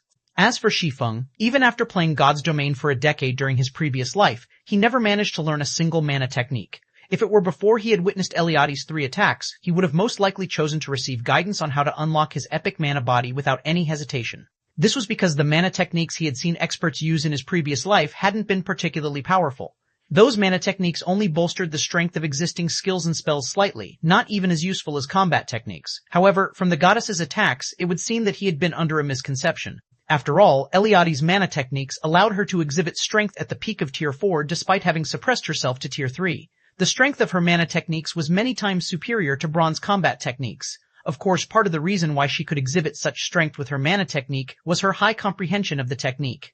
Even so, this had still allowed Shi Feng to get a general idea of the power of mana techniques. If he could master Eliade's third sword, Holy Annihilation, then he really would be able to move unhindered through the entire God's domain. Normally, players had to rely on legendary items to transcend tiers. Moreover, the higher one's tier was, the more difficult it would be to transcend tiers. Just the gap between Tier 3 and Tier 4 was already massive. Even with a legendary item, the best a Tier 3 player could do when fighting a Tier 4 player of equal combat standards would be a draw. It would take more than just a legendary item to win against a bona fide Tier 4 player. Eliade's mana techniques, on the other hand, only needed one to unlock their mana body to transcend tiers. Meanwhile, given sufficient time, players could unlock even epic mana bodies to 100% potential. You have 30 seconds to consider. If you don't make a decision, I will take it as you giving up the opportunity to learn. You have only this one chance, so I hope you consider your decision well, Eliade said as she looked at Shi Feng. As soon as Eliade finished speaking, a system timer appeared before him, the timer counting down the seconds. 30 seconds, 25 seconds, 20 seconds, the ticking sounds were like a countdown to death, and they stimulated Shi Feng's mind. He had only this one opportunity to learn a mana technique. After he mastered it, he could even teach it to others. This mana technique would be a great help for Zero Wing's future. However, if he wished to unlock his epic mana body past 100% potential, he could only rely on Eliade's guidance. Otherwise, on his own, the chances of him breaking through the 100% threshold were practically zero. You have 10 more seconds to consider, Eliade reminded when she saw Shi Feng still in deep thought. However, Eliade's reminder did not catch Shi Feng's attention. On the contrary, he sank even deeper into thought now. You have 5 seconds left, Eliade prompted once more. Decide. At Eliade's final reminder, Shi Feng snapped out of his daze and took a deep breath. Lady Eliade, I choose the guidance on my epic mana body, Shi Feng said with determination. Are you certain? Eliade asked, gazing at him seriously. I am very certain, Shi Feng confirmed, nodding. In his opinion, a mana technique was indeed amazing. In fact, the value of Eliade's mana technique surpassed even the value of legendary items. However, gaining the ability to unlock his epic mana body past the 100% threshold was much more important since a player's mana body was the foundation for everything. In his previous life, every player that had set foot into the realm of Tier 6 had broken through the 100% threshold. If he wanted to have a chance at reaching Tier 6, then he had to develop his mana body beyond 100%. As for Eliade's mana technique, while it indeed could increase players' combat power by a substantial degree, tiers trumped everything else. This was especially true for Tier 6. Even if said Tier 5 player was armed with an extremely powerful legendary weapon, they would, at most, be able to fight the weakest of Tier 6 players to a standstill. Defeating a Tier 6 player would be utterly impossible. Needless to say, it would be the same when relying on mana techniques. During ancient times, humans possessed complete mana technique legacies. Nevertheless, they were still incapable of contending against Tier 6 gods. Hence, tiers were everything in God's domain. Take the current God's domain, for example. Tier 2 players were helpless against Tier 3 players. This was the case even for the various superpowers Tier 2 experts. Currently, the various superpowers could compete with each other only by using Tier 3 players. Even if Tier 2 players were amazing and could defeat current Tier 3 experts, if they were incapable of promoting to Tier 3 themselves, it was only a matter of time before they were left behind by Tier 3 players in terms of basic attributes as players reached higher levels. Excellent. When Eliade heard Shi Feng's determined reply, an exquisite smile appeared on her flawless face. At the same time, the sound of a system notification entered Shi Feng's ears once more. System, congratulations. You have passed the hidden trial, selection of power, and received Eliade's recognition. A hidden trial? Shi Feng received a fright when he heard this system notification. He never thought that this challenge would actually include a hidden trial. NPCs in God's domain had different personalities. Normally, they only gave players straightforward trials. However, there were NPCs that would give players double trials. In the case of these double trials, if players failed to clear the hidden trial, clearing the surface trial would be meaningless. They still wouldn't receive any rewards. Since you have chosen to seek guidance on your mana body, it seems you have not been misled by the temptation of power. During ancient times, humans have constantly pursued the ultimate strength. Although they eventually obtained this ultimate strength, they also faced destruction because of it, Eliade said. In a pleased tone, she continued, You, however, did not fall prey to the power I displayed. You have passed my trial. From now onward, you are my successor and are qualified to obtain my legacy. System, congratulations. You have completed the challenge of the Heavenly Blue Saint, Eliade, and become her successor, rewarding Mana Body Legacy and Holy Annihilation Technique Legacy. After the system notification ended, Eliade took out 2 memory crystals that gave off a colorful glow and handed them to Shi Feng. Of these 2 memory crystals, one of them records the method to unlock epic mana bodies, and the other records the mana technique one created. You may use each of them only once. I hope you utilize them properly, Eliade said before vanishing without a trace, leaving behind only a stunned Shi Feng at the foot of the sacred mountain. That was really close. Shi Feng sighed in relief after Eliade disappeared. If not for him having long known the importance of the mana body and the strength of tiers, he would have most likely chosen Eliade's mana technique instead. After all, from what he had seen, Eliade's mana technique would provide players with a huge boost in combat power. So long as current Tier 3 players learned Eliade's mana technique, their combat power would soar to the peak of Tier 3, possibly even the Tier 4 standard. Meanwhile, if one possessed Tier 4 combat power at this stage of the game, they would definitely be invincible among players. Who could possibly resist such a temptation? However, if he had really chosen to acquire Eliade's mana technique, he would have ended up with nothing at all. Now that I have obtained the mark and legacy, it's time to return. After snapping out of his daze, Shi Feng stored the 2 memory crystals before making his way to the teleportation array for leaving the sacred mountain. He did not hurry to use the memory crystals. After all, they were one-off items. How much knowledge he could absorb from them would depend entirely on himself. It would be a huge waste if he did not use the memory crystals in an ideal state and environment. 2467 Legacy Room. Chapter 2467, Legacy Room. Star Valley, Starlight Fortress. A spatial tear appeared before the entrance of the Fortress Lord's mansion as Shi Feng teleported out of the Legacy Gate. Currently, several figures were resting before the entrance, every one of which looked exhausted, as if they had just fought a battle that lasted several days and nights. Their eyes were bloodshot, and their bodies were felt weak and sore all over. Guild leader? A trace of surprise flashed in Kola's eyes when he saw Shi Feng coming out of the spatial tier. Aside from Kola, Shadow Sword, Turtle Dove, Alluring Summer, and Yi Luofei, who sat beside him, were similarly stunned by this scene. They knew what the situation inside the Legacy Gate was very clearly. Out of their team of 10, the one with the highest chance of clearing the first level was undoubtedly Shi Feng. Now, however, Shi Feng was actually the 6th person to come out of the Legacy Gate. This development boggled their minds. After all, in terms of combat standards and basic attributes, Shi Feng was the strongest among them. Even the standard of his mana body was unmatched. Theoretically, even if Shi Feng failed to conquer the Sacred Mountain's first level, he still should have been the last one to come out of the Legacy Gate. Ignoring the strange gazes Kola and the others were giving him, Shi Feng asked, "Only the 5 of you have come out?" Big Ceasefire and the others are still inside. Kola nodded stiffly. They made such huge improvements during this period? Shi Feng was surprised by this situation. The fact that Fire Dance and the others remained inside the Legacy Gate until now meant that they were close to clearing the Sacred Mountain's first level already. The first level of a Gold Gate's Sacred Mountain. Shi Feng had personally experienced the difficulty of the Gold Gate's trial. From his experience, everyone, aside from Yan Tianxing, shouldn't have much of a chance at clearing the Sacred Mountain's first level. After all, the Gold Gate's trial placed much more importance on players' combat standards than on basic attributes. No matter how powerful their basic attributes were, their attacks couldn't be stronger than those of Tier 3 NPCs that had fully unlocked their mana bodies. Meanwhile, of those that had come to the Western Continent with Shi Feng this time, Aqua Rose, Fire Dance, and Violet Cloud, 3 of the 4 players that had entered the Tower of 4 Gods, remained inside although he had already exited. Gentle Snow was staying in the Black Dragon Empire to handle the guild's affairs. Shi Feng never thought that Aqua Rose, Fire Dance, and Violet Cloud would last this long inside the Legacy Gate. Although he had already known that all 3 of them had reached the Void Realm standard and that Violet Cloud had even learned a bronze combat technique, they still shouldn't be capable of surviving until now. However, Shi Feng quickly shook his head, not dwelling on the matter. After all, the stronger Aqua Rose and the others became, the better it would be for Zero Wing. Following which, he looked at Kola and the others and asked, "Right, what kind of gains did you get inside? How much of your mana body did you manage to unlock?" The real treasure hidden inside an ancient fortress was the mana body legacy. Hence, it did not matter whether players managed to clear the fortress's legacy trial or not. The crucial part was how much players learned from the legacy trial. If players simply focused on clearing the trial and failed to learn anything, then it would be a huge loss. "I've already unlocked it to 75%, Kola replied in a slightly prideful tone. Although he was the first person to exit the Legacy Gate, he had unlocked the most potential out of their group of 5. In fact, had he managed to push through one more batch of opponents, he might have been able to unlock 80% of his mana body's potential. It should be known that every 10% potential unlocked in a mana body would enhance one's normal attacks, skills, and spells significantly. Upon hearing Kola's prideful tone, Shadow Sword and the others eyed him with contempt. Kola had unlocked merely 5% to 10% more potential than they had. That was nothing for him to boast about. Shortly after Shadow Sword and the others finished reporting their progress, 4 spatial tiers suddenly opened up before the Fortress Lord's mansion, one after another. A figure then walked out of each spatial tier. These 4 figures belonged to none other than Aqua Rose and the rest of the Zero Wing contingent.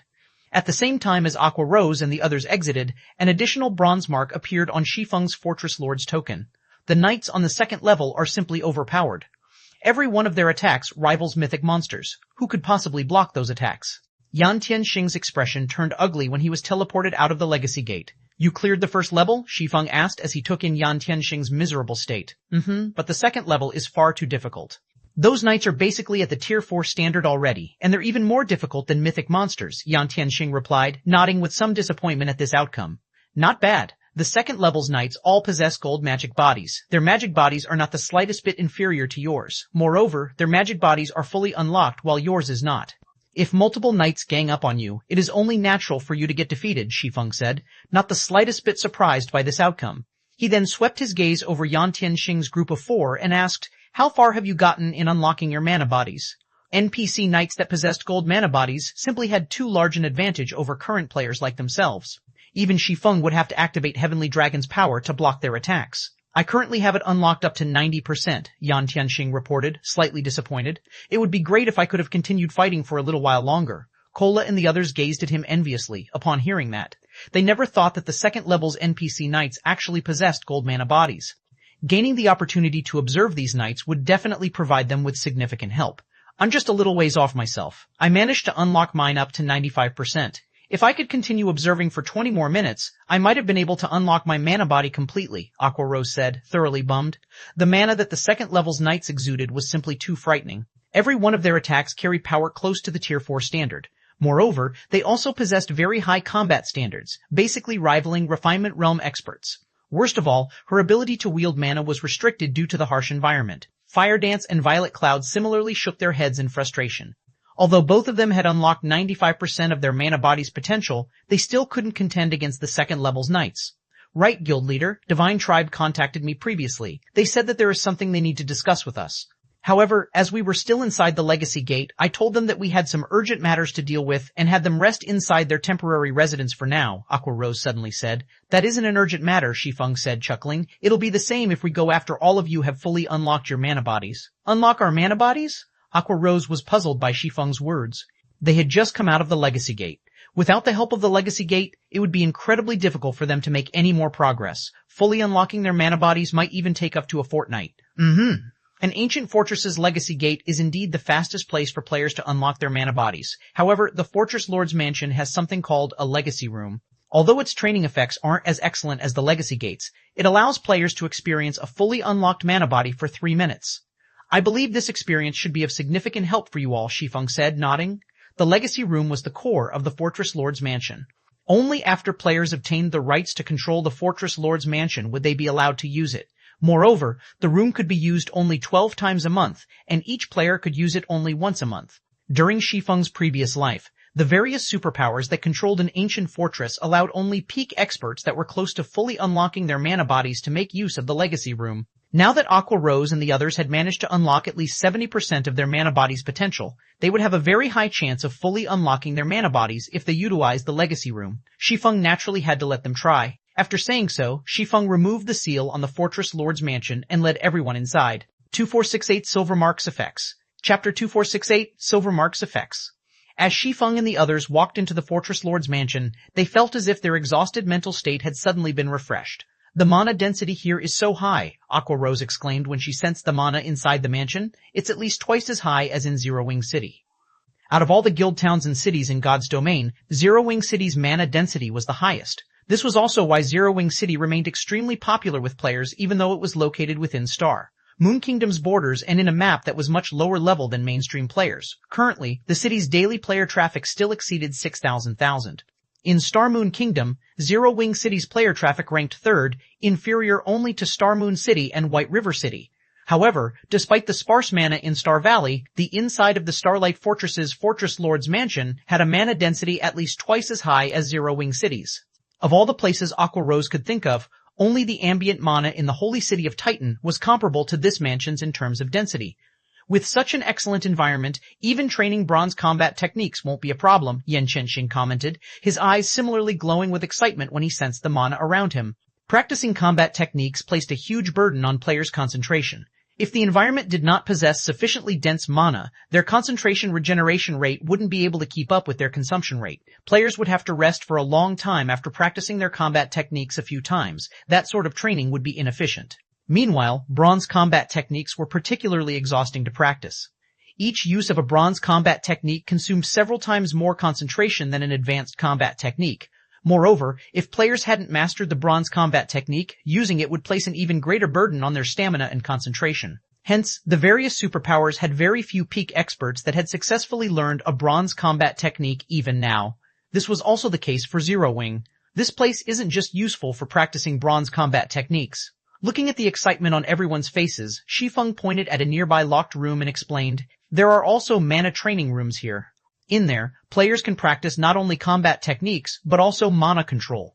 The efficiency of training inside one of these rooms is several times higher than training in the outside world. It is no exaggeration to say that these rooms are one of the best places for training. As a fortress that had existed since ancient times, the Starlight Fortress was not as simple as it appeared to be. The standard of magical technology that the fortress possessed was something that current kingdoms and empires could only admire. This was also why the various superpowers during Shi Feng's previous life had contested over ancient fortresses desperately. Unfortunately, the Starlight Fortress was only a small fortress. Its Fortress Lord's mansion also wasn't very large, with only 5 floors in total, 3 above ground and 2 underground. Meanwhile, every one of these floors was enhanced by all sorts of magic arrays that increased the density of the ambient mana, as well as accelerated the concentration recovery rate of players. Players could also accumulate the double EXP buff while within the Fortress Lord's mansion, so they wouldn't have to worry about falling behind in terms of levels, even if they spent a long time training within the mansion. As for the mana training rooms, the mansion had only 32. A medium fortress's Fortress Lord's mansion would have double the number, whereas a large fortress would have 150. The training capability of a large fortress was several times greater than that of a small fortress. With the Starlight Fortress, Zero Wing would be able to nurture only a small number of the guild's experts. However, this was the best Shi Feng could do right now. After all, the difficulty of capturing medium and large fortresses was many times higher. Generally, large fortresses had superior mythics guarding them, while medium fortresses also had a small chance that a superior mythic would appear as its final guardian boss. Medium fortresses would also have over a dozen other mythic monsters inside.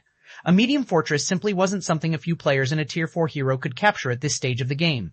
In fact, during Shi Feng's previous life, the various superpowers had managed to capture Star Valley's medium and large fortresses only after Tier 4 players had come into existence. After Shi Feng gave everyone a simple introduction, he brought them to the mansion's second basement floor. The second basement floor was not very large and had only 2 rooms. One of these rooms was the core room responsible for controlling the fortress's magic array, while the other room was sealed shut by a large door made out of magic crystals. The room with the magic crystal door happened to be the most precious location in the entire Fortress Lord's mansion, the Legacy Room. This place was second only to the Legacy Gate in terms of helping players unlock their mana bodies.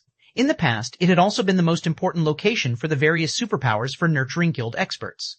In God's domain, the mana body might be considered merely a tool to support players, since it was only a matter of time before players fully unlocked their mana bodies after reaching Tier 3. However, the speed at which players unlocked their mana bodies would give rise to a marked disparity. This was because players' control over their mana bodies and combat styles would undergo significant changes after they unlocked their mana bodies. Meanwhile, they would need time to adapt to these changes. In addition, if players wished to improve their mana bodies further, in other words, break through the 100% threshold, they would first need to unlock their mana body's full potential. Only after doing so could they start attempting to break through the 100% threshold.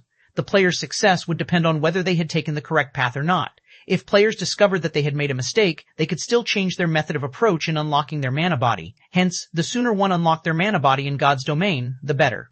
Of course, the Legacy Room had a flaw. It could only allow players to experience what it felt to have a fully unlocked mana body based on their current foundations. It would not point out a clear path for players to take. Even so, having the help of the Legacy Room was still many times better than randomly experimenting in the outside world. After arriving before the 4-meter-tall and 3-meter-wide crystalline door, Shi Feng held up the Fortress Lord's token and chanted the incantation recorded on it to trigger the magic array etched into it. In the next moment, the token's magic array released a silver glow that resonated with the magic array carved into the crystalline door. The door's magic array likewise released a silver glow. Immediately afterward, the tightly shut door started opening, and everyone instantly felt mana of much greater density flowing out of the Legacy Room. When bathed in this mana, everyone felt their mind clearing up, invigorated like never before. At the same time, the sound of a system notification entered Shi Feng's ears. System, you have activated the Silver Legacy Room.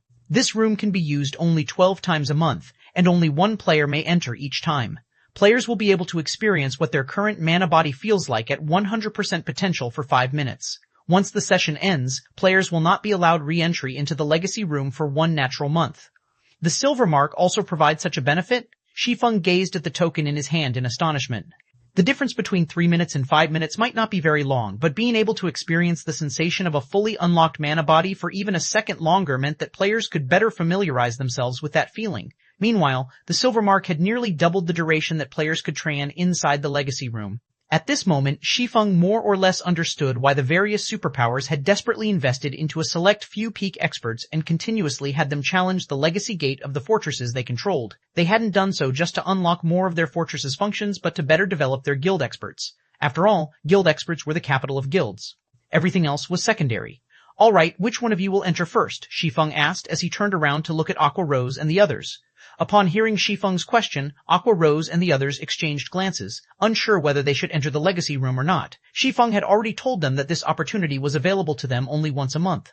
If they did not grab a hold of it properly, they would have to wait another month to experience what fully unlocking their mana bodies felt like. At that time, everything would be too late already. I'll go first then, Firedance said after giving the matter some thought. Alright, just walk straight into the room. Once you're inside, focus all your attention on your mana body, and try your best to adapt to the sensations you feel, Shi Feng advised as he pointed into the legacy room, which was the size of half a basketball court. The situation inside the legacy room was the complete opposite of the situation inside the legacy gate. Instead of a sparse mana environment, the legacy room's environment abounded with mana. While standing inside such a room, players would find it practically impossible to perceive the flow of mana inside their own bodies clearly. They could only rely on their intuition to progress. I understand. Firedance nodded before walking into the room. Meanwhile, after Firedance entered the legacy room, the crystalline door sealed itself once more. Everyone's heartbeat started accelerating at the sight. No need to be anxious. Even if you fail to fully unlock your mana body this time, you can still continue trying in the outside world. It is only a matter of time before you unlock your mana body. Just treat this as an opportunity to experience it ahead of time, Shi Feng said, smiling when he saw how nervous everyone was. The opportunity the legacy room provided was indeed very important. However, even if one failed to fully unlock their mana body after entering the legacy room, it did not mean that they wouldn't be able to unlock their mana body in the future. They merely had to pay a higher price to do so. At this moment, Aqua Rose suddenly received a message. After reading it, she turned to Shi Feng and said, Guild Leader, McCaffrey sent me another message. He says something big has happened, and he needs you to pay him a visit now. Is it so urgent? Shi Feng was a little confused as to why McCaffrey kept trying to contact him. Alright, it's best if I go first. The legacy room is already activated. Enter it one by one. After leaving these instructions, Shi Feng immediately exited the Fortress Lord's mansion and made his way toward Divine Tribe's temporary residence in the Starlight Fortress. 2469 Storm Brewing. Chapter 2469, Storm Brewing, Starlight Fortress, Divine Tribe's temporary residence. After undergoing the Silver Lion Legion's cleansing, the fortress that was originally ruled by monsters was now devoid of monsters. Instead, players now crowded it. Moreover, these players were all very high level and very well equipped. They were undoubtedly Divine Tribe's experts. At this moment, these expert players were agog as they walked through the streets of the Starlight Fortress, which had already become the focus of many powers and players. As a fortress located in Star Valley, a level 100 plus forbidden land, the Starlight Fortress's functions were simply immense. Not only could it allow players to save up on plenty of travel time, but it could also serve as a player's haven for rest and recovery. At the same time, it would become a trade hub in Star Valley. After all, Star Valley was massive. Moreover, players had nowhere to rest in the surrounding maps. Besides, Star Valley was rich in resources, a place where players could obtain leveling resources. Hence, as the only trade hub available in Star Valley, the resources the Starlight Fortress could acquire in the future would be immeasurable. As a fortress that had existed since ancient times, the Starlight Fortress's ambient mana was incredibly dense. None of the present fortresses found in the outside world had anything similar. On the western continent, which suffered from a dearth of mana, the Starlight Fortress was a rare training ground. Shi Feng could sympathize with the excitement Divine Tribe's members felt. After players captured an ancient fortress, not only could they concentrate a large amount of mana inside the fortress, but this mana would also be very gentle. Even players with subpar control over mana would have their control artificially improved by a significant margin while inside the fortress. Although this improvement was only temporary, if players could immerse themselves in such an environment long term, they could use this experience to achieve a permanent improvement. To the Western Continent's players who prioritized control over mana before control over their physical bodies, the Starlight Fortress was an absolute gem of a training ground. Guild leader Black Flame, the vice commander, and the others are all waiting inside the reception room. Please, follow me. Shortly after Shi Feng arrived before the entrance of Divine Tribe's residence, a middle-aged man, who was a level 106 Guardian Knight, approached him. This middle-aged man gave off a very kind and humble feeling. However, the aura he radiated was not the slightest bit weaker than that of Grand Lords of the same level. In terms of strength, he was most likely stronger than even the Silver Lion Legion's Crimson Witch. I'll have to trouble you then, Shi Feng replied. Inwardly, he sighed ruefully as he considered this humble, middle-aged man. In the current Zero Wing, Yan Tianxing and Shi Feng himself were the only ones that had reached the domain realm.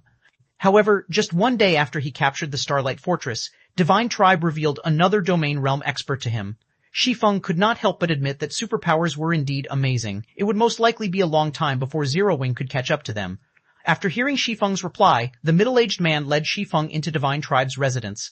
Upon entering the residence's guild hall, Shi Feng received something of a fright. At this moment, the residence's guild hall had been fully renovated. Not only did the interior of the building look splendid, but the floors of the building were even tiled using mana ore. Not even the guild hall in Zero Wing's main headquarters could compete with this guild hall in terms of extravagance.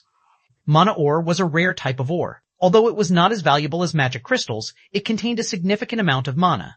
Items made with mana ore would exude a small amount of mana and increase the density of the mana in their vicinity by a certain degree. However, as the cost generally wasn't worth the potential returns, very few superpowers would be willing to use mana ore as flooring. Meanwhile, this was only a temporary residence for Divine Tribe, yet the guild had actually used mana ore as flooring. This was already beyond extravagance and entered the realm of reckless waste. However, from this, one could also see how much importance Divine Tribe placed on this temporary residence. After all, if the temporary residence changed owners, the mana ore used here could not be taken away. If Zero Wing suddenly decided to change partners, Divine Tribe's actions would be akin to gifting its mana ore to another power. However, despite knowing this, Divine Tribe had still done so. A short moment later, under the middle-aged man's lead, Shi Feng arrived at the top-floor reception room. Currently, 3 people were seated inside the reception room. McGaffrey and Crimson Witch, whom Shi Feng was familiar with, and a beautiful female berserker with blonde hair and crimson eyes. This female berserker wore silvery, gray light armor and carried a runic greatsword that radiated mana. Although this female berserker was only sitting quietly inside the room, it was as if she had stolen all the color from her surroundings. Aside from herself, everything else inside the room looked monotone in color. The Magic Eye Goddess? Why is she here? Shi Feng was stunned when he saw this female berserker. This was because he was even more familiar with this woman than with McCaffrey and Crimson Witch. She was one of the few Tier 6 God-ranked experts in his previous life, the wielder of Eternal Sin, a legendary weapon. In the past, she had ranked high even among Tier 6 experts.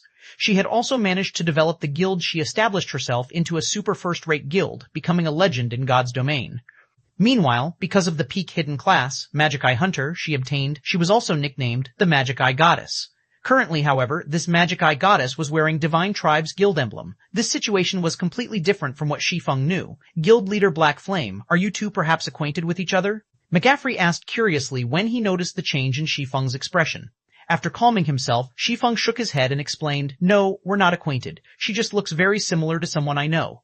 At Shi Feng's reply, McGaffrey no longer paid much attention to the matter, saying, "In that case, let me introduce you. This person here is Phythalia, the commander of Divine Tribe's Divine Hymn Legion. She will also be in charge of the Divine Tribe forces that will be garrisoned in the Starlight Fortress from now on. Greetings. I am Zero Wing's guild leader, Black Flame." Shi Feng introduced himself as he looked at Phythalia. "Greetings as well, guild leader Black Flame. I had heard plenty about you from Crimson even before I came here. However, after seeing you in person, it seems you're even stronger than what I heard. You are actually unaffected within my illusory domain. It seems you have already unlocked your mana body to a considerable extent," Phythalia said, a flash of surprise appearing in her eyes as she looked at Shi Feng. After obtaining her Magic Eye Hunter hidden class, she had gained a naturally occurring domain that grew stronger the higher her tier became. After she reached Tier 3, even Crimson Witch, who possessed a peak gold mana body, was not immune to the effects of her illusory domain. Within her illusory domain, not only would players' control of their own body's mana decline significantly, but players would also lose the ability to control the mana around them. At this point, only experts that had unlocked their mana bodies by a certain extent were capable of resisting the effects of her illusory domain. "You have started unlocking your mana body already?" Crimson Witch blurted out when she heard Phythalia's words. She had been researching how she could unlock her mana body's potential all this time. However, even now, she still hadn't found any concrete information. She had never imagined that Shi Feng had actually unlocked a portion of his mana body's potential already. It's just a portion. "I'm still far from fully unlocking it," Shi Feng admitted truthfully. "So, that's the case. No wonder your attacks were so powerful before." Realization dawned upon Crimson Witch when she heard Shi Feng's reply. Previously, she had felt that the skills and spells Shi Feng had used were ridiculously powerful. They looked nothing like Tier 3 skills and spells used by the current Tier 3 players. In hindsight, this was most likely due to Shi Feng having unlocked a portion of his mana body's strength already. Hence, his skills and spells were a lot more powerful than the average Tier 3 players. Suddenly, she felt that she had a chance to catch up with Shi Feng. Although she hadn't started unlocking her mana body yet, she did have a few leads. She was confident she could unlock a portion of her mana body's strength in a few more days. At that time, she would no longer lose to Shi Feng so easily. "May I know why you asked me to come here?" Shi Feng asked, not bothering with additional explanations on his mana body. "It's an urgent matter," Phythalia replied, her expression suddenly turning serious.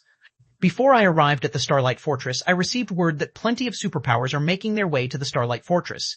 Even Netherworld Empire, one of the 5 great super guilds, is interested. In fact, Netherworld Empire has dispatched one of its trump card legions. We might be able to deal with the other superpowers, but Netherworld Empire is a different story.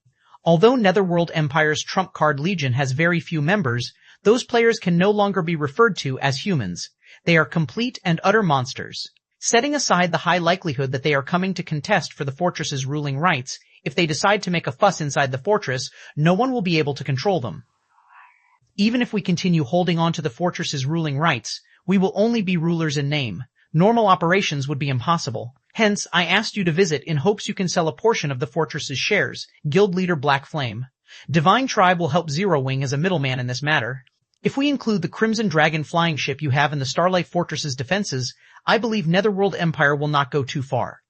In regard to Phythalia's suggestion, neither McCaffrey nor Crimson Witch found anything wrong with it. On the Western continent, there was nobody that did not know how frightening Netherworld Empire was. It could be said to be a gathering of lunatics. This great super guild never operated according to social norms or logic. In fact, it had already annihilated one superpower in God's domain. If Zero Wing and Divine Tribe were to clash with Netherworld Empire, even if they managed to protect the fortress itself still wouldn't be able to establish itself on the Western continent. Their only way out now was to split a portion of the fortress's profits. After all, the Starlight Fortress involved too many things. Zero Wing and Divine Tribe couldn't stop all of the Western continent's superpowers. However, it would be a different story if they had Netherworld Empire's assistance. I understand Divine Tribe's predicament, Shi Feng said, nodding. Smiling, he continued, as for the Starlight Fortress's matters, leave them to Zero Wing. If Netherworld Empire wishes to cause a ruckus, it is free to try. If it is capable of doing so, I wouldn't mind gifting the fortress to it. If there are no other matters, I'll take my leave first. After saying so, Shi Feng turned around and left the reception room, his actions stunning Phythalia, McCaffrey, and Crimson Witch. For a time, silence fell over the entire reception room. 2475's U Fortress Unlocked. Chapter 2475 70. Fortress Unlocked. Quite some time had passed after Shi Feng left the reception room before Phythalia and the others managed to snap out of their daze. Has Guild Leader Black Flame always been such an impulsive person? Phythalia could not help but ask as she turned to look at McCaffrey and Crimson Witch. Her mind couldn't keep up with Shi Feng's pace at all. When fighting over interests, superpowers rarely started with a declaration of war. They would generally choose to settle things with discussions. Only if negotiations broke down would they take action. After all, a war between two superpowers was no trivial matter. Regardless of the outcome, both sides would end up suffering significant and even irreparable losses. Meanwhile, she had merely proposed to negotiate with Netherworld Empire and asked Shi Feng to prepare to make some minor concessions. Yet Shi Feng had flat out rejected her proposal and decided to clash with the Great Super Guild to the very end. This simply wasn't a decision a guild leader would make. Only a fool would do so. Of course, she also found Shi Feng's decision understandable. Zero Wing had gone to great lengths to capture the Starlight Fortress. However, just as it was about to start harvesting its profits, a bunch of people suddenly appeared to claim a share of these profits. Any normal person would get enraged by this matter. However, such a situation frequently occurred in both the real world and the virtual world. In a situation where one was weaker than the other party, opting for a frontal clash was an extremely unwise decision. This was especially true now that more than a dozen superpowers were targeting the Starlight Fortress. So long as one of these superpowers took the lead, they would attack the Starlight Fortress without hesitation. At that time, even if these superpowers failed to capture the Starlight Fortress, they would still cripple its operation. Unlike other fortresses, the Starlight Fortress did not have any NPC soldiers to assist in its management. Players had to rely entirely on themselves. Moreover, the ruling power would have only partial authority over the fortress and was incapable of prohibiting entry to certain players by manipulating the fortress magic array. If the ruling power wished to prevent entry to certain players, it would have to rely on its own players to do so. This was also the case when it came to settling fights that occurred within the fortress. Meanwhile, over a dozen superpowers were targeting the Starlight Fortress, including Netherworld Empire. So long as these superpowers dispatched experts to cause a ruckus inside the Starlight Fortress, stopping them would be impossible with the manpower and strength Zero Wing and Divine Tribe possessed. In fact, Zero Wing and Divine Tribe wouldn't even be able to stop the various superpowers from entering the Starlight Fortress. If this situation persisted, who would dare visit the Starlight Fortress? Guild leader Black Flame is indeed a very straightforward person. However, even I did not expect him to be so resolute in his stance that he won't even negotiate, McCaffrey said. Likewise, Shi Feng's decisive response exceeded his expectations. Commander Phythalia, what should we do next? There is no room for discussions on Zero Wing's side. Are we really going to clash with the various superpowers? Crimson Witch asked worriedly. After partnering with Zero Wing, Divine Tribe had invested a huge amount of resources into developing its temporary residence in the Starlight Fortress. Divine Tribe had even drafted a series of plans around the Starlight Fortress and invested a large portion of the guild's resources into these plans. If the Starlight Fortress really became a no-man's land, then Divine Tribe's investments would come to naught. I am familiar with Hellrush, the commander of Netherworld Empire's trump card Legion. Since he is personally leading the Legion over, I will try to negotiate with him, Phythalia said, chuckling when she saw the worried expression on Crimson Witch's face. Moreover, we still haven't reached that point yet. Once the various superpowers and Netherworld Empire's members arrive, Guild Leader Black Flame might realize how unwise his decision is. At that time, we might be able to turn things around. She had seen plenty of people like Shi Feng before. After all experts were very arrogant. Not to mention, Zero Wing had managed to capture the Starlight Fortress, something none of the Western Continent's superpowers had managed. It was only natural for him to have confidence in his guild's strength and not be afraid to fight the various superpowers. However, once the various superpowers experts gathered and Shi Feng personally experienced the strength of these superpowers, it wouldn't be strange if he changed his mind. After all, he had just arrived on the Western Continent recently and did not understand just how powerful the superpowers here were. He also wasn't aware of just how formidable Netherworld Empire was. While Phythalia and the others were discussing how to deal with the various superpowers, Shi Feng arrived at the main office on the Fortress Lord's Mansion's 3rd floor to assume control over the entire Starlight Fortress. Previously, although he had unlocked the magic array sealing the Fortress Lord's Mansion and even allowed Fire Dance and the others to enter the mansion's legacy room, he still hadn't gained control over the Starlight Fortress. This was because an ancient fortress's Fortress Lord's token did not automatically confer the ruling rights to the fortress on its holder. Players still needed to go through a simple takeover procedure. When Shi Feng opened the doors to the main office, he was greeted by the sight of an elderly man in butler attire standing inside the old and obsolete office. Although this elderly man was only a phantom and radiated no aura, he was a near-invincible existence while inside this Fortress Lord's mansion. At the same time, he was the true ruler of the entire Starlight Fortress.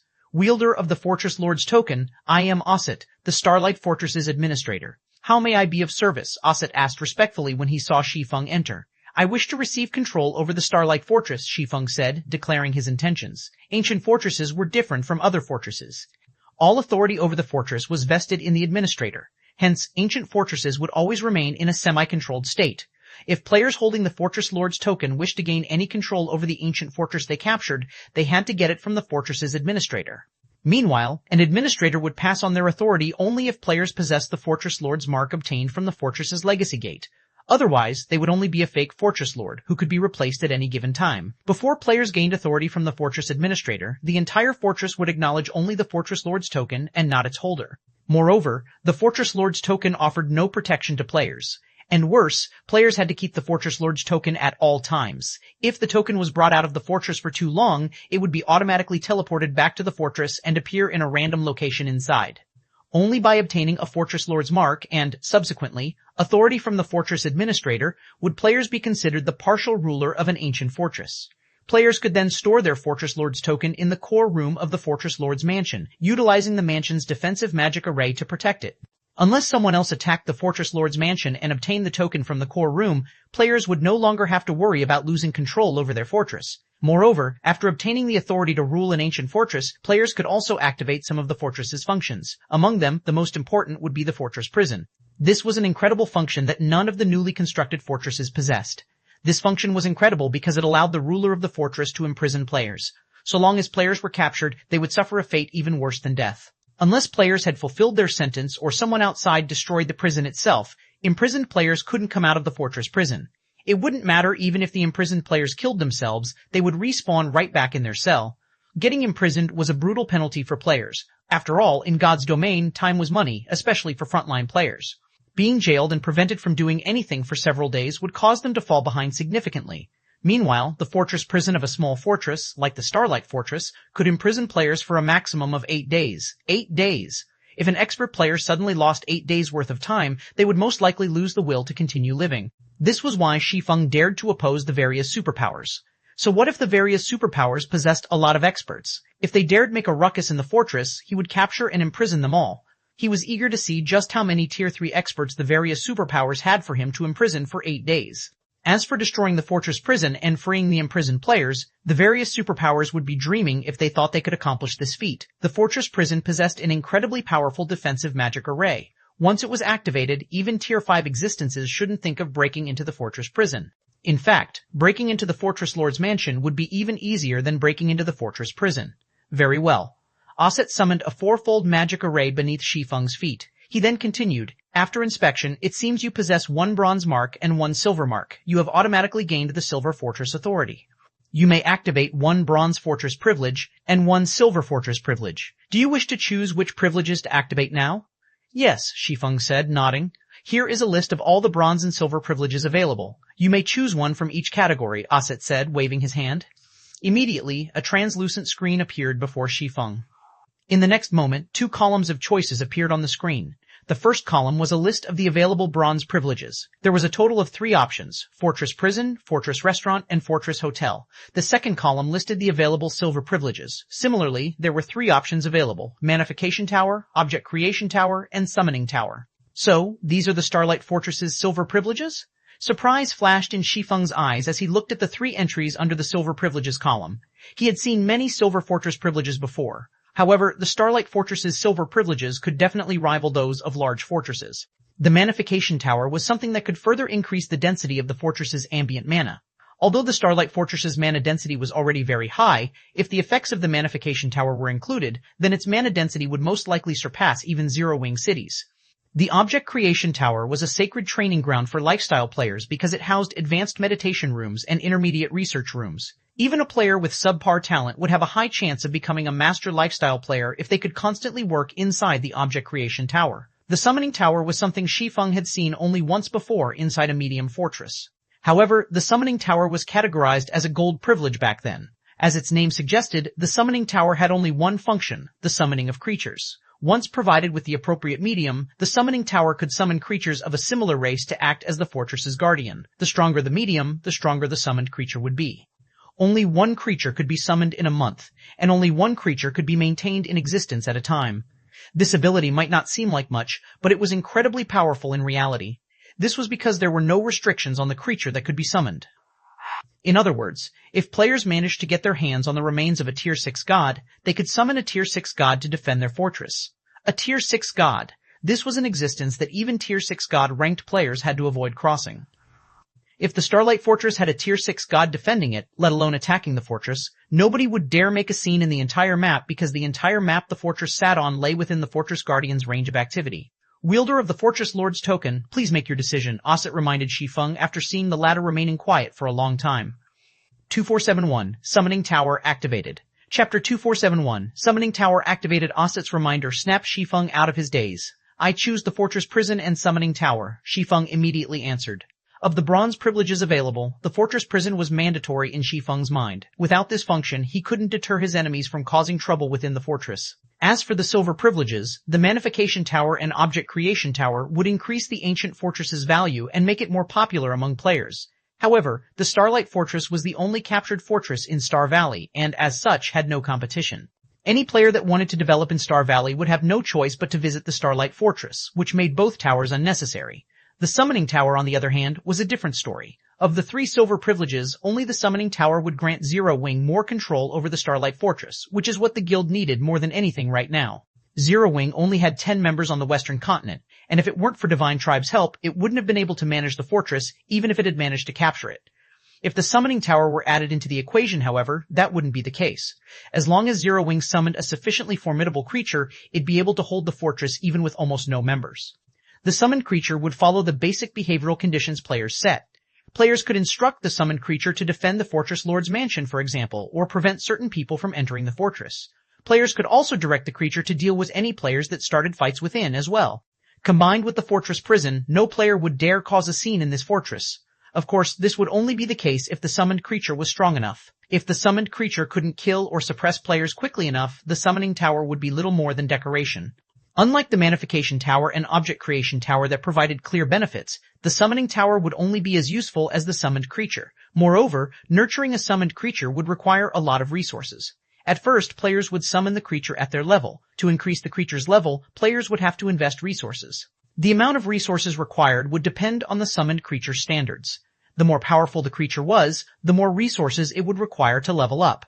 Based on the rumors Shi Feng had heard, the daily cost of maintaining a Tier 5 demonic creature was already on par with an ordinary first-rate guild's total daily net profits. Without sufficient resources, players simply couldn't support the summoning tower's use. Shi Feng wasn't concerned with that issue right now, however. The Starlight Fortress was the only fortress under player control throughout Star Valley at the moment, and it was also very close to the map's God Mode regional dungeon. If Shi Feng could establish his rule over the regional dungeon, he'd easily earn more daily income from the fortress alone to surpass first-rate guilds' total daily income. He could make a fortune just by collecting entrance fees.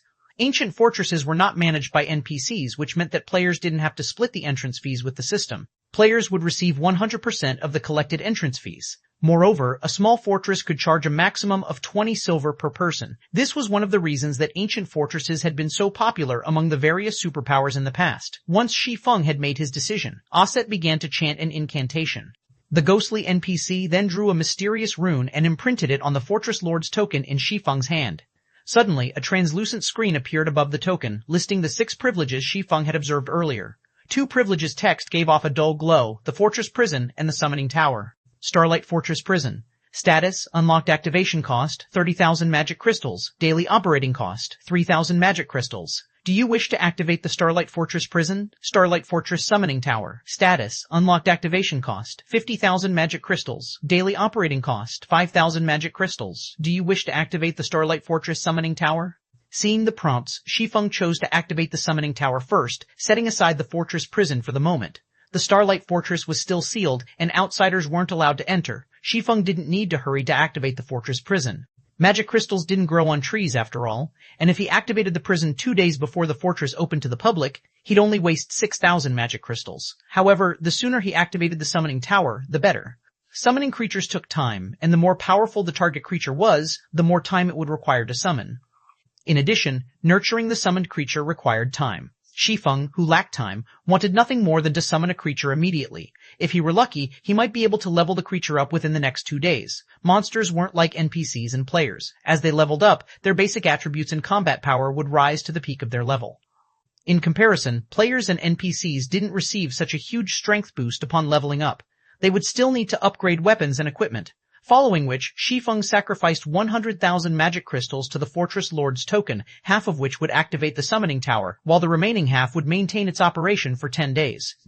With the Summoning Tower's activation, a new rune rose from the token and imprinted itself on Shi Feng's right palm. System: you have successfully activated the Starlight Fortress Summoning Tower. The Summoning Tower's large-scale teleportation array is now active. You may utilize the Summoning Rune to teleport to the Summoning Tower at any time. The Summoning Rune has a cooldown of 1 natural day.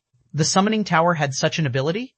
A little surprised, Shi Feng glanced down at the Summoning Rune on his palm. There was nothing amazing about God's Domain's teleportation arrays. Every NPC city had them. Players could even set them up in guild residences. However, these were all small or medium-scale teleportation arrays. Large-scale teleportation arrays were considered lost technology.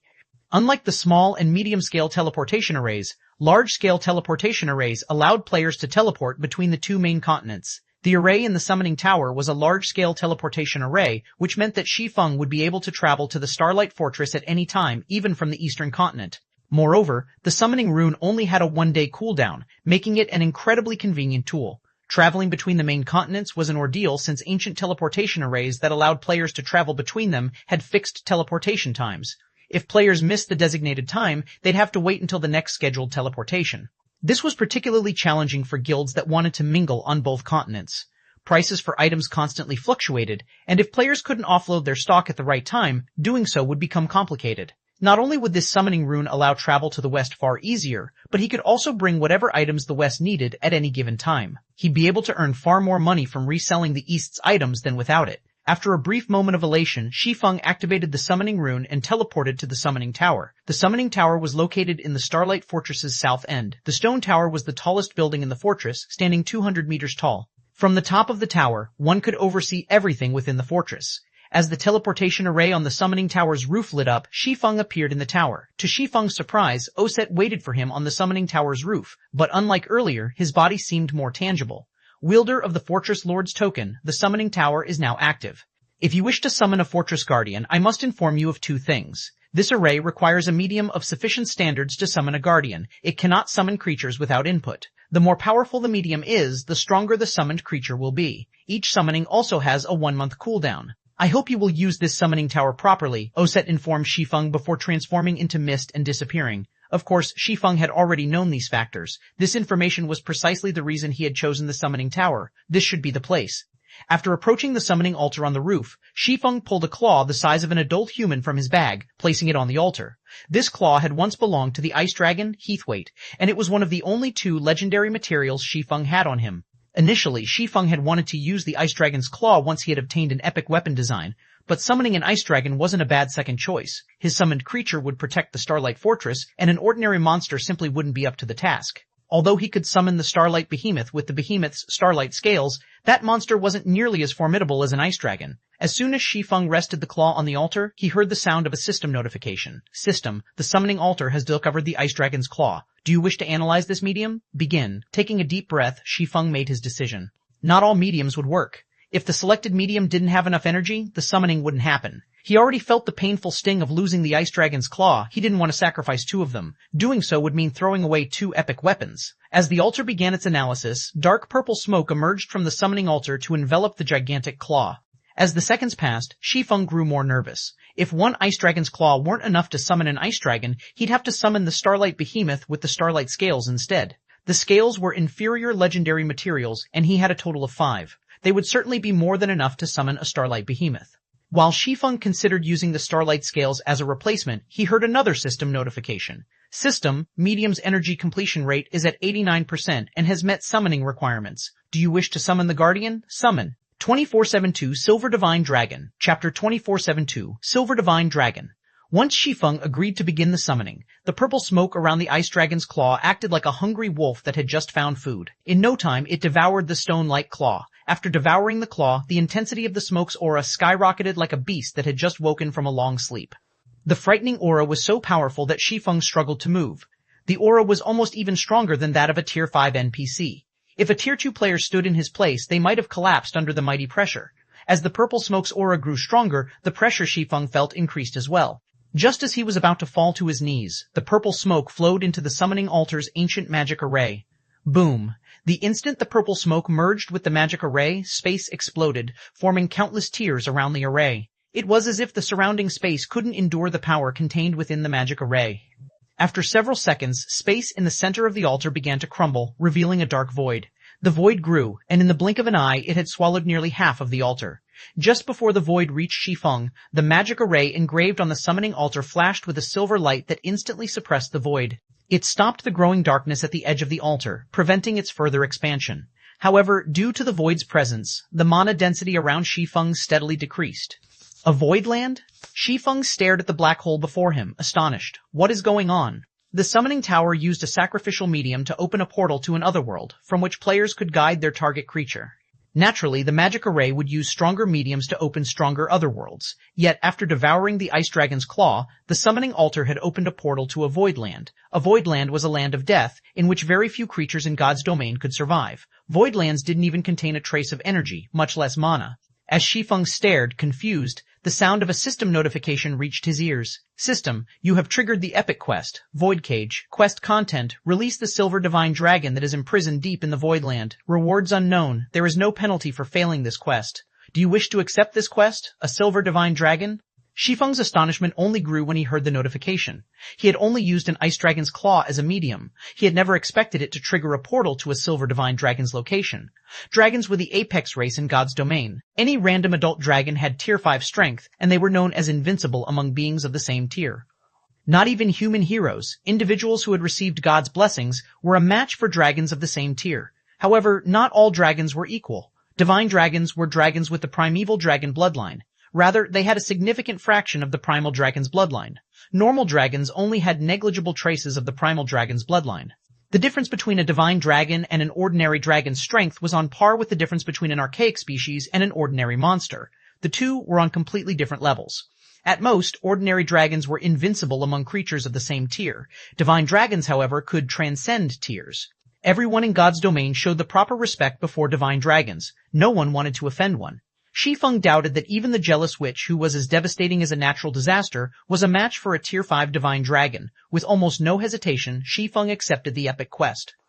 Although there were no penalties for failing or refusing the epic quest, Shi Feng would have to abandon this summoning attempt by refusing it. If he did, he'd have to wait another month before he could attempt to summon another guardian, and he couldn't afford to do that. Moreover, encountering another opportunity to summon a divine dragon would likely be impossible, and if he could complete the quest, he'd hit the jackpot. Summoning a tier 6 god in God's domain was almost impossible. Not a single super guild in Shi Feng's previous life had ever managed to acquire a corpse or body part of such a being. Needless to say, it was utterly out of Zero Wing's reach. Without a tier 6 god, a tier 5 divine dragon was the strongest possible guardian he could summon.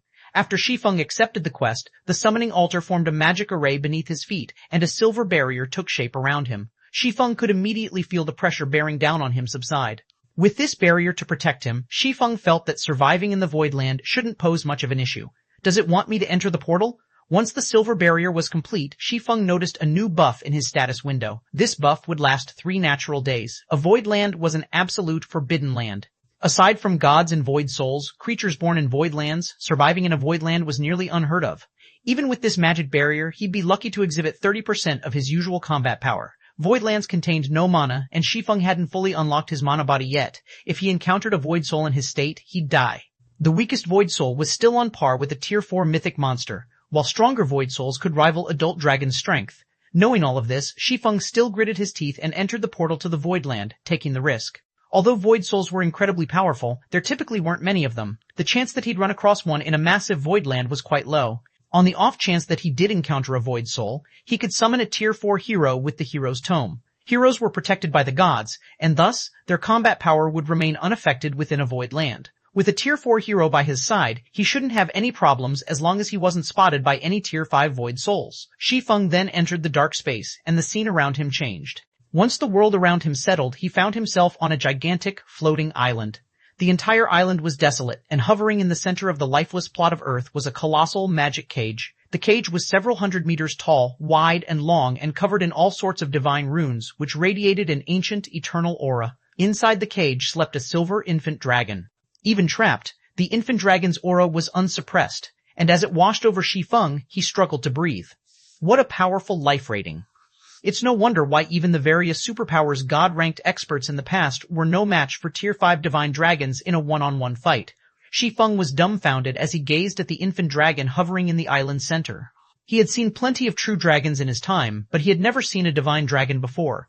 The ice dragon he had fought in the Cold Spring Canyon was nothing compared to this infant dragon. The differences between them were like that between an ordinary stone and a diamond. Working to contain his excitement, Shi Feng began to look for ways to open the magic cage. Most players hadn't seen a magic cage at this stage of the game and wouldn't know how to open one, but Shi Feng wasn't most players. Magic cages had typically been used during ancient times to imprison criminals while they waited for punishment. The power of time would steadily wear down the prisoner's strength. This was why God's Domain had so many epic quests that required players to slay these criminals, finally meting out justice. To end these criminals' long, miserable lives, players would have to release the seal on the prisoner's magic cage. Shi Feng had never opened a magic cage before, but based on what he had learned from others, one first had to locate the core magic arrays, which were located in the outside world.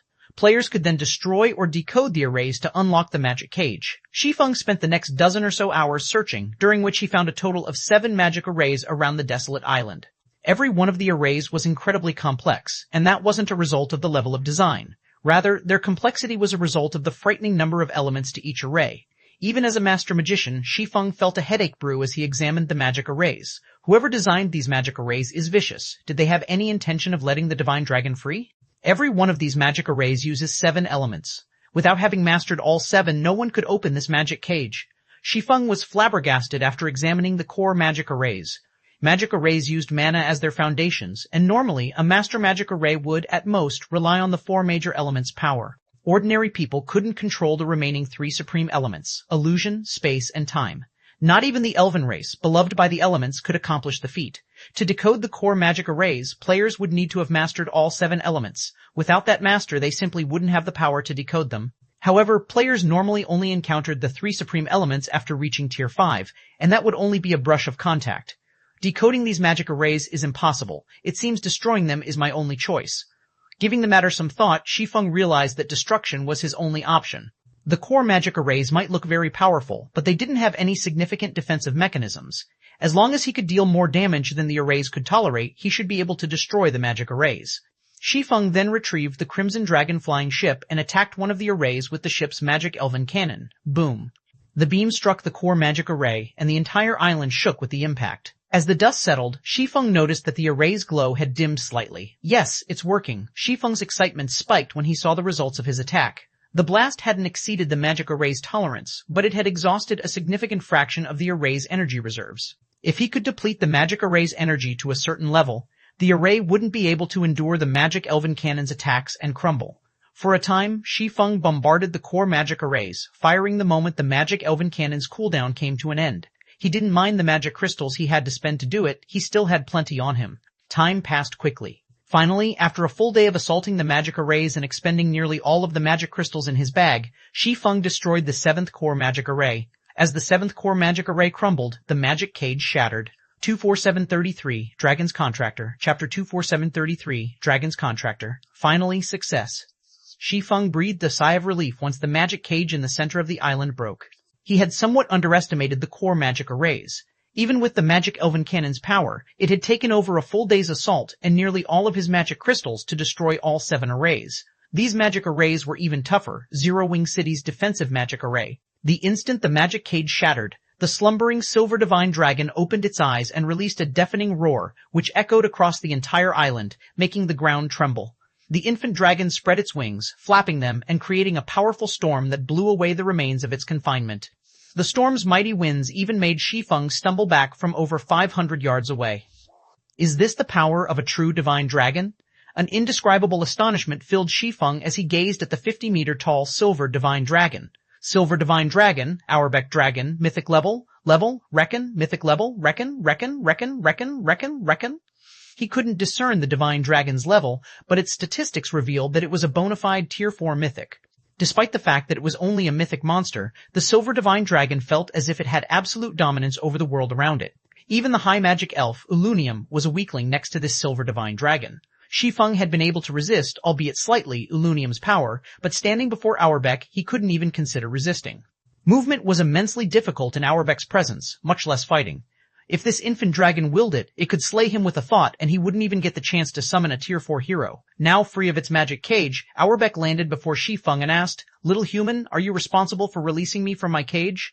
Auerbeck's tone was mild and calm, but he radiated an insane pressure. When Shi Feng heard the divine dragon's question, he felt as if the heavens themselves were demanding an answer, and there was no room for lies. "Yes, Lord Divine Dragon. I destroyed the magic cage's core magic arrays and freed you," Shi Feng replied, his tone neither too humble nor too arrogant as he suppressed his building anxiety. Dragons were inherently prideful creatures. After all, they stood at the peak of God's domain and viewed lesser creatures with little to no importance. However, dragons were a race that also respected strength. If one proved themselves, they could earn dragons' recognition. Divine dragons were no exception to this. If he groveled before the silver divine dragon, Auerbeck would look down on him, and his reward might be even less than if he had performed badly. "You have truly surprised me. I had never expected such a tiny being to destroy a cage set by a goddess," Auerbeck said, surprise and curiosity flashing in his eyes as he watched Shi Feng. He looked at Shi Feng as if he had just seen an ant flip an elephant. "However, in my divine eyes, you are telling the truth. According to the ancient agreement, I will engage in a contract with you to serve as your companion since you have rescued me, but I am a divine dragon. A weakling will not qualify to stand beside me. First, you must pass my test. If you do, I will acknowledge you. You have 4 months to prove yourself. I will remain by your side during this time and fight with you. Of course, if you fail my test, our contract will be dissolved. Over the next 4 months, I will give you 3 chances to challenge my test. If you fail all 3, our contract will be dissolved. System, congratulations. You have rescued the Divine Dragon, Auerbeck, and completed the first phase of the epic quest, Void Cage. Rewarding 10 legacy skill points. You have become a Divine Dragon's contractor. System, you have triggered the second phase of the epic quest, Void Cage. Quest content, complete Auerbeck's test within 4 natural months. Rewards unknown. Sure enough, obtaining a divine dragon won't be so easy. The notifications didn't particularly surprise Shi Feng. I'll have to try and grow as strong as possible in the next 4 months. The various superpowers had sacrificed much to summon a Tier 5 creature with their summoning towers in the past. Some had even been required to kill Tier 5 NPCs to retain their summoned creatures and establish them as their fortress's true guardians. Although Auerbeck was only a Tier 4 mythic, not even ordinary Tier 5 monsters would be a match for the Divine Dragon. It would be odd if no trial existed to retain control over such a creature.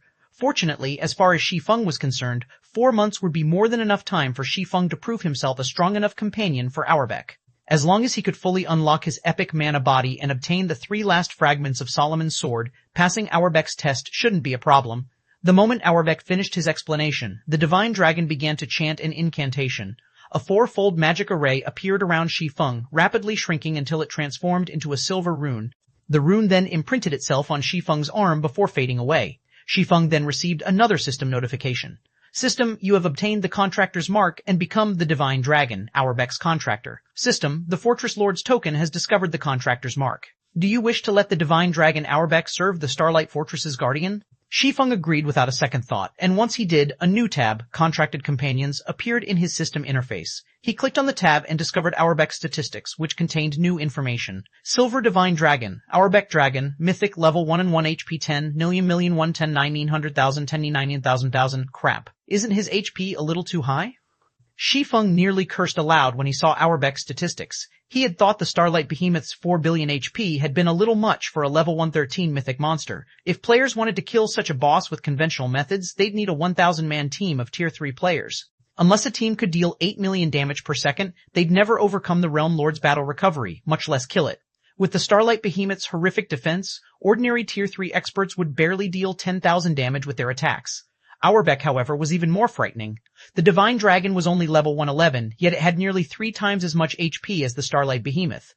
Its battle recovery alone would regenerate 1009 million HP every 5 seconds, and a Divine Dragon should have at least twice as high defense as the Realm Lord.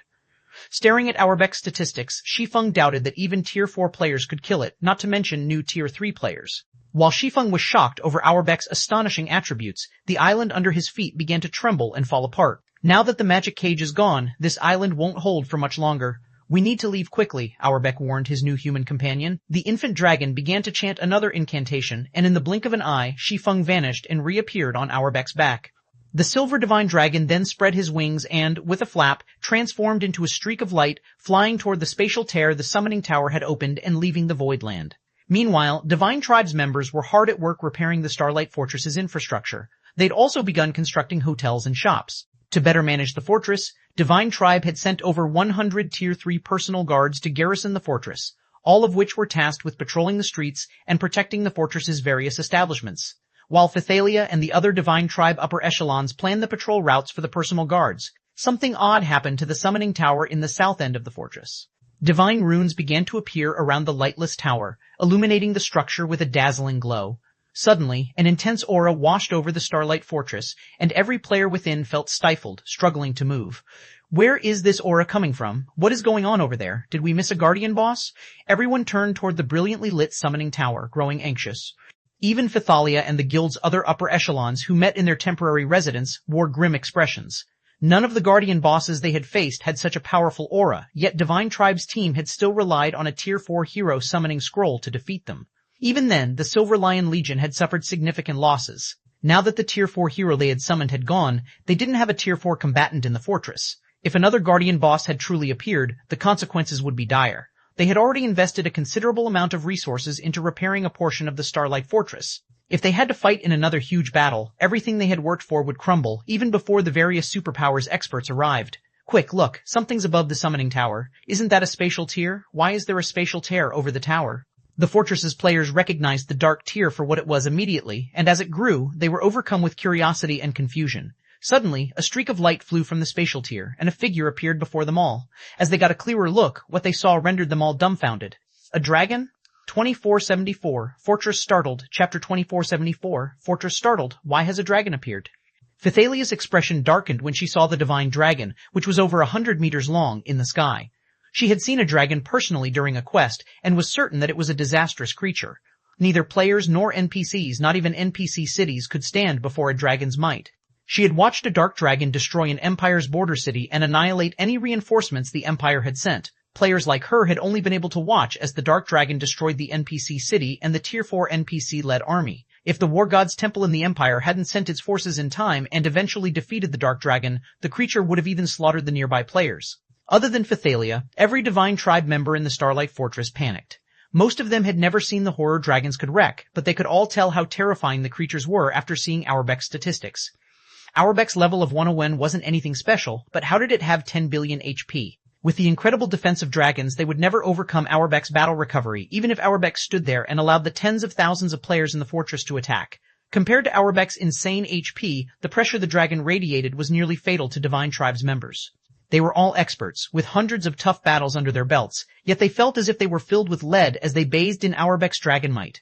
In this state, they'd be fortunate if they could muster the strength to flee, much less fight. Why is this happening? McCaffrey despaired as he watched the divine dragon soar above the Starlight Fortress. Like Thalia, he had witnessed the power dragons wielded. Current players had practically no hope of defeating such a creature. Even if they still had their Tier 4 hero, they wouldn't stand a chance against this dragon. Still, Divine Tribe had gone to great lengths to secure its temporary residence in the Starlight Fortress, investing tons of manpower and resources to develop it. The loss of abandoning the fortress would be extraordinary. We don't have a choice. McCaffrey, notify all Tier 3 players and tell them to prepare for battle. I'll try to attract the dragon's attention while you get everyone out of the fortress. Once we convene, we'll try to lure it away, Thalia said, taking in a deep breath as she prepared herself for a final struggle. They knew they were no match for the dragon, but if Auerbach wasn't here to capture the Starlight Fortress, they only needed to lure the creature away to save it. Isn't the price of this plan a little too high, Commander Thalia? McCaffrey paled a bit when he heard the command. Thalia wanted to lure the dragon out of the fortress, but even ordinary players would realize that Auerbach could likely kill Tier 3 players with a single hit. His commander intended to use their players' 1W Tier 3 experts as bait. The various superpowers Tier 3 experts were desperately grinding to level up. If they sacrificed so many of their guild's Tier 3 experts now, Divine Tribe would find itself at a disadvantage when it competed with the various superpowers later. This is our only option, Thalia said. If we don't lure the dragon out of the fortress, everything we've invested thus far will go to waste. As long as we can draw the dragon out, we can recoup our losses with the Starlight Fortress's conveniences. I understand. Gritting his teeth, McCaffrey began to contact the Tier 3 players in the fortress. As Thalia had said, the levels they'd have to sacrifice to lure Auerbach away would be nothing as long as they secured their hold on the Starlight Fortress. The fortress offered massive advantages after all. Suddenly, Crimson Witch interrupted, pointing at the Divine Dragon in astonishment. Commander Thalia, it looks like there's a player on the dragon's back. A player? How is that possible? For a moment, Thalia assumed Crimson Witch was hallucinating. They were talking about a Tier 4 dragon. Even if it were only an infant dragon, it still wouldn't degrade itself by serving as a mount, not even for Tier 4 or 5 NPCs. In God's domain, there were individuals known as Dragon Knights that could ride dragons after capturing and nurturing a Tier 3 newborn dragon. These Dragon Knights stood at the very apex of God's domain, and they even demanded respect from emperors. But riding a dragon was nothing but a dream with players' current strength. And yet, as soon as Thalia finished her question and turned toward the Divine Dragon, the sight stunned her. She could actually see someone standing on Auerbach's back. Although she couldn't tell who it was due to the bright light emitting from the Divine Dragon, she could spot the green diamond marker, which only players possessed, hovering above the figure's head when she squinted. Before she could recover from her daze, however, Auerbach began to descend. As the Divine Dragon approached the ground, the green diamond marker became clearer. It wasn't long before many of the other Tier 3 experts in the fortress noticed it as well. How is that possible? A player can actually ride a dragon? Who is that? Surprise and confusion overwhelmed everyone as they stared at the figure on Auerbach's back. Commander Thalia, it's coming toward us, Crimson Witch exclaimed when she realized that Auerbach was flying in their direction. When Auerbach had first appeared, the Divine Dragon had been too far away for her to notice anything peculiar. Fortunately, unlike Tier 2 players, she could, more or less, resist Auerbach's dragon might, but as the Divine Dragon approached, the pressure she felt grew stronger. Now, even breathing became a challenge. Hopefully, the Dragon Rider isn't an enemy. Everyone, prepare your instantaneous movement scrolls. If you notice even a hint of aggression, flee. Every life we can save matters. Thalia reminded her comrades in a grim tone. If they had merely faced a wild dragon, they would, at worst, lose the Starlight Fortress, abandoning it and allowing the creature to destroy it. If the Divine Dragon were under a player's control, however, they had a much bigger problem. If that player wanted to, they could command their dragon to massacre every Divine Tribe member in the area.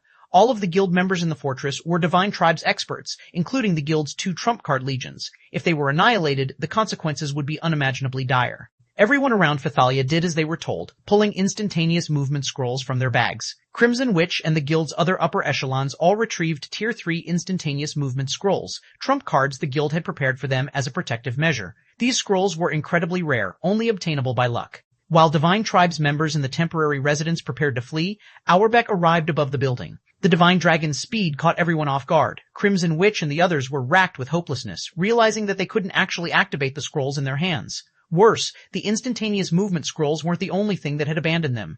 They felt as if space itself had left them to die, siding with the Divine Dragon hovering above them. Spatial imprisonment? How is this happening? Astonished, Phythalia could do nothing but stare at the divine dragon as it began to land. Spatial imprisonment was a move only the strongest Tier 4 NPCs could use. No monster should be capable of mastering the skill.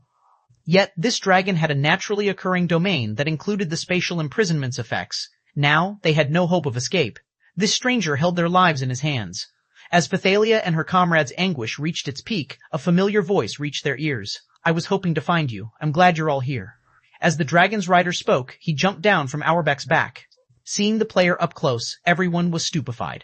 Guild leader Blackflame, 2475, All Sides Shaken, Chapter 2475, All Sides Shaken. When they realized that the figure riding Auerbach had been Shi Feng, silence fell in Divine Tribe's temporary residence as everyone stared at the swordsman. McGaffrey and Crimson Witch, in particular, watched Shi Feng walk toward them with dropped jaws.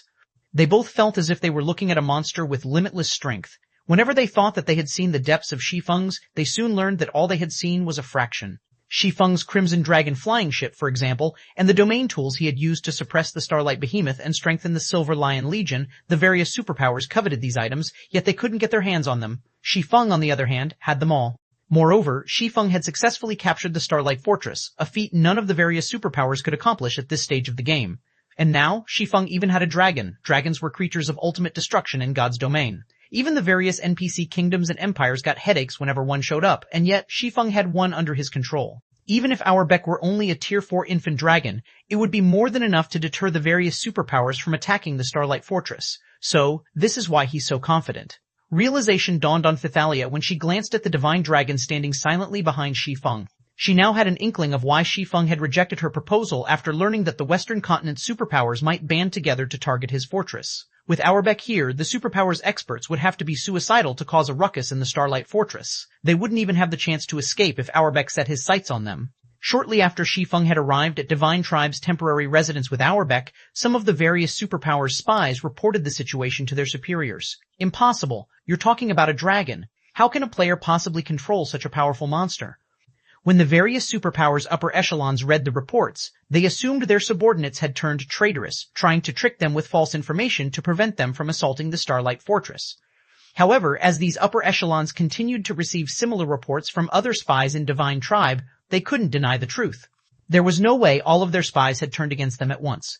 To gain more information and a better understanding of the situation in the Starlight Fortress, they had secretly paid a huge price to turn some of Divine Tribe's members in the fortress to their side. Naturally, they had ensured that none of the bribed players knew about each other to prevent these players from collaborating to provide false information for Divine Tribe's benefit. Although the reports were unbelievable, it was undeniable after receiving reports from over a dozen spies. Once they had verified the information, a commotion swept through the various superpowers. Some of the superpowers that had planned to assault the fortress began to hesitate. They carefully considered whether or not they should oppose Shi Feng and the Divine Tribe with the rest of the superpowers. Before the dragon had appeared, they had been 90% sure that they could take the Starlight Fortress. Even if they failed, they'd ensure that no one could use the fortress, even if Divine Tribe sent all of its experts to protect it. However, the situation had changed.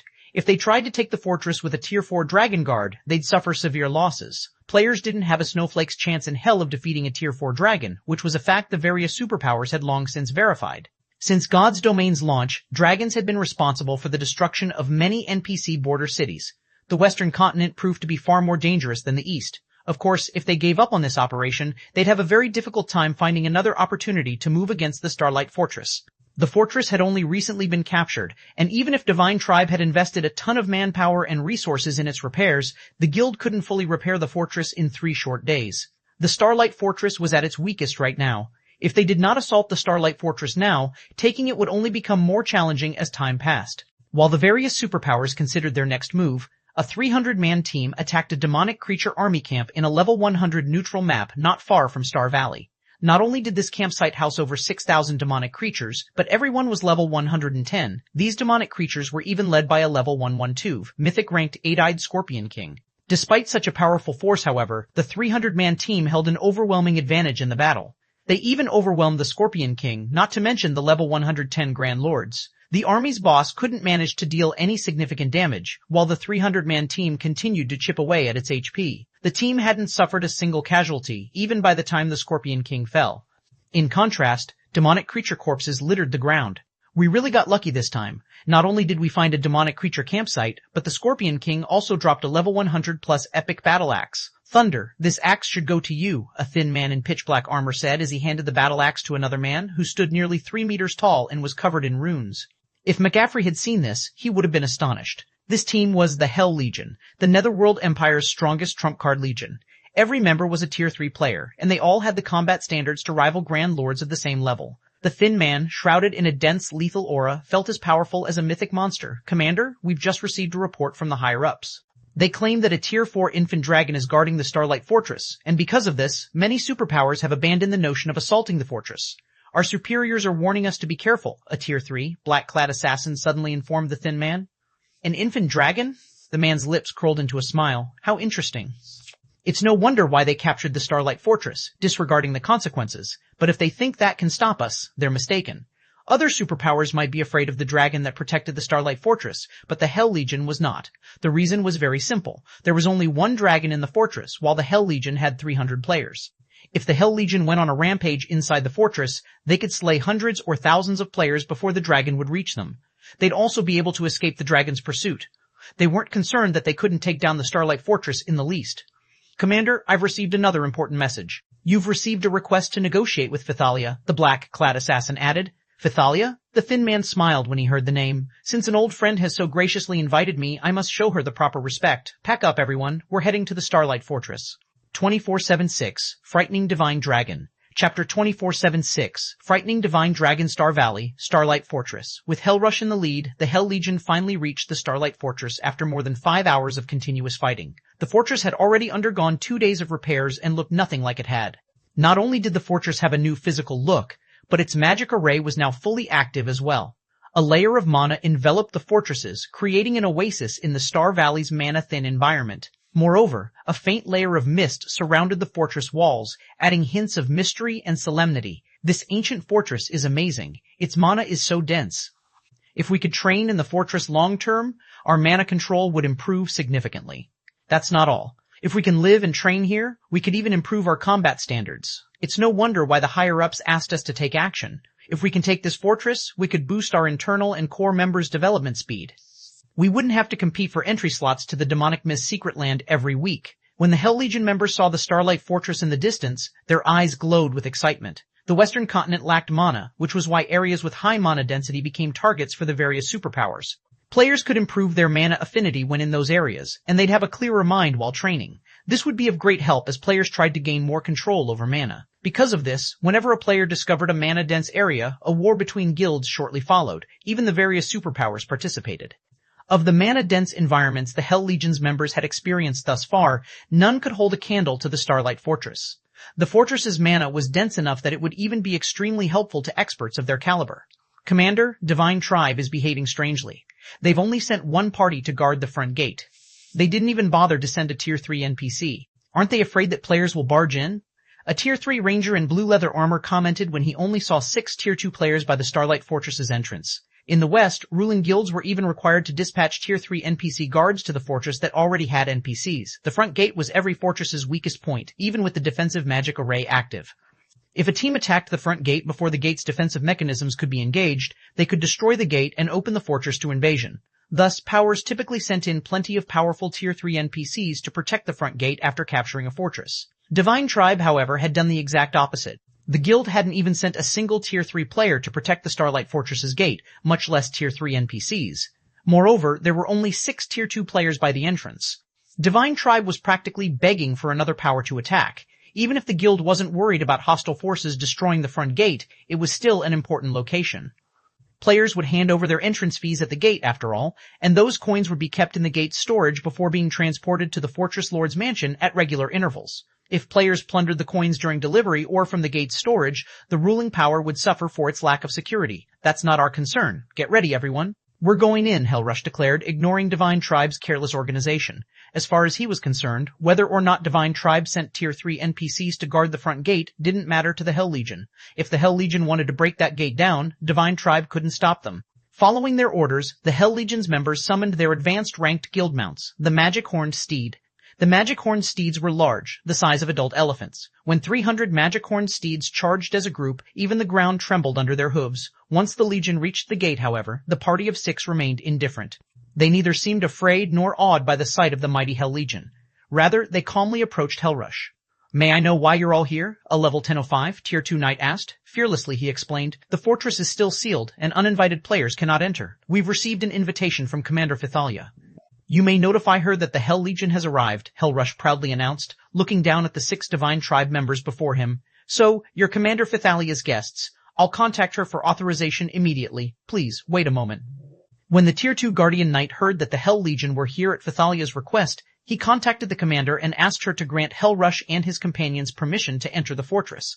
Not long after the Guardian Knight reported to his superior, he began to chant an incantation while watching the Hell Legion. Once he finished, a runic mark appeared on the back of their hands. "All right, you now have temporary permission to enter the Starlight Fortress," the Tier 2 Guardian Knight informed the guests. He then warned them with a heavy tone. "However, before you go in, I must inform you of something. Currently, a dragon is resting in the fortress, and the mana isn't fully stable yet, so once you enter the fortress, I hope that you won't cause too much of a commotion. You shouldn't anger the dragon. If it decides to act, we won't be able to stop it. I hope you can understand." As the Tier 2 Guardian Knight finished his warning, the Hell Legion's members couldn't contain their grins. They acted as if the Guardian Knight had told the funniest joke in the world. Surely this Tier 2 Guardian Knight was trying to scare them. But who were they exactly? They were members of Netherworld Empire's strongest trump card legion. They had encountered dragons far more often than the various superpowers experts. They knew just how powerful a Tier 4 dragon was. 1-4D, they were even confident of defeating one, much less surviving its wrath. After all, it wouldn't be the first time.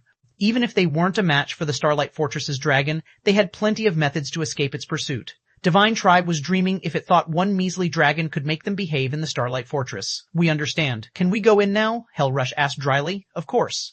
Realizing that the man before him paid no heed to the warning, the Tier 2 Guardian Knight could only sigh and nod in reply. He signaled for his subordinates to make way for the Hell Legion. Divine Tribe's guards stepped aside, and Hellrush led his legion into the Starlight Fortress atop their magic-homed steeds.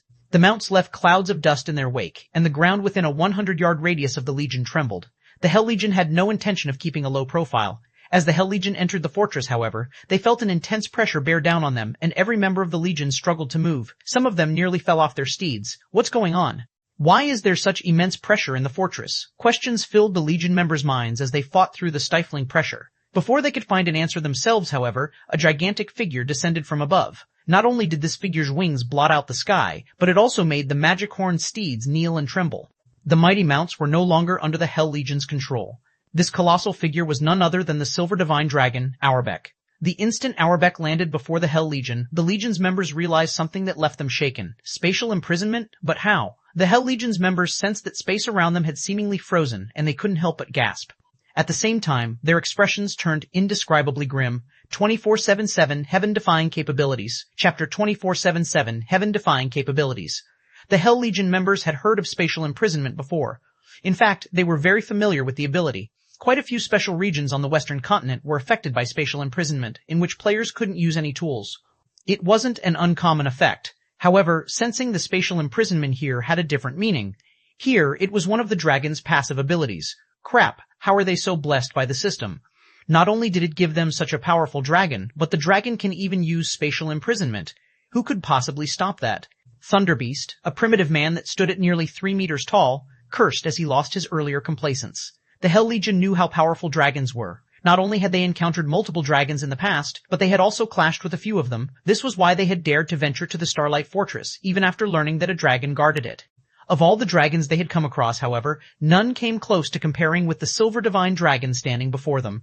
It was only a Tier 4 infant dragon, yet the dragon might Auerbeck radiated made it difficult to move. Not even the Tier 5 dark magic dragon they had met could do this. To make matters worse, Auerbeck had mastered spatial imprisonment, which only a few Apex Tier 4 NPCs could master. The Hell Legion had no chance against such a foe. Once he landed, Auerbeck quietly observed the Hell Legion, and its members froze under the dragon's gaze. Auerbeck then approached the Legion as they watched his every step.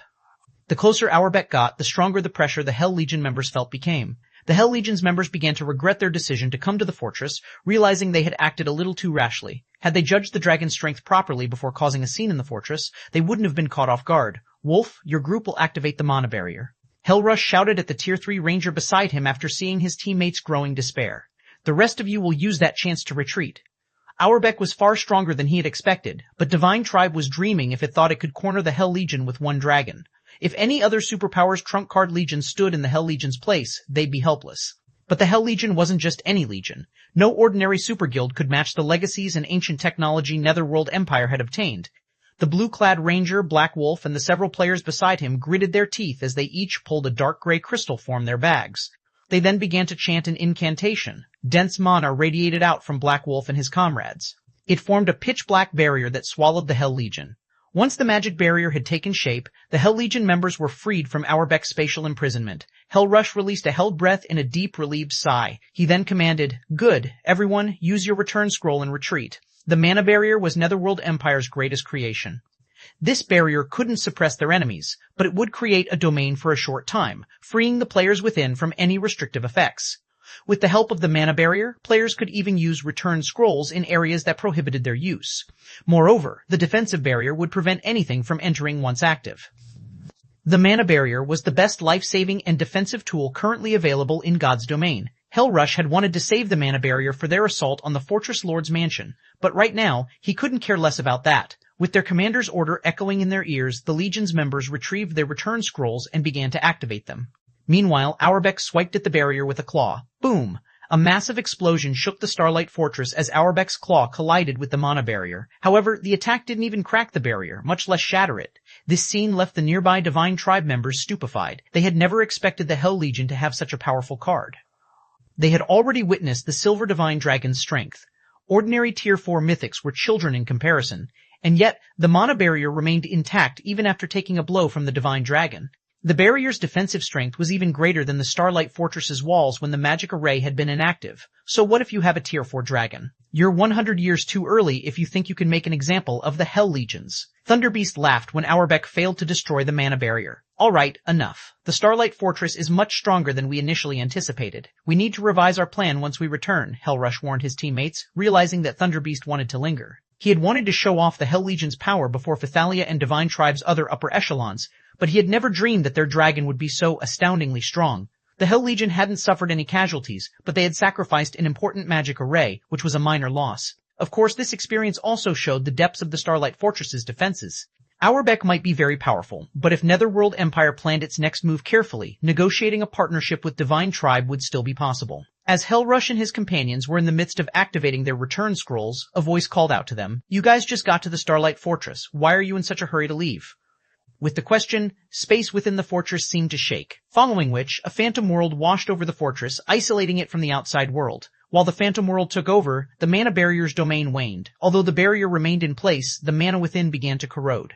A second later, the Hell Legion members discovered that mana had stopped flowing within their return scrolls, and as a result, the magic arrays under their feet began to crumble, eventually disappearing altogether. It stunned every member of the Hell Legion. What was going on? The mana barrier was still up, so why couldn't they teleport? Something's actually suppressed the mana barrier. Black Wolf, in particular, was stunned when he sensed that he no longer had control of the mana around him. The mana barrier could wrestle control of a specified space, even within a forbidden land that prevented teleportation. However, something had suppressed it, and thoroughly. The Hell Legion members' plummeting basic attributes and physiques made this much clear. Understanding that they had missed their chance to teleport away from the Starlight Fortress, the Hell Legion's members couldn't help but turn toward the voice's origin. After this person had asked their question, their ability to teleport had been taken from them. The speaker must have something to do with that.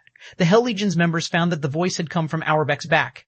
Due to the Divine Dragon's natural glow, they hadn't noticed the man, but squinting to see through the light, they discovered that someone was actually riding the Divine Dragon, standing on his back. "So, you're Zero Wings guild leader, Black Flame?" Hellrush asked, staring at the player perched on the Silver Divine Dragon. 2004-78, True Foundations. Chapter 2 Foundations. Hellrush's question stunned the rest of the Hell Legion in the mana barrier. They all stared at Shi Feng in astonishment. Is he really human? They had heard that Shi Feng had something to do with the Silver Divine Dragon, but they had never thought that he would be capable of controlling it and be able to suppress the mana barrier. Having either power would overjoy any of God's domain's superpowers. Both a dragon and a domain treasure would be incredibly useful when defending fortresses and rendering other superpowers' attacks useless. And now, they learned that Shi Feng had both. It was absurd. That's correct, I'm Black Flame, Shi Feng replied, nodding. I never could have guessed how much strength you've hidden. The various superpowers' heads are already aching over your dragon, yet your power isn't limited to the creature. Hellrush could not help his bitter smile as he spoke to Shi Feng. The Hell Legion admits defeat. Although the mana barrier was still around them, and they had quite a few more to protect themselves from Auerbach, the magic arrays were meaningless if they couldn't teleport out of the Starlight Fortress. It would only be a matter of time before they ran out of mana barriers. Without the barrier to protect them, they wouldn't have a hope of escaping the divine dragon. As for trying to face Auerbach in battle, that would be futile. They could barely move under the infant dragon's dragon might, much less fight. In other words, the Hell Legion was utterly at Shi Feng's mercy. Rather than waste time with pretenses, Hellrush thought it wise to surrender. However, after his statement, he and his team heard a clear, soft voice. Commander Rush, I'm afraid we have a misunderstanding. I invited you here at Guild Leader Black Flame's request. Since you are the Starlight Fortress's esteemed guest, Black Flame decided to welcome you personally. Another figure stood from her position on Auerbach's back. It was Pethalia, the Divine Hymn Legion's commander. Welcome us? Hellrush rolled his eyes. Why would anyone use a dragon to welcome guests? Not only had Shi Feng arrived on the back of his dragon, but he had also used a domain tool. Did they really consider this a proper welcome? The rest of the Hell Legion glared at Pethalia. Even a fool would recognize this display as a warning. However, they had no choice but to endure the act. This isn't a suitable place for our conversation, Commander Rush. Let's continue inside the Fortress Lord's mansion, Shi Feng said, unconcerned with whether Hellrush believed Pethalia or not. He then leaped off of Auerbach and cancelled Miniature World before leading his guests toward the mansion. The Hell Legion's several vice commanders looked toward their leader, wondering how Hellrush would respond. Since we're already here, we might as well talk, Hellrush muttered to his vice commanders. He couldn't tell what Shi Feng was after, and the swordsman currently held the Hell Legion's fate in his hands. Hence, he decided to concede. Hellrush then followed Shi Feng to the Starlight Fortress's Fortress Lord's mansion. Meanwhile, his vice commanders instructed the rest of the Legion's members to find a place to rest before they followed. When Hellrush and his entourage walked toward the Fortress Lord's mansion, located in the fortress's core, they were shocked. As they grew closer to the mansion, they could feel the mana growing denser. They sensed that the mana around them had already become 30% denser when they were only halfway to their destination. A 30% increase could raise their training efficiency with combat techniques, skills, and spells by at least 50%, and it would be particularly prominent when practicing advanced and bronze combat techniques. Training in this environment would yield even better results than when they trained in the mana-dense secret lands under Netherworld Empire's control. Huh? What is that place? Hellrush asked, noticing an ancient tower a short distance away from the Fortress Lord's mansion. The tower only had 5 floors, but the concentration of mana around it was second only to the Fortress Lord's mansion. Even in the Starlight Fortress's high mana environment, the tower stood out like a shining beacon. That's the Fortress Prison, Pethalia explained. It's where we intend to keep players who cause trouble, similar to the prisons in NPC cities. It's the same as the prisons in NPC cities. Hellrush wore a grim expression after hearing Pethalia's answer. His vice commanders stared at the ancient tower in horror. If they died within the fortress, they would, at most, lose a level and a piece of equipment.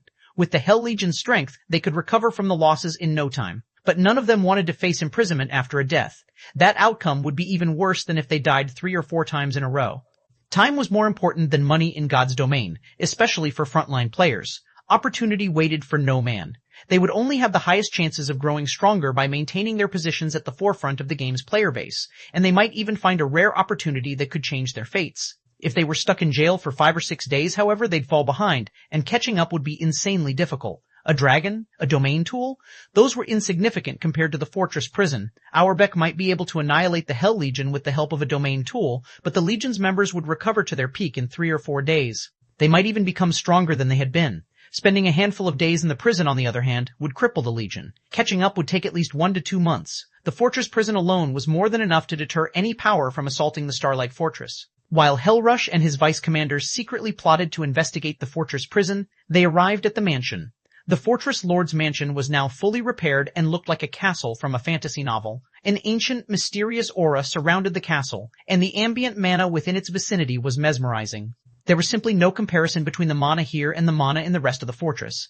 For a moment, Hellrush and the others even had the urge to stay for the rest of their lives. Guild Leader Black Flame, may I know what business you have with us? If you'd like to discuss something, please get to the point. I'm not fond of posturing in word games, Hellrush told Shi Feng seriously. Hellrush now had a good understanding of the Starlight Fortress's situation. In his opinion, capturing or causing a ruckus in the fortress was simply impossible for the various superpowers, including Netherworld Empire. He couldn't think of a reason that Shi Feng would specifically invite the Hell Legion to talk. Now that you've seen the Starlight Fortress for yourselves, I'm sure you're quite interested in the fortress. I've asked you here to negotiate an alliance. Although I can't offer a temporary residence, I would like to offer Netherworld Empire's members a 40% discount on all basic expenditures within the Starlight Fortress, Shi Feng explained, chuckling. 40%? Are you serious?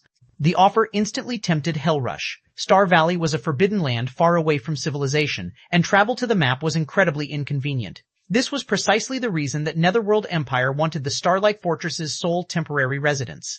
If his guild could secure a residence within Star Valley, Netherworld Empire's members could teleport to the Forbidden Land, saving plenty of travel time and coins. Although not having a temporary residence would be inconvenient, a 40% discount on all basic expenditures within this fortress would allow Netherworld Empire to save a ton on development costs. Basic expenditures weren't limited to facilities, such as hotels. Entrance fees would be included as well, which players had to pay every time they wanted to enter the fortress. The discount wouldn't be a major issue if Netherworld Empire only wished to send a few hundred players, but if the guild sent thousands, a 40% discount could save them an astronomical amount of money, of course. Shi Feng nodded. What do you need us to do? Hellrush asked. With the fortress prison, the Starlight Fortress's operations would be unshakable. Logically, Zero Wing and Divine Tribe shouldn't need Netherworld Empire's help to safeguard the fortress. I wish to borrow the entire Hell Legion for a mission, Shi Feng declared. Borrow the Hell Legion?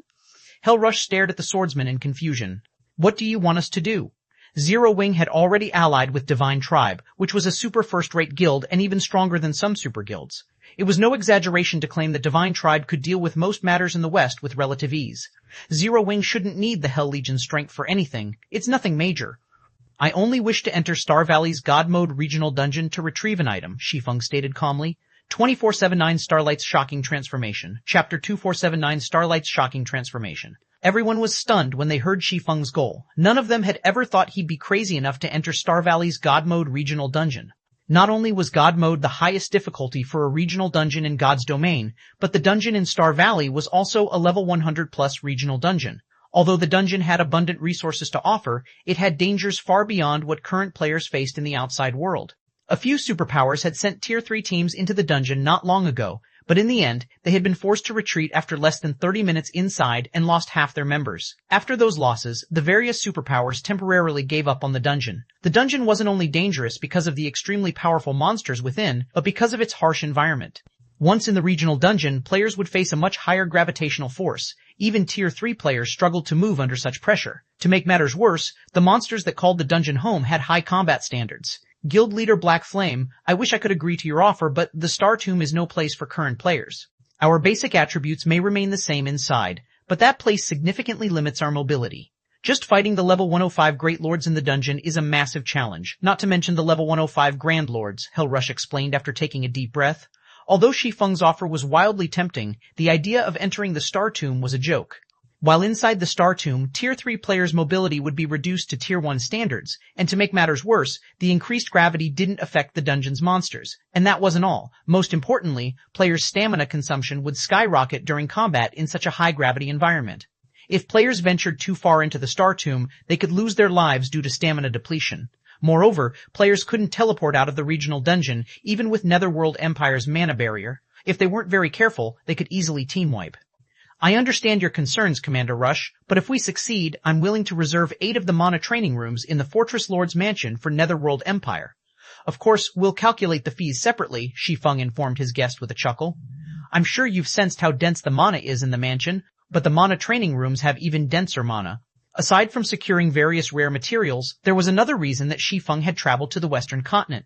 He wanted the Star of Light. Without the Star of Light, he had no chance of revitalizing the Tree of Life's withered main branch. The Star of Light was a legendary material that was only available on the Western continent. To be precise, it could only be found within the Star Tomb. Based on the information he had from the past, 3 of the Star Tomb's Stars of Light had dropped while players had explored the regional dungeon for the first time. With the Star Tomb untouched, this was the perfect opportunity to secure one for himself. If he missed this opportunity, his chances of obtaining the legendary material would be miserably low by the time he organized another expedition to the west. To enter the regional dungeon, players had to have reached Tier 3 at the very least. Players couldn't enter until then. Moreover, a 100-man team wouldn't be nearly enough to explore the dungeon. Shi Feng would need at least 500 players to pull off his plan. Unfortunately, organizing a team of 500 Tier 3 players would be incredibly difficult at this stage of the game. Thus far, only the 5 great super guilds could manage it. Hence, Shi Feng had asked Thalia to invite Hellrush to negotiate a deal. The mana training room? Hellrush's eyes glowed when Shi Feng offered the additional benefit. When he had entered the Fortress Lord's mansion, he had sensed the extraordinary mana within. It was, by far, the most mana-dense location he had ever visited. If Netherworld Empire's experts could train in the mansion, their efficiency would skyrocket. Yet, Shi Feng had just told him that the mana training rooms had even denser mana. If such an astounding training environment truly existed, they could develop their mana control and unlock their mana bodies with unprecedented speed. Please take your time to consider the offer carefully, Commander Rush.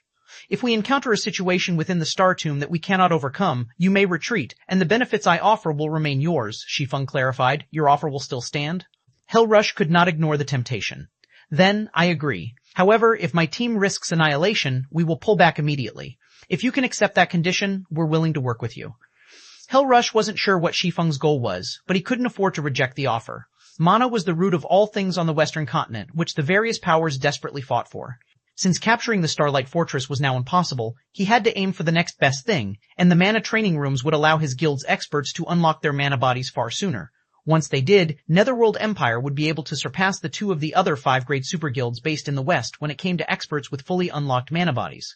That won't be a problem, Shi Feng answered. He could sympathize with Hell Rush. The Star Tomb was, after all, a level 100+ God Mode regional dungeon and, as such, far more dangerous than the outside world. The various superpowers had suffered severe losses to clear the Star Tomb during his previous life, and that was after they had formed the minimum 500-man teams. Luckily, the current Hell Legion would be more than enough for his purposes. His goal wasn't to explore all of the Star Tomb, just obtain a Star of Light. The Star of Light was a random drop in the Star Tomb, which meant that even the weakest monsters had a chance of dropping it. Raiding the dungeon's bosses wouldn't be necessary. Adventurer teams had claimed 3 of the regional dungeon's Stars of Light in the past, and all 3 teams had done so in the tomb's outer region. Those adventurer teams had merely beanie grinding for magic crystals, but they had lucked out and acquired Stars of Light instead, becoming rich overnight. Since no one had explored the Star Tomb yet, they should have a high likelihood of obtaining at least 1 Star of Light. Following which, Shi Feng signed a contract with Hell Rush stating that Netherworld Empire's members would enjoy a 40% discount on the Starlight Fortress's basic expenditures. In addition, 8 of the Fortress Lord's mana training rooms would be reserved for the guild, with each costing 300 magic crystals per hour. In exchange, Shi Feng would have temporary command of the Hell Legion once they were inside the Star Tomb, and this would remain in effect until Shi Feng completed his task or the team encountered more trouble than they could handle. In addition, Netherworld Empire would dispatch experts to defend the Starlight Fortress alongside Zero Wing and Divine Tribe. Once they had signed the contract, the alliance between Zero Wing and Netherworld Empire was set in stone. Not long after, news of their partnership spread like the plague, reaching the various superpowers in no time at all. This ignited a commotion among the various superpowers that had aimed to take the Starlight Fortress. 2480 Starlight Fortress Unsealed, Chapter 2480. Starlight Fortress Unsealed, what did you say? The Hell Legion agreed? Impossible. The Hell Legion has 300 Tier 3 experts, and every one of them is a lunatic. When the various superpowers received news of the Hell Legion's decision, they found it hard to believe. They had assumed the Starlight Fortress was doomed once the Hell Legion had gotten involved. Even if they didn't capture the fortress, they were sure to leave it in ruins. They were all familiar with what kind of team the Hell Legion was. It was a team of madmen. The Starlight Fortress might be impressive for its dragon guard, but after all was said and done, it only had 1 dragon. 1 dragon wasn't nearly enough to keep all 300 Hell Legion members in check. They weren't ordinary Tier 3 experts, and as long as they had a chance of victory, they'd repeatedly resurrect their members and assault the Starlight Fortress until only one side remained. This was why the various superpowers were so afraid of the Hell Legion. And yet, the situation had developed in such an unexpected way. The Hell Legion hadn't even started a decent battle, much less taken the fortress. The Legion had actually allied with the ruling power after a short discussion. Moreover, the Hell Legion had agreed to a partnership that didn't include shares of the fortress. The various superpowers' upper echelons even wondered if the reports were about the Hell Legion they knew so well. While the news spread, the various superpowers who had been preparing to assault the Starlight Fortress hesitated. They had only dared to target the Starlight Fortress because Netherworld Empire had expressed interest in capturing it. But now that the Super Guild had joined the fortress's ruling power, the situation had become disastrous for the various superpowers. These superpowers weren't afraid of Divine Tribe. The guild only had a few more Tier 3 experts than the rest of them. If they joined forces, however, they could easily outnumber Divine Tribe.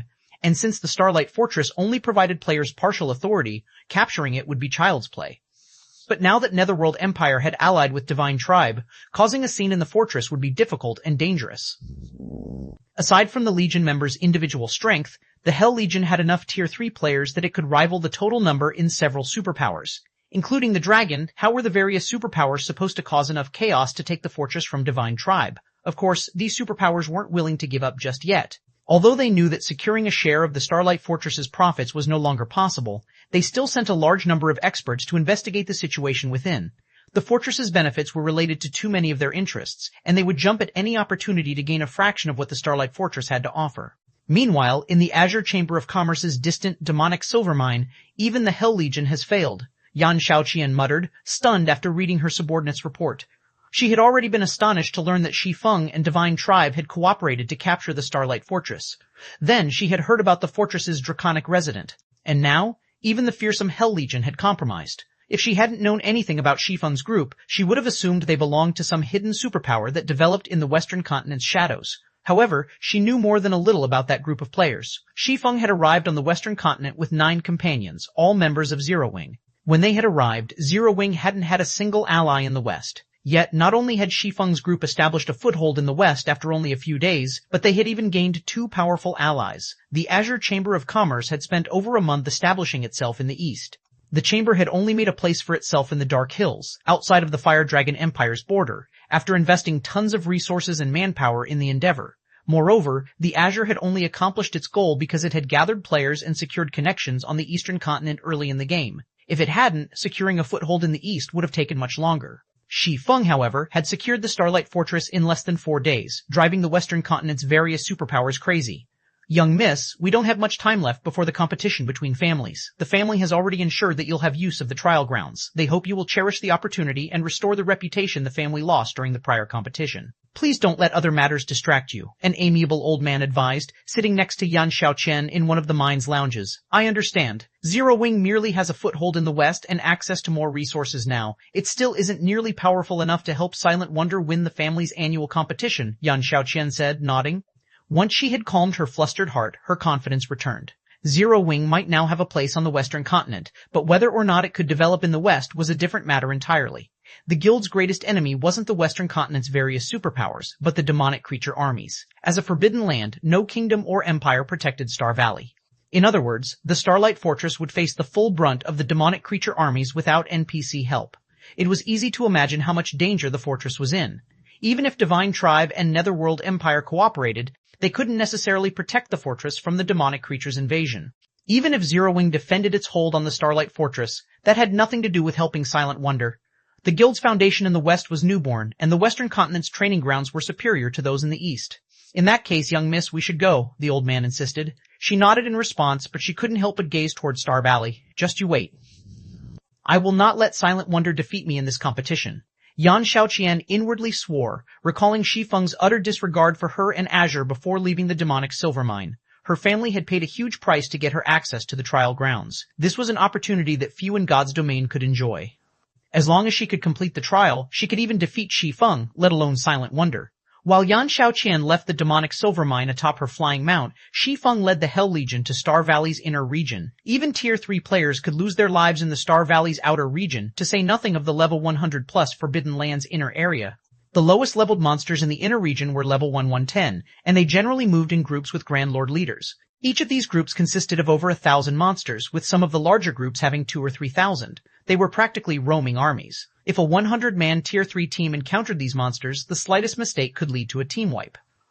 Fortunately, the Hell Legion's members were extraordinarily strong, and there were 300 of them.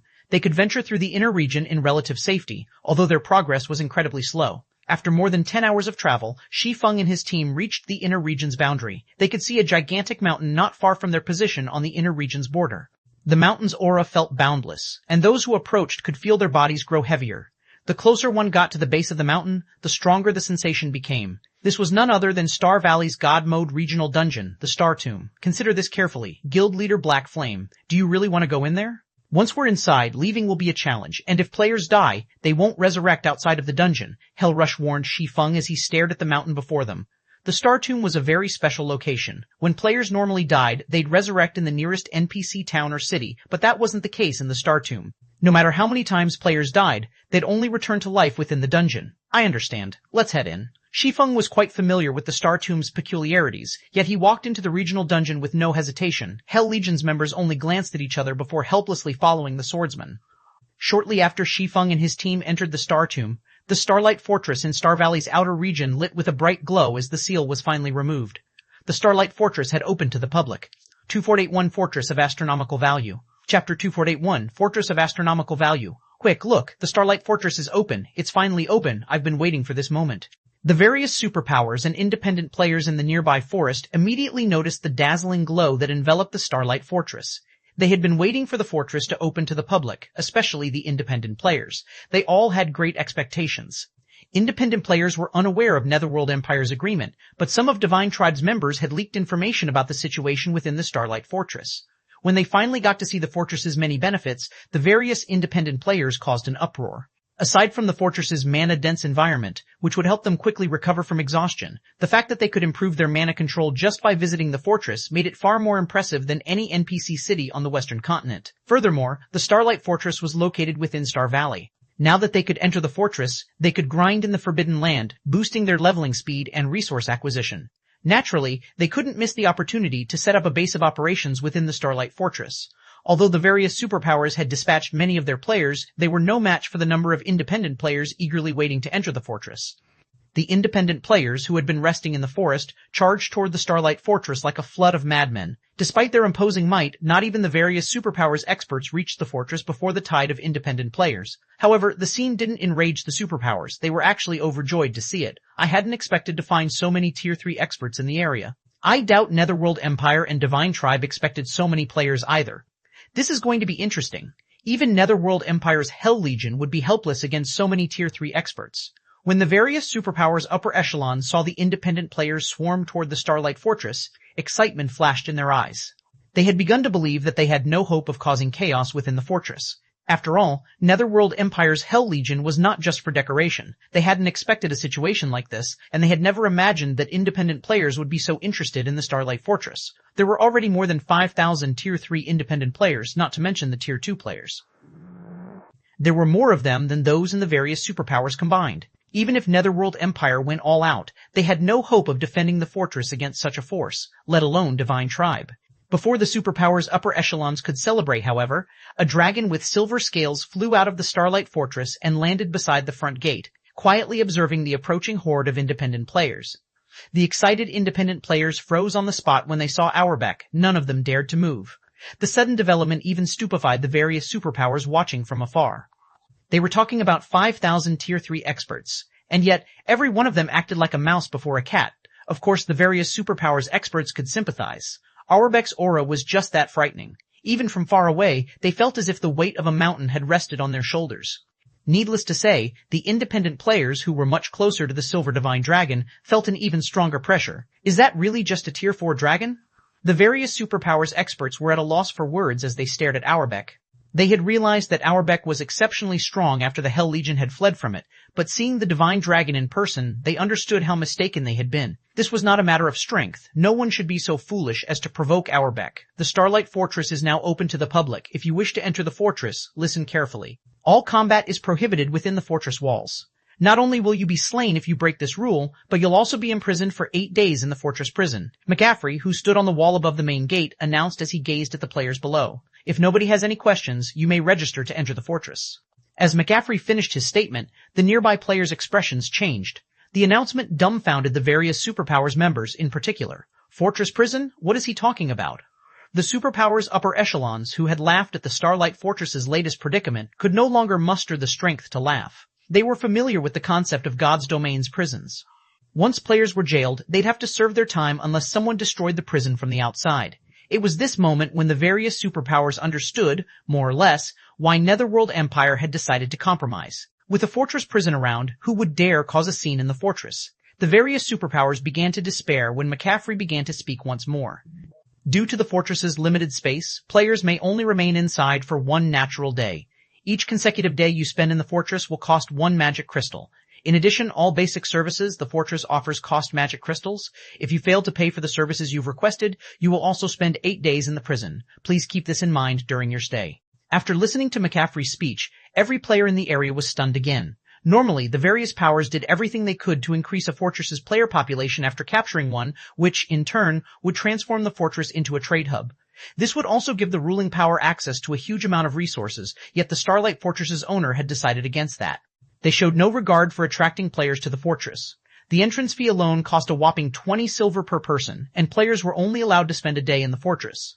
Once that day was up, every additional day would cost a magic crystal. To make matters worse, they had to pay magic crystals for the services within the fortress. This was basically daylight robbery.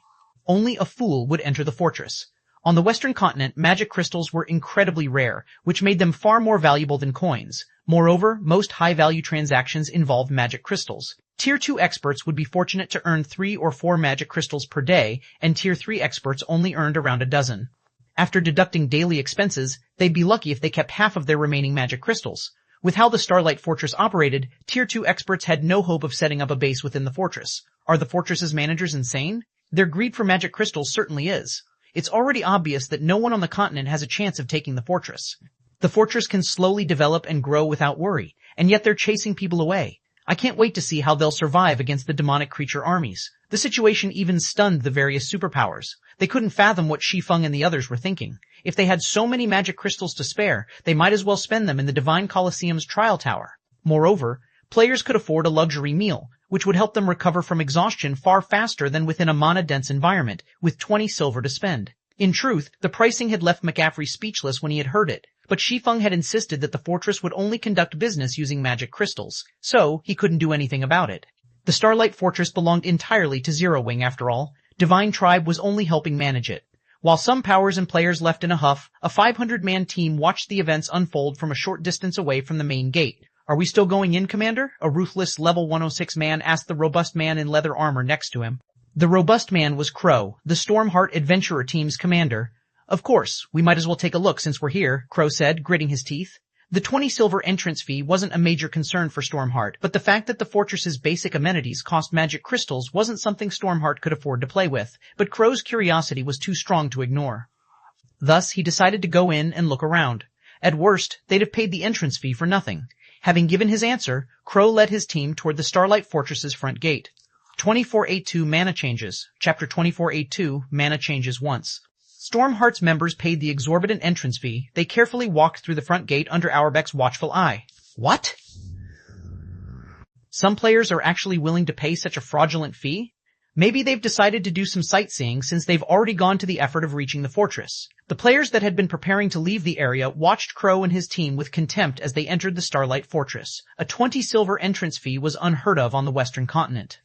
With 20 silver, a player could fully repair their weapons and equipment in an NPC city. Some Tier 2 players only made that much after a full day of grinding, yet Stormheart's members were investing so much money just to sightsee or experience the fortress's mana-dense environment. Moreover, they could only spend 1 day in the fortress. They were foolish to waste their money like that. After spending a moment to ridicule Stormheart, the surrounding players packed up and left. It wasn't long before 90% of the players around the Starlight Fortress left the area. Now, less than 10,000 players remained in line at the front gate. They've already secured their hold on the Starlight Fortress, yet they're chasing away customers. We won't have to lift a finger to ensure the fortress's demise. They want to charge magic crystals for all basic expenditures made inside the fortress? They certainly know how to dream. How foolish. Do they really think they can squeeze players for all they've got just because the Starlight Fortress is the only open fortress in Star Valley? The various superpowers' upper echelons couldn't help but laugh when they saw how few players were willing to enter the Starlight Fortress. They had been afraid that the fortress would make some bold move to widen the gap between them, but it seemed their concerns had been meaningless. 20 silver to enter a fortress was a high price to pay, but many expert players could tolerate the cost. With the resources available in Star Valley and the Starlight Fortress's benefits, they could easily earn back the coins and more. However, the Starlight Fortress had crossed the line by charging magic crystals for its basic services. On the Western continent, magic crystals were players' foundation. Without magic crystals for their combat runes, players' combat power would decrease significantly. Unfortunately, as luck would have it, magic crystals were painfully rare in the West. Obtaining a single magic crystal was a challenge. If it weren't so difficult, the continent's various powers wouldn't fight so desperately over ore veins that had a chance of producing magic crystals. Although players could obtain magic crystals by grinding in Star Valley, it wasn't easy. Star Valley was still a level 100. Plus forbidden land and far more dangerous than other maps where magic crystals dropped. If a player decided to focus their development around the fortress, they'd only be cheap labor for the ruling power.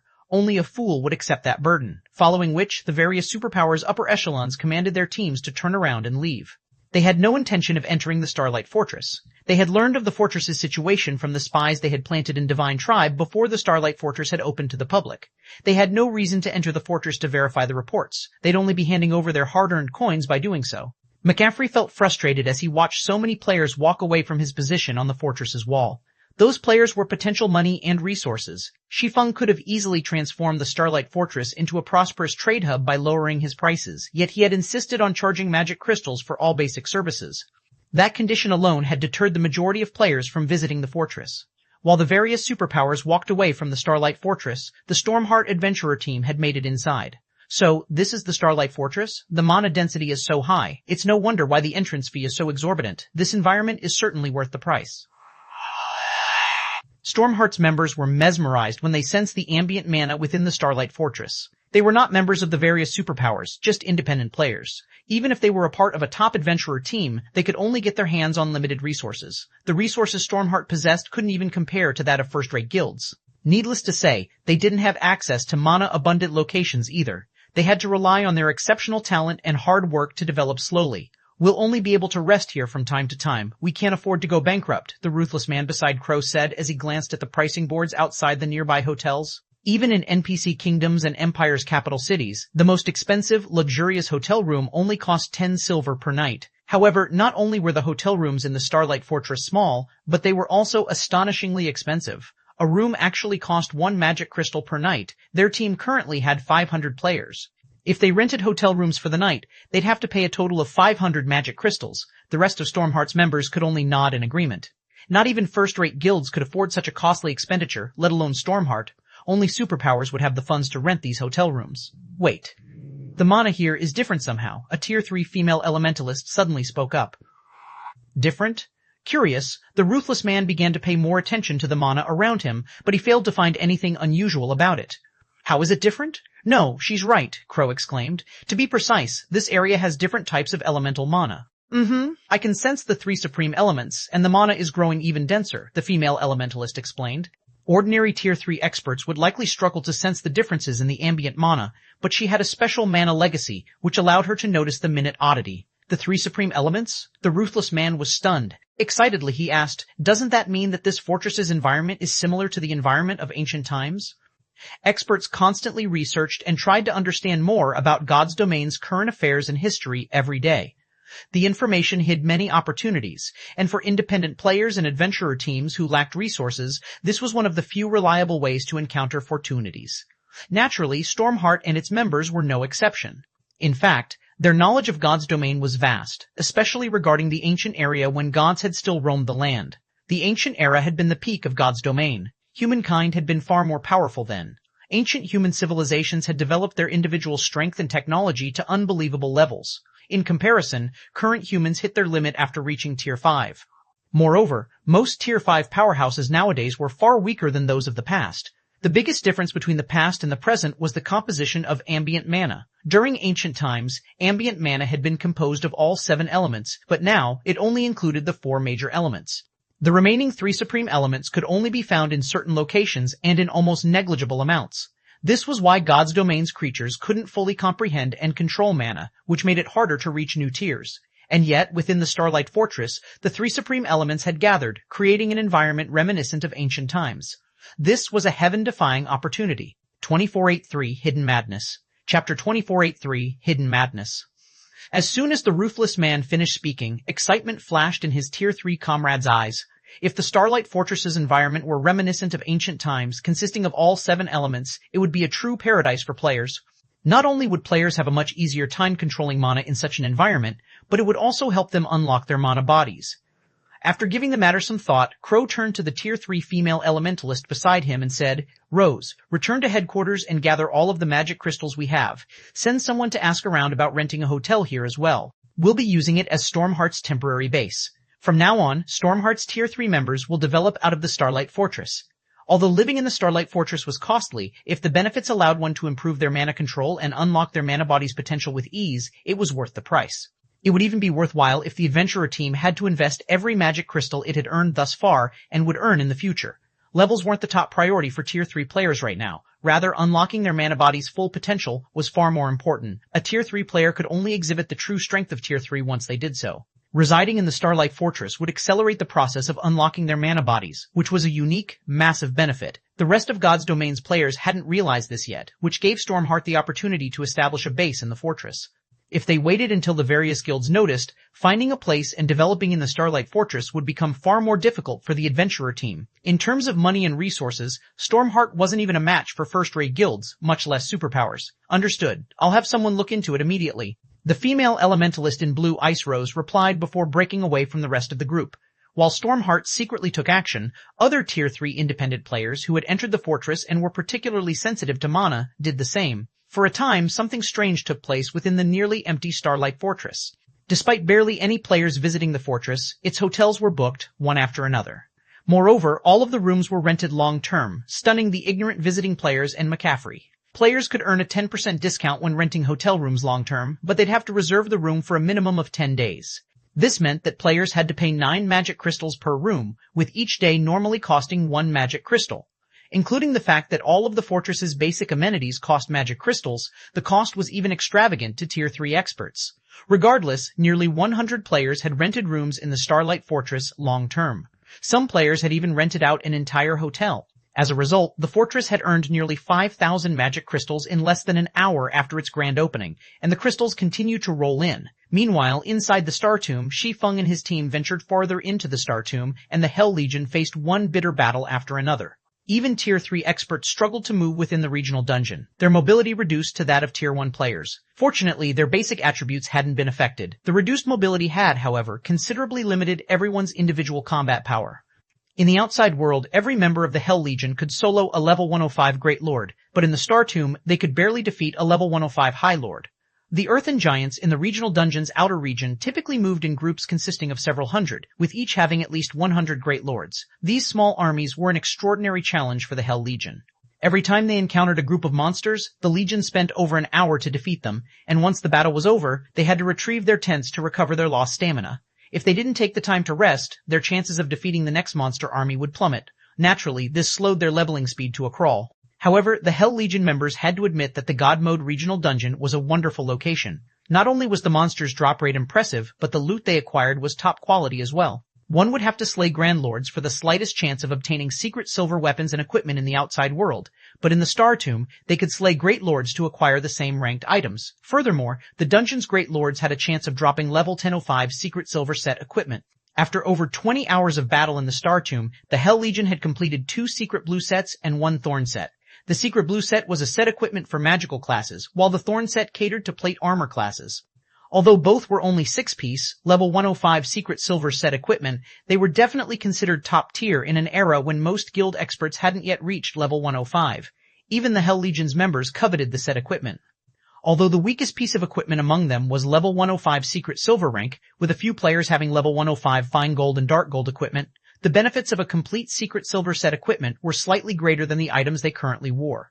If they were willing to part with the set equipment, they could easily demand astronomical prices. Star Tomb's monsters also dropped plenty of magic crystals and mana stones. The Legion had even acquired 3 combat techniques and Tier 2 skill books. Unfortunately, the Hell Legion had entered an agreement with Shi Feng before they had entered the regional dungeon. Since Shi Feng had employed the Legion for this expedition, all loot they acquired would belong to him. The Hell Legion would only gain EXP within the dungeon. Guild leader Black Flame, we found the path to the Star Tomb's second floor ahead, Hellrush reported, gesturing to a massive tunnel not far from the team. The monsters in the area are too concentrated, however, and there are a few Grand Lords in the mix. Pushing past them is impossible. I'm afraid we'll be limited to this area. The Star Tomb's interior had a similar structure to a tower, separated into multiple floors. Each floor was the size of a level 15 map and the outside world was more difficult to clear than the last. As players ascended, they'd also be subjected to higher gravitational force. None of the various superpowers had made it past the central area of the Star Tomb's first floor, near the passage to the second. Reaching the second floor proved almost impossible for current players. To make matters worse, players couldn't use summoning tools or war weapons in the Star Tomb. They couldn't even activate their berserk skills. Combined with the intense gravitational force, the Hell Legion was limited to taking on a few dozen Great Lords and a Grand Lord at a time. If the Legion tried to take on 3 or 4 Grand Lords at once, they'd be eliminated. They wouldn't even have the chance to flee. With their suppressed movement speed, they were considerably slower than the Earthen Giants. Their only option for survival was to slay the monsters. That won't do. Our goal is on the Star Tomb's second floor, Shi Feng said, shaking his head. The Star Tomb had a total of 11 floors, and the first couldn't even be considered the outer region's outer area. They'd barely make it to the dungeon's outer region once they made it to the second floor, and they'd only have a chance of securing a Star of Light by slaying the monsters in that area. It's not that we don't want to reach the second floor, Guild Leader Black Flame, we just can't make it that far. If we start a fight near the tunnel, we'll attract all of the Earthen Giants in the area. Not only will we have to face nearly 1,000 Earthen Giants, but there are also 5 Grand Lords. We're no match for them with our current combat power, Hellrush explained.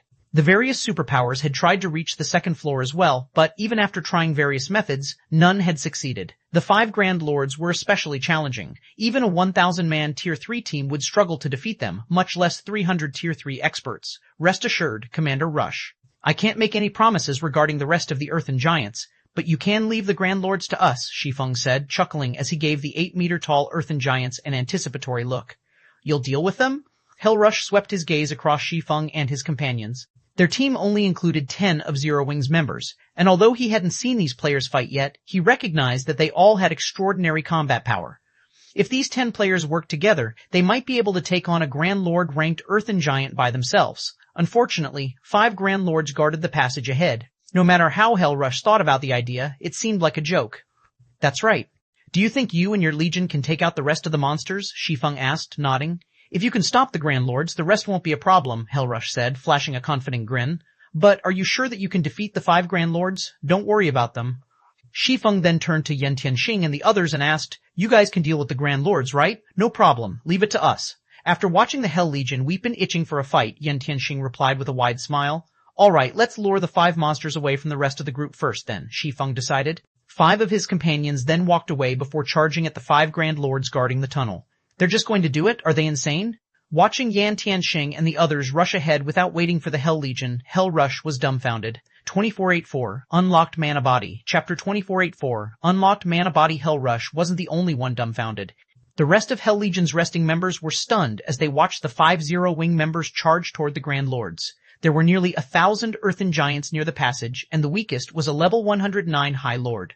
There were over a 100 Great Lords as well, and if they surrounded a 100-man Tier 3 team, the players would be done for. The Earthen Giants weren't affected by the Star Tomb's gravitational force, and thus, both their movement and attack speeds were higher than Tier 3 players. As a result, players had to rely on their basic attributes to block the Earthen Giants' attacks and their techniques to minimize the damage. The Hell Legion could only take on 3 or 4 Earthen Giants at one time. Even if they had superior combat standards, they wouldn't be able to face a larger group and emerge from the battle unscathed. Yet, Yan Tianxing and his 4 comrades charged towards so many of these monsters with no hesitation. Just as Hellrush came to his senses and turned to tell Shi Feng to stop his players, what he saw next left him flabbergasted. Yan Tianxing, Fire Dance, Aqua Rose, Violet Cloud, and Yi Luofei were simply too fast. Despite the Star Tomb's painful gravitational force, those 5 players closed the distance of several hundred yards in 5 seconds, reaching the monsters guarding the tunnel. Impossible. How are they so fast? Did they find a bug? All of the Hell Legion's members were surprised and confused by Yan Tianxing and his party's movement speed. Even with superior basic attributes, attaining such speed in this environment should be impossible. The increased gravitational force had a massive impact on players' speed. Even if a Tier 2 player had double or triple their basic attributes, the Star Tomb's gravitational force wasn't something that could simply be overcome. The Hell Legion's members even suspected that reaching Tier 4 would only boost their speed to the Tier 2 standard. And yet, Yan Tianxing's group moved as easily as they did outside of the regional dungeon. It was unbelievable. Wait, why is the mana around them so dense? Hellrush watched Yan Tianxing's group carefully for a moment, and a thought popped in his mind. Could they have already unlocked their mana bodies? Even as he wondered if it were possible, he found the idea laughable. Most of the various superpowers experts hadn't even begun to unlock their mana bodies, much less to their full potential. The Hell Legion member who had progressed the furthest had only unlocked 20% of their mana body. They still had a long road ahead to reach 100%. They'd likely need 1 or 2, perhaps even 4 or 5, months to accomplish the task. One couldn't simply unlock their mana body's full potential overnight. Players would have to continuously try to understand and control their mana bodies, starting the process from the very beginning. Hence, it was a long and arduous process. However, the mana surrounding Yan Tianxing's group was so strong that it puzzled Hellrush. Thus far, Yan Tianxing and the others hadn't participated in any of their battles, so Hellrush hadn't noticed anything different about the mana around them. He had assumed that they used some special weapon or equipment piece that made the mana around them so dense. Now that these players were on the move, however, the mana around them grew denser, and it wasn't a result of attracting ambient mana. Rather, this mana felt as if it originated from the players. Before Hellrush could shake the thought, however, Yan Tianxing and his companions reached their targets. Earthen Chieftain, Elemental Creature, Grand Lord, Level 112, HP 330,000, A 330,000. An Earthen Chieftain was already an incredibly tough monster in the outside world. Elemental creatures had high magic resistance after all, and the Earthen Chieftain's body was composed of solid stone, which gave it a defense that could rival inferior dragons. There was also the fact that the Earthen Chieftain's HPs were so high. A 100-man team with 30 Tier 3 players would struggle to raid an earthen chieftain in the outside world at this stage of the game, and every team of that caliber was considered first-rate in God's domain. Ordinary powers didn't even have enough experts to form such a team. The instant Fire Dance reached her earthen chieftain, the Grand Lord, which had long since detected the assassin, raised its fist and slammed it down on her. The earthen chieftain was 8 meters tall, and its fists were as massive as boulders. Watching its fist descend toward Fire Dance was like watching a small mountain fall on her. There was no way she could dodge the attack, she'd have to block it. Finally, I can test my mana body's strength properly. A hint of excitement flashed in Fire Dance's eyes as the Grand Lord's fist fell. She immediately unsheathed 1,000 transformations, countering the earthen chieftain's attack with a normal strike.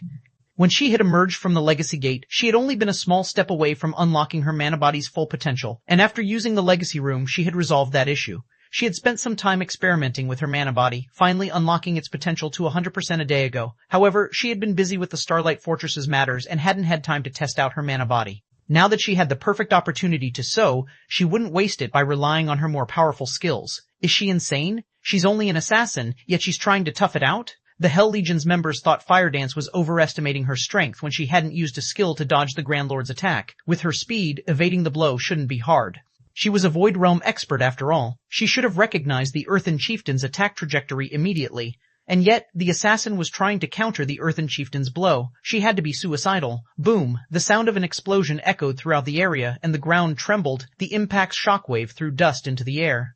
Once the dust settled, the scene before the Hell Legion's members stunned them. She blocked it. An assassin, a class known for its speed, had successfully blocked the Earthen Chieftain's attack. Crap, she actually blocked it. Is she really an assassin? The Hell Legion members felt their worldview crumble when Fire Dance had emerged from the exchange without injury. Not even Thunderbeast, who had the highest strength of any Hell Legion member, would be a match for a monster like the Earthen Chieftain. He'd have to rely on the Legion's healers to tank the Grand Lord. And yet, Fire Dance had countered the attack without taking any damage. Sure enough, an unlocked peak gold mana body is amazing. Even a normal attack is so powerful.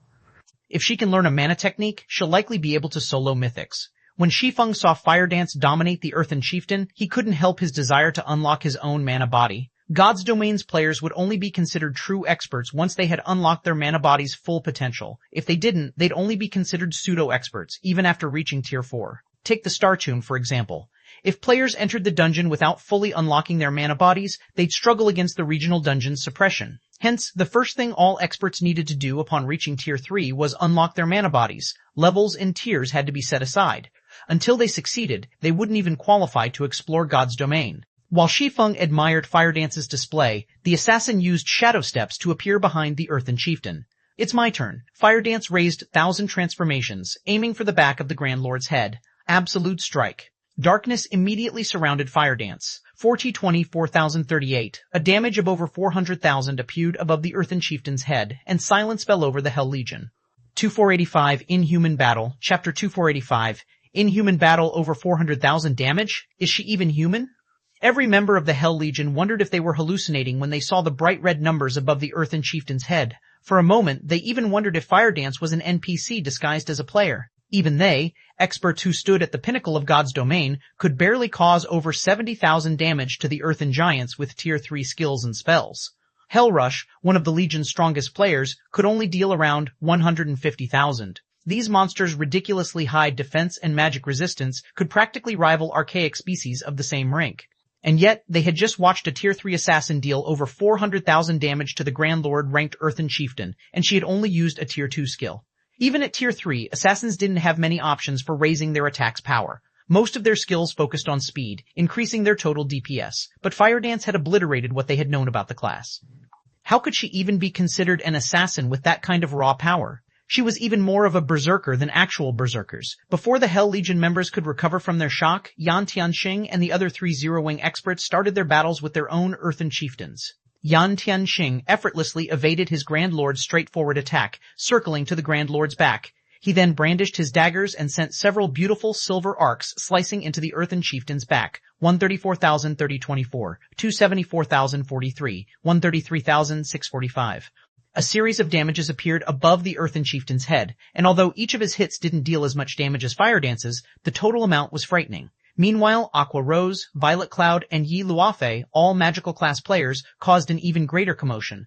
As soon as Aqua Rose finished her spell's incantation, a towering tidal wave manifested before her, devouring the Earthen Chieftain and several dozen Earthen Giants nearby. In one move, Aqua Rose heavily injured the Earthen Giants and Earthen Chieftain, which boasted high magic resistance. She also dealt over 1,000,000 damage to each of them. Meanwhile, Yi Luofei summoned 5 flaming meteors, casting them down on her Earthen Chieftain. 1, 2, 3 meteors. As each meteor struck the ground, the dungeon's first floor trembled violently. By the time all 5 had landed, they had created a crater that was over 100 meters wide and 10 meters deep around the Grand Lord. Of the 3 Earthen Chieftains that faced these magical class players, however, Violet Cloud's target was in the worst state. 300 shadow blades danced around the Grand Lord, each with enough force to make the monster stumble. When all 300 attacked as one, the outcome could only be described as a tragedy. How does Zero Wing have so many monstrous players? At this point, every member of the Hell Legion believed that Yan Tianxing's party could slay the 5 Earthen Chieftains, let alone keep them distracted. They only might need some time to defeat the monsters. Even so, their combat power was astonishing. The 5 Zero Wing experts single-handedly suppressed the Star Tomb's Grand Lords, and not one of them was an MT. Guild leader Black Flame, have they fully unlocked their mana bodies? Hellrush could not help but ask as he watched Fire Dance and the others fight. He couldn't think of any other reason that would allow those 5 players to display such incredible speed and power. Not even the various Super Guild's experts had unlocked their mana bodies' full potential. All of them were still exploring. It hadn't been long since these experts had reached Tier 3 after all. They have. All 5 have reached 100% of their mana body's potential, Shi Feng confirmed with a nod. He had no intention of hiding the fact, nor could he. He couldn't explain away the strength Yan Tianxing and the other 4 displayed as higher basic attributes.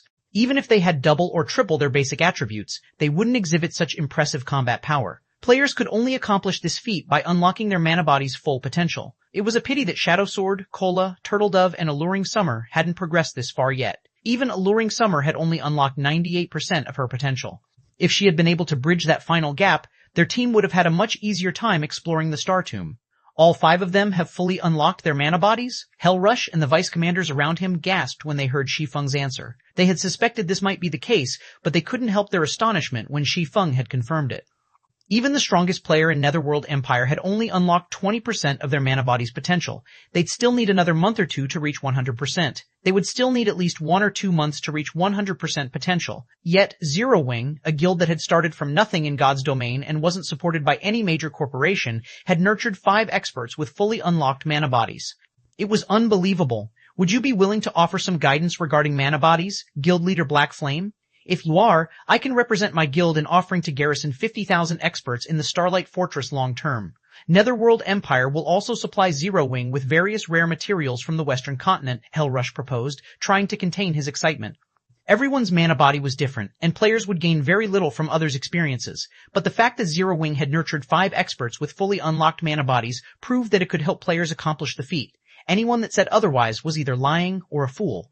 Players would see huge differences in their accomplishments, depending on how soon they unlocked their mana body's potential. The difference between the combat power Zero Wing's members displayed and that of the Hell Legion made that much obvious. After Hellrush presented his offer and request, the rest of his comrades grew restless, watching Shi Feng. They all wanted to hear his answer.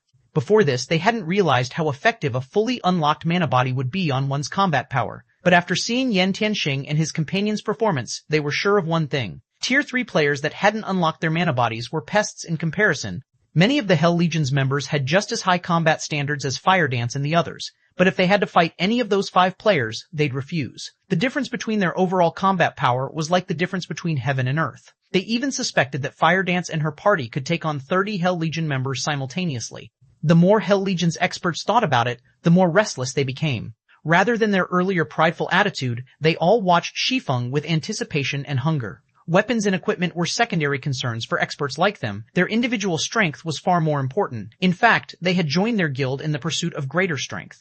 Don't worry about the 50,000 experts, Shi Feng dismissed the offer. He could not help but shake his head and chuckle when he saw everyone's eager looks. Offering guidance for unlocking your mana bodies isn't necessarily impossible, but in exchange, I'd like Netherworld Empire to help me with another matter. In exchange, I will offer some advice.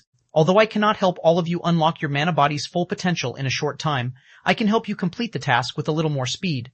Hellrush had to calm his heart again when Shi Feng had agreed. He responded immediately. Guild Leader Black Flame, please, state your demands. If I have the authority to agree to them, I can do so on my guild's behalf. It's very simple. I need 1 month. I won Hell Legion under my command for 1 full month. Shi Feng raised a finger and swept his gaze across the Hell Legion members. 2486 Earthen Chieftains, Lu. Chapter 2486, Earthen Chieftains, Loot. When Shi Feng finished speaking, Hell Rush and the others revealed astonished expressions on their faces. You want to employ us for a month? Hell Rush could not help hesitating upon hearing Shi Feng's demand. Had the swordsman asked for financial assistance, he could have easily approved the request with his authority. However, hiring the entire Hell Legion for 1 whole month was a different story. The Hell Legion was one of Netherworld Empire's trump card legions. The Legion's first priority was the improvement of its members' strength and level, which was why the guild would invest tons of resources in the Legion.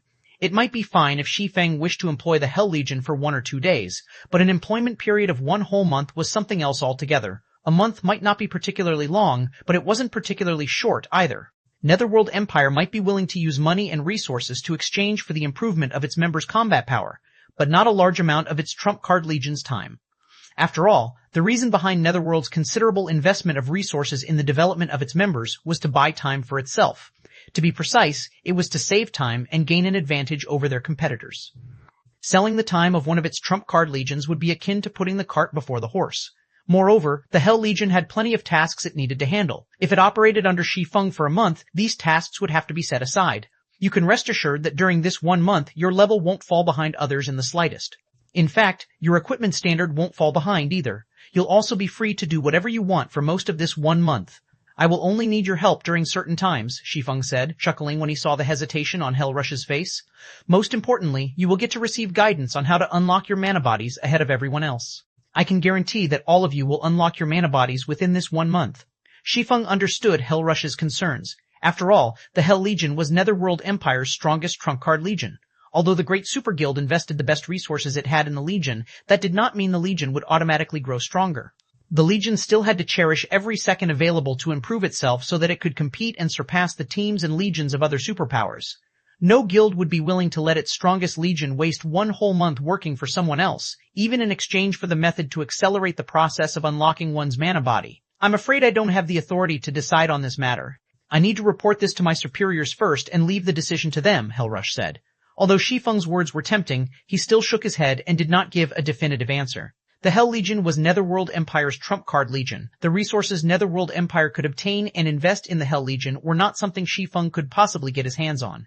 Moreover, Netherworld Empire might not have any methods to accelerate the unlocking process of a player's mana body now, but that might not be the case a few days later.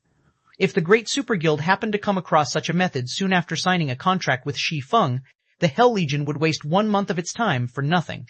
With the Hell Legion's capabilities, the opportunities it stood to lose out on from 1 month's idleness were massive. Alright, I'm not in a hurry to settle this deal. You can think it over once you return, Shi Feng said, not the slightest bit surprised by Hell Rush's reply. After all, this was no longer a decision Hell Rush could make as the Hell Legion's commander. Only Netherworld Empire's guild leader and grand elders could. Thank you for your understanding, guild leader Black Flame. We will give you a reply as soon as possible, Hell Rush said, nodding. Inwardly, though, he felt that the likelihood of his higher-ups approving this transaction was minimal. After all, a month was simply too long, especially with the number of Tier 3 players in God's domain rapidly increasing.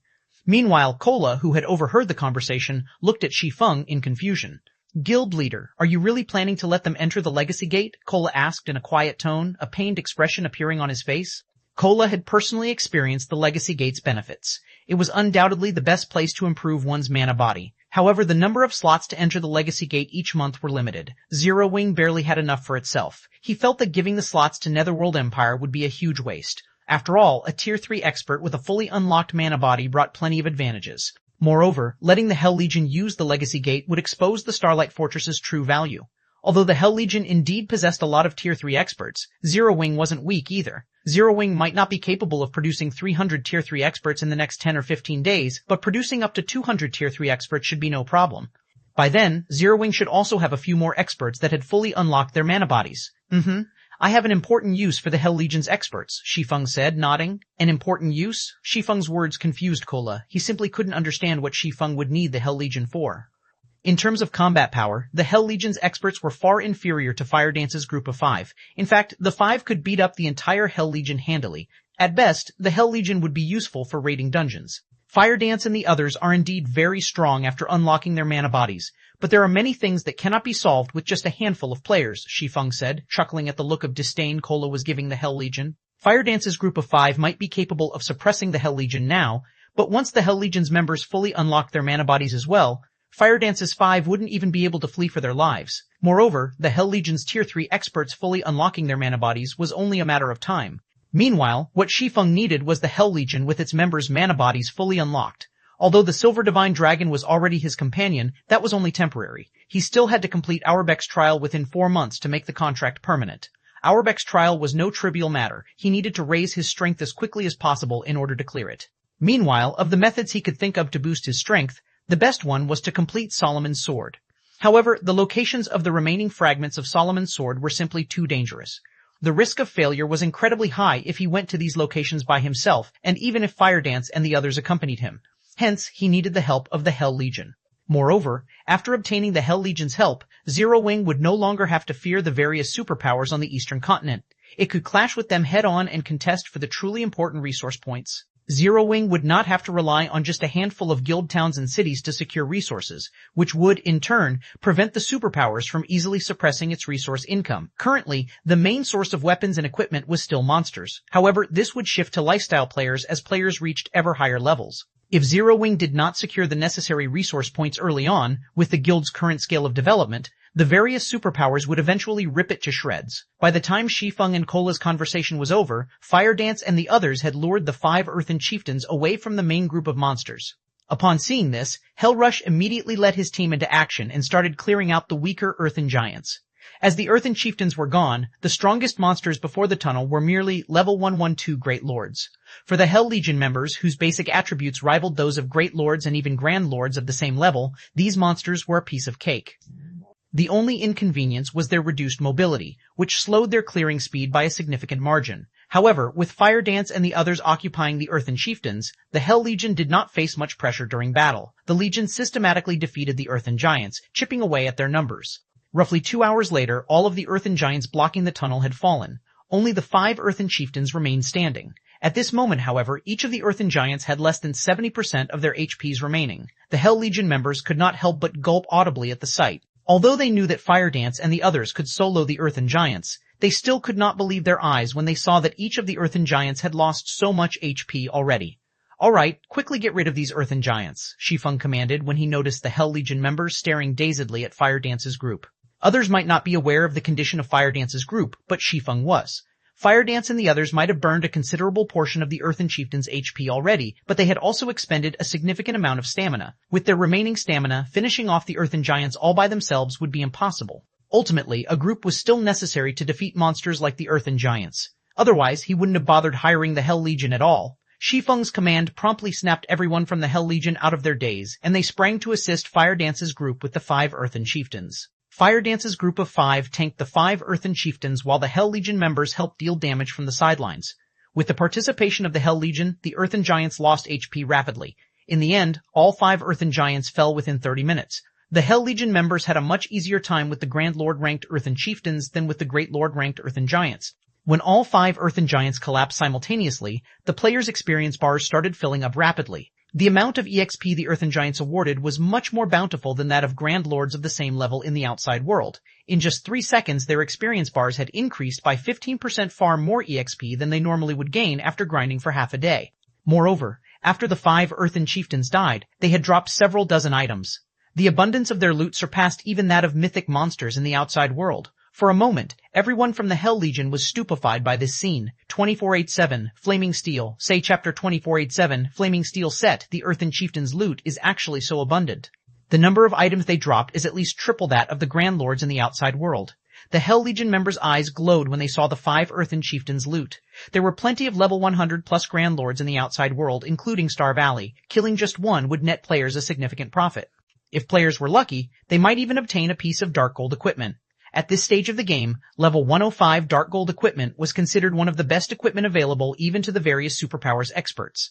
As for level 100 plus epic weapons and equipment, they were things that could be obtained only by killing level 100 plus mythics, an incredibly difficult feat. Moreover, the drop rate wasn't 100% either. Usually, all level 100 plus epic items a guild obtained would be allocated to the guild's elders. Even the guild's peak experts would not get any. Hence, for most experts right now, level 105 Dark Gold equipment was the best equipment available. Now, the 5 earthen chieftains had dropped loot equivalent to that of 15 grand lords in the outside world. This was simply a jackpot. Moreover, the earthen chieftains also granted much more EXP, equivalent to that of a mythic monster in the outside world. While the Hell Legion members were quietly discussing this matter among themselves, Aqua Rose and the others quickly collected the earthen chieftains' loot. Guild leader, we're quite lucky this time. These 5 earthen chieftains dropped a total of 7 pieces of level 110 fine gold equipment and 12 pieces of level 110 secret silver equipment. Among the secret silver equipment is a pair of plate armor gloves that belongs to an 8-piece level 110 secret silver set equipment, Aqua Rose joyfully reported to Shi Feng after organizing the loot. In regard to this situation, Shi Feng wasn't surprised in the slightest. Although they were currently on the Star Tomb's first floor, this place was still a God Mode regional dungeon. Such loot was very normal. Moreover, nobody had defeated these earthen chieftains before. The fact that these Grand Lords dropped level 110 fine gold equipment and level 110 secret silver set equipment was nothing special at all. Level 110 fine gold equipment and level 110 secret silver set equipment? Hellrush was astonished when he overheard Aqua Rose's report, because the weapons and equipment the earthen chieftains dropped were slightly better than even some of the items he had equipped. His equipment already ranked among the best available in the entire Netherworld Empire. Only a select few in the guild had better. Moreover, if not for the several pieces of level 100 plus epic items on him, then his equipment might have gotten surpassed altogether. Here, take a look, Aqua Rose said, smiling as she shared the attribute panels of the equipment they obtained with Hellrush, not bothering to hide the item's attributes. After all, everyone from Zero Wing had much better equipment. Isn't this flaming steel set a little too powerful? If one of our MTs were to equip it, they could most likely tank an earthen chieftain all by themselves. Hellrush exclaimed, a passionate flame burning in his eyes as he stared at a pair of plate armor gloves. Although the current Hell Legion's MTs were already well equipped, with some even possessing 2 pieces of level 100 plus epic equipment, the overall standard of their equipment would still be inferior by a large margin when compared to the flaming steel set. Just the bonuses from the set's 5-piece and 8-piece set effects alone could already rival those from being fully geared in level 110 fine gold equipment. The 5-piece set effect increased not only the user's defense skill by 3 levels, but also the user's defense attribute by 25%, while the 8-piece set effect increased the user's HP and physique by 25%. These bonuses allowed MTs to become sturdier with much greater mobility. An MT geared in the flaming steel set would have no problems tanking level 100 mythic monsters in the outside world. Upon thinking up to this point, Hellrush had the urge to have the Hell Legion continue grinding in the Star Tomb even after working for Shi Feng. After all, if the Hell Legion secured a complete flaming steel set, it would have a much easier time raiding level 100 super large-scale team dungeons. However, Hellrush soon shook his head and smiled bitterly. Although the temptation was strong, nobody in the Hell Legion was capable of tanking the Earthen Chieftains right now. If not for Aqua Rose and the others keeping the Grand Lords in check, the Hell Legion would have been helpless against the monsters. If Commander Rush likes this flaming steel set, once we collect a full set, I don't mind selling it to you, Shi Feng said, smiling when he saw Hell Rush fall silent after seeing the flaming steel set's attributes. Guild leader Black Flame, are you serious? Hell Rush reflexively sought confirmation. The flaming steel set was top-tier set equipment for MTs, which definitely could not be bought in the outside world. In fact, even the various super guilds did not possess such excellent set equipment right now. Moreover, one could use the flaming steel setup to level 115. Actually, although the set could grow only up to level 115, with how excellent its attributes were, players should still be able to use it even after reaching level 20. Only epic equipment could surpass the flaming steel set. Of course, I never joke. In fact, if the Hell Legion accepts my condition, let alone one flaming steel set, even obtaining 20 or 30 sets of set equipment on par with the flaming steel set wouldn't be a problem, Shi Feng said, nodding. The flaming steel set was indeed excellent for current tier 3 players. However, as more players fully unlocked their mana bodies, such set equipment would become very common. Not to mention, after a certain point, experts should only be geared in dark gold equipment or set equipment at the very minimum, because past level 100, only dark gold equipment or better could adapt to players' mana bodies. If players with fully unlocked mana bodies fought using equipment at the fine gold rank or below, they would rapidly deplete the durability of their equipment. In fact, after reaching tier 4, players couldn't even consider using secret silver weapons and equipment, since such low-caliber weapons and equipment couldn't endure the power of a tier 4 mana body, becoming useless after the execution of one skill or spell. This was the eternal pain that all expert players that had fully unlocked their mana bodies faced. Only very few players in God's domain had fully unlocked their mana bodies, so players were still unaware that having an overly powerful body was also a problem. 30 sets? Hellrush could not help being tempted. Previously, he had felt that the 1-month employment period Shi Feng proposed was too long. However, he started wavering after hearing that the Hell Legion could get its hands on 30 sets of set equipment that was on par with the Flaming Steel set equipment. After all, even if the Hell Legion desperately grinded for 1 month, few of its members could reach level 20 in that period. Meanwhile, the Flaming Steel set equipment was top-tier set equipment that could still be used even after players reached level 120. In other words, even after working for Shi Feng for a month, the Hell Legion would retain an edge over the teams of other superpowers when it came to equipment standards. Now, he felt that he needed to have a proper discussion with his superiors in the guild. Since we've taken care of the monsters already, we should head to the second floor. If we continue resting here, the monsters might respawn, Shi Feng said after seeing that everyone was sufficiently rested. Everyone promptly stood up from the ground and entered the tunnel leading to the Star Tomb's second floor. The tunnel was long and narrow. Not only did it not have any monsters, but the ambient mana inside was also incredibly dense. This situation allowed everyone to relax their mental states considerably. Meanwhile, after walking for around 5 minutes, the team arrived on the Star Tomb's second floor, where a strong pressure greeted everyone. Why is the gravity here so much higher than on the first floor? Aqua Rose immediately felt uncomfortable when she stepped onto the second floor. On the first floor, she had barely felt the effects of the increased gravitational force. Now, however, she could actually feel her body growing significantly heavier. Even her mobility was negatively affected. The gravity here is twice as strong as that of the first floor. It seems this floor will be our limit. When Shi Feng sensed the gravitational force on the second floor, he, too, felt a little surprised. He never thought that the gravity here would be so powerful. From what he knew, the gravitational force players experienced inside the Star Tomb would grow ever higher with each floor they climbed, hence, ascending the Star Tomb was incredibly difficult. After reaching the 4th floor, even Tier 3 players that had their mana bodies fully unlocked would be incapable of combat without anti-gravity equipment. However, anti-gravity equipment had always been considered incredibly rare in God's domain. In fact, lifestyle players couldn't produce it, as its creation involved ancient technology. Following which, Shi Feng and the others started clearing out the monsters outside the tunnel's exit.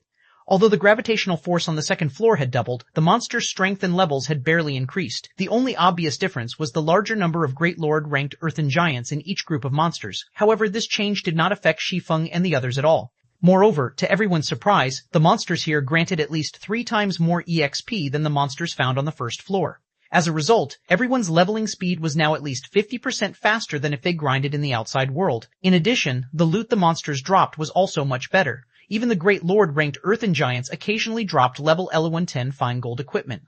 Aside from having better loot, the Star Tomb's second floor had much thinner mana than the first floor. Hence, everyone could actually improve their control over the mana inside their mana bodies as they fought, which inspired everyone to fight much more fervently. In such a way, the team grinded on the second floor for 2 whole days, moving from the outer area to the inner area. Many players on the team leveled up from the abundant EXP.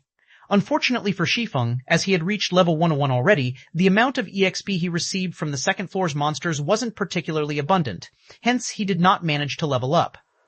As if to rub salt in the wound, despite killing numerous Grand Lords, he still didn't obtain a Star of Light during the past 2 days of grinding, contrary to his expectations. Guild leader, I discovered an inferior legendary treasure chest over here. Firedance, who was scouting ahead of the team, reported excitedly through the team chat. An inferior legendary treasure chest. Shi Feng was stunned when he heard Firedance's words. How is this possible? According to his memories, the Star Tomb shouldn't possess a single treasure chest, much less an inferior legendary treasure chest. 2488 Demon God's Temptation. Chapter 2488 Demon God's Temptation. Could it be a pioneering benefit? After giving the matter some thought, this was the only possibility Shi Feng could think of. In his previous life, there was never any news of anybody discovering a treasure chest in the Star Tomb despite the many teams grinding there back then. Any treasure chest opened in the Star Tomb would definitely have caught the attention of others. However, nobody had ever seen any signs of a treasure chest being opened in the Star Tomb. Hence, everyone had always believed that this regional dungeon did not spawn treasure chests, and that players could only obtain resources and treasures from killing bosses there. However, Shi Feng did not put too much thought into the matter.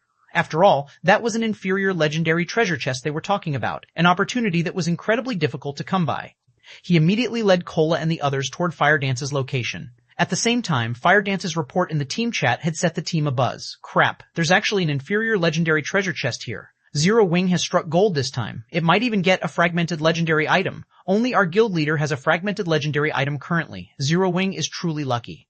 The several vice commanders of the Hell Legion grew incredibly envious upon hearing about the discovery of an inferior legendary treasure chest. If not for Zero Wing being their ally, they would have most likely done everything they could to contest for it. Currently, in the opinion of most experts, epic weapons and equipment were the highest ranked items available in God's domain, while fragmented legendary items and the like were mere rumors. After all, items of such caliber had yet to appear on the market. In fact, the majority of the various superpowers still didn't have any concrete information relating to fragmented legendary items.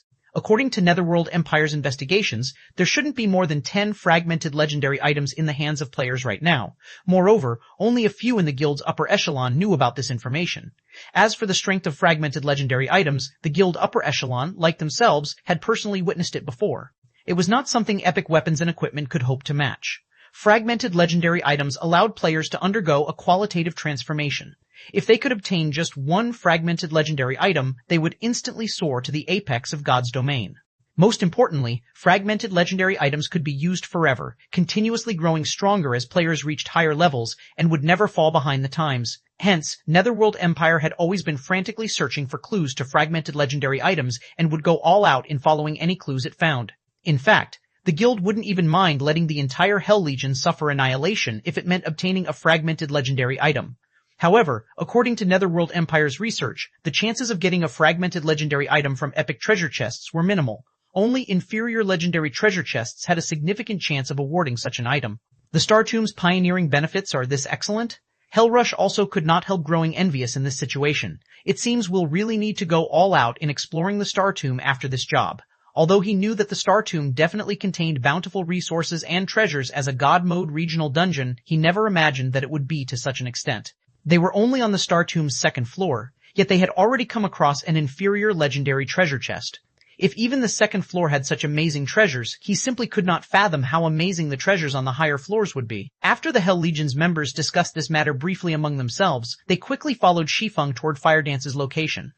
The environment of the Star Tomb's second floor was a tropical rainforest. However, unlike the rainforests in the real world, the rainforest here was home to colossal trees. Entering this place felt like entering a land for giants. Ordinary humans would look incredibly small here. After traveling through the forest for around 20 minutes, the team arrived before a barren hill, which actually had an ancient temple erected on it. A dark fog enveloped this shrine, evoking an indescribably gloomy sensation. Through the open gates, one could see a gigantic treasure chest sitting in the middle of the shrine. This treasure chest gave off the distinctive orange-red glow of an inferior legendary treasure chest. Guild leader, we've struck the jackpot this time. It really is an inferior legendary treasure chest, Kola said, excitement surfacing on his face when he spotted the gigantic treasure chest. This was no longer Kola's first time seeing an inferior legendary treasure chest. Although he didn't think that Firedance would make a mistake, after verifying Firedance's claim with his own eyes, he still could not help his surprise. After all, he had personally experienced the strength of a fragmented legendary item before. At this moment, aside from Kola, Aqua Rose and the other Zero Wing members present also revealed excited expressions on their faces. After all, so long as they managed to obtain a fragmented legendary item from the treasure chest, Zero Wing would have another Apex expert, something the guild lacked the most right now. However, unlike the Zero Wing experts, the members of the Hell Legion did not reveal any joy or envy upon seeing the inferior legendary treasure chest. On the contrary, they even started shaking their heads in disappointment. What a pity. It's actually a demon god's temptation, Hellrush sighed as he gazed at the gloomy temple.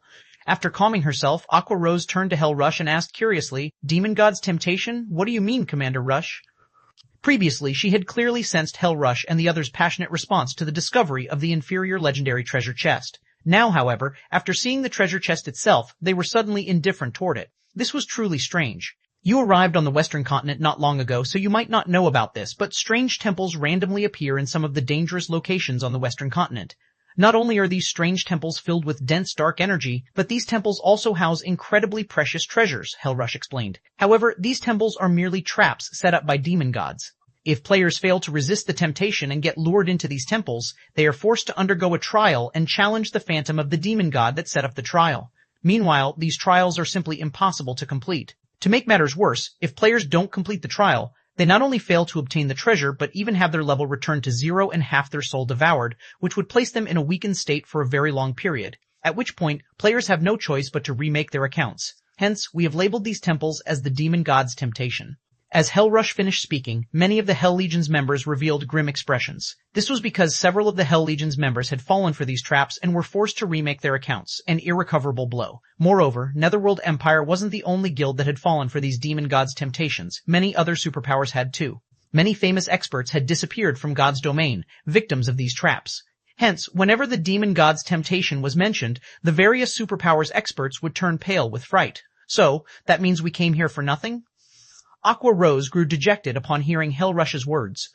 Although she still had the urge to challenge the demon god's temptation even after hearing Hellrush's explanation, reason stopped her. Her current combat power might be far superior to Hellrush's and the others, but some trials in God's domain did not just test players' combat power, but also their combat standards. Players would need to meet the requirements for both to pass those trials. Meanwhile, when it came to combat standards, Hellrush was leaps and bounds above her, and considerably superior even to Yan Tianxing, who was a domain realm expert. If even an expert of Hellrush's caliber had given up on the demon god's temptation without hesitation, how could someone like herself possibly succeed? Don't even think about it. The greater the treasure stored inside a demon god's temptation, the more difficult the trial would be. Previously, a trial that housed an epic treasure chest already forced players to go up against a demon god's phantom of the same level and tier. With the reward being an inferior legendary treasure chest right now, I'm afraid the phantom summoned will be at least one tier higher than the challenger, Hellrush advised. He too was tempted by the prospects of obtaining an inferior legendary treasure chest. If there were even the slightest possibility of success, he would most likely give the trial a try. However, that was not the case for the trial before him. Challenging it would be akin to making a bet guaranteed to lose. After all, the opponent summoned would be a tier 4 phantom of a god. The other members of the Hell Legion also agreed with Hellrush's words. With their current strength, they could only admire the inferior legendary treasure chest from afar. They had to be tired of living to try to obtain it. No, we're not completely without options, Shi Feng suddenly said. 2489, Circumventing the Rules? Chapter 2489, Circumventing the Rules? Hellrush and the Hell Legion's other members gave Shi Feng a strange look after he spoke up. They had already explained the demon god's temptation to the Eastern players. They hadn't expected that Shi Feng would still aim to claim the inferior legendary treasure chest. Trying to take that chest would be the equivalent of trading one's life for wealth. Guild leader Black Flame, you won't be able to use your berserk skills or any magic tools once inside the temple. You'd have to face the demon god's phantom by relying on your own power. Although the phantom isn't a true demon god, a demon god did create it. It's far stronger than a hero of the same level and tier, Hellrush explained. If you fail, you'll have to remake your account. Hellrush could sympathize with Shi Feng's desire.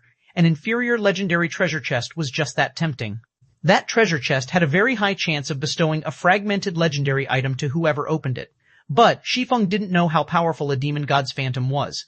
Hellrush might have considered the task of obtaining the chest too if he hadn't seen a demon god's phantom for himself, but he had. The Hell Legion's members nodded in agreement with their commander. They acknowledged Shi Feng for his strength, but the man wasn't powerful enough to challenge a demon god's phantom and survive.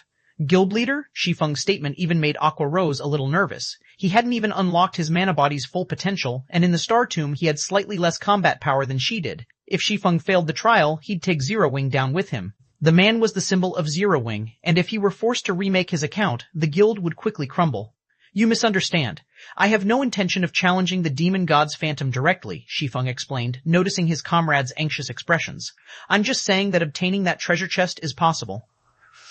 Obtaining the treasure chest without challenging the demon god's phantom?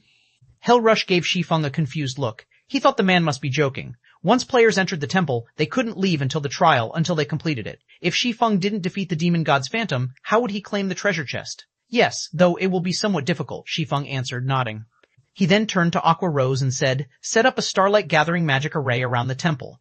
Then, I want you to stand guard and prevent any monsters from approaching. Shi Feng knew far more about the ancient gods and their phantoms than anyone in God's domain. Not even a dragon of the same tier would approach an area guarded by an ancient god's phantom. The phantom's strength was on par with that of a divine dragon. As he was now, he wouldn't last 3 or 4 hits against a demon god's phantom of the same tier, much less against a phantom that was 1 tier higher. While he might not be able to defeat a demon god's phantom, however, obtaining that treasure chest was a different story. Many confident experts had challenged demon god's temptations during his previous life, but they had all been forced to set up new accounts. Not even apex experts had succeeded. However, one independent player had secured the treasure within a demon god's temptation at some point, and that independent expert had posted about his victory on the forums.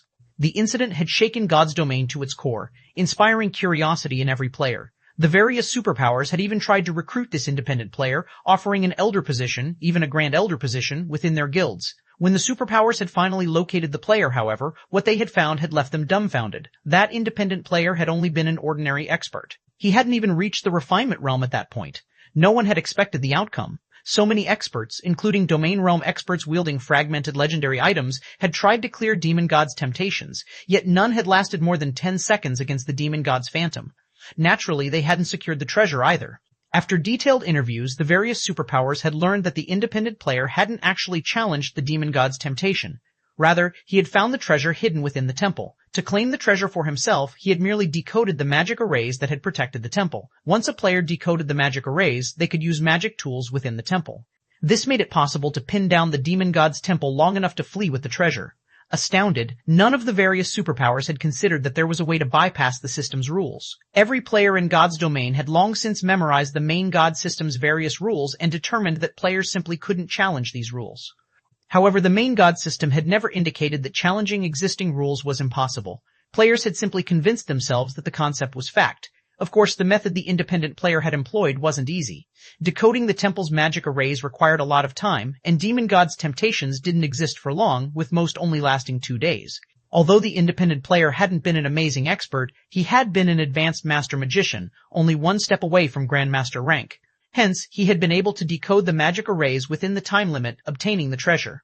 Unfortunately, of the many powers that had attempted to use the same method, very few had succeeded. Demon God's temptations appeared at random, and even if players found one, challenging it would be pointless if they couldn't decode the magic arrays before the temple vanished. Even if they succeeded, they'd still have to escape the Demon God's phantom. If they couldn't last 20 or 30 seconds, escaping with the treasure would be impossible. Now that Shi Feng was a master magician, albeit only at basic rank, he had a chance of decoding the temple's magic arrays. The time limit was the only problem, but Shi Feng couldn't care less. Since he had stumbled across a Demon God's temptation, giving up without trying would be a waste. Meanwhile, confused, Aqua Rose and her companions did as they were told, setting up a starlight gathering magic array around the temple. As they did, the magic arrays concentrated the ambient mana, which skyrocketed around the temple. Now that the mana density is higher, I should be able to decode the arrays faster. Next, I'll have to race against time. Sensing the gathering mana, Shi Feng took a deep breath and approached the stone pillars around the temple. He then began to decode the magic arrays that protected the temple. The several ancient pillars suppressed space around and inside the temple. Essentially, they were the core magic arrays that sealed the temple. If he could decode them, he could enter and leave the temple freely until the magic array's auto-repair completed. He would not have to worry about being trapped or not having access to magic tools within the temple. Commander, Black Flame has gone insane. Those are the system's magic arrays, yet he's trying to decode them. Thunderbeast was stunned as he watched Shi Feng approach one of the stone pillars and get to work. I don't know, Hellrush said, shaking his head. However, he hired us. Since he wants to try decoding the magic arrays, we can only comply with his wishes. In any case, we can use this opportunity to get some rest. Hellrush assumed Shi Feng had already submitted to the temptation and become obsessed with the inferior legendary treasure chest. But Shi Feng must realize that defeating a demon god's phantom was impossible, coming up with another method to tackle the demon god's temptation. Although Hellrush thought the swordsman's idea was even less feasible than confronting the phantom directly, he had no reason to stop the man since this method wasn't dangerous. The Hell Legion began to relax as they kept an eye on the surrounding monsters. Meanwhile, excitement welled within Shi Feng as he examined the temple's magic arrays. It turned out that they weren't as powerful as he had assumed, only somewhat complex, consisting of a series of linked master magic arrays. These weren't nearly as formidable as the magic arrays that had entrapped the Silver Divine Dragon. Given enough time, decoding these arrays wouldn't be a problem. Shi Feng frantically decoded the core magic arrays engraved on the ancient stone pillars as time flew by. 3 hours, 6 hours, 12 hours. The harder Shi Feng tried to decode the magic arrays, the more impressed he became. These arrays offered a lot of insight into magic arrays' structure and manipulations.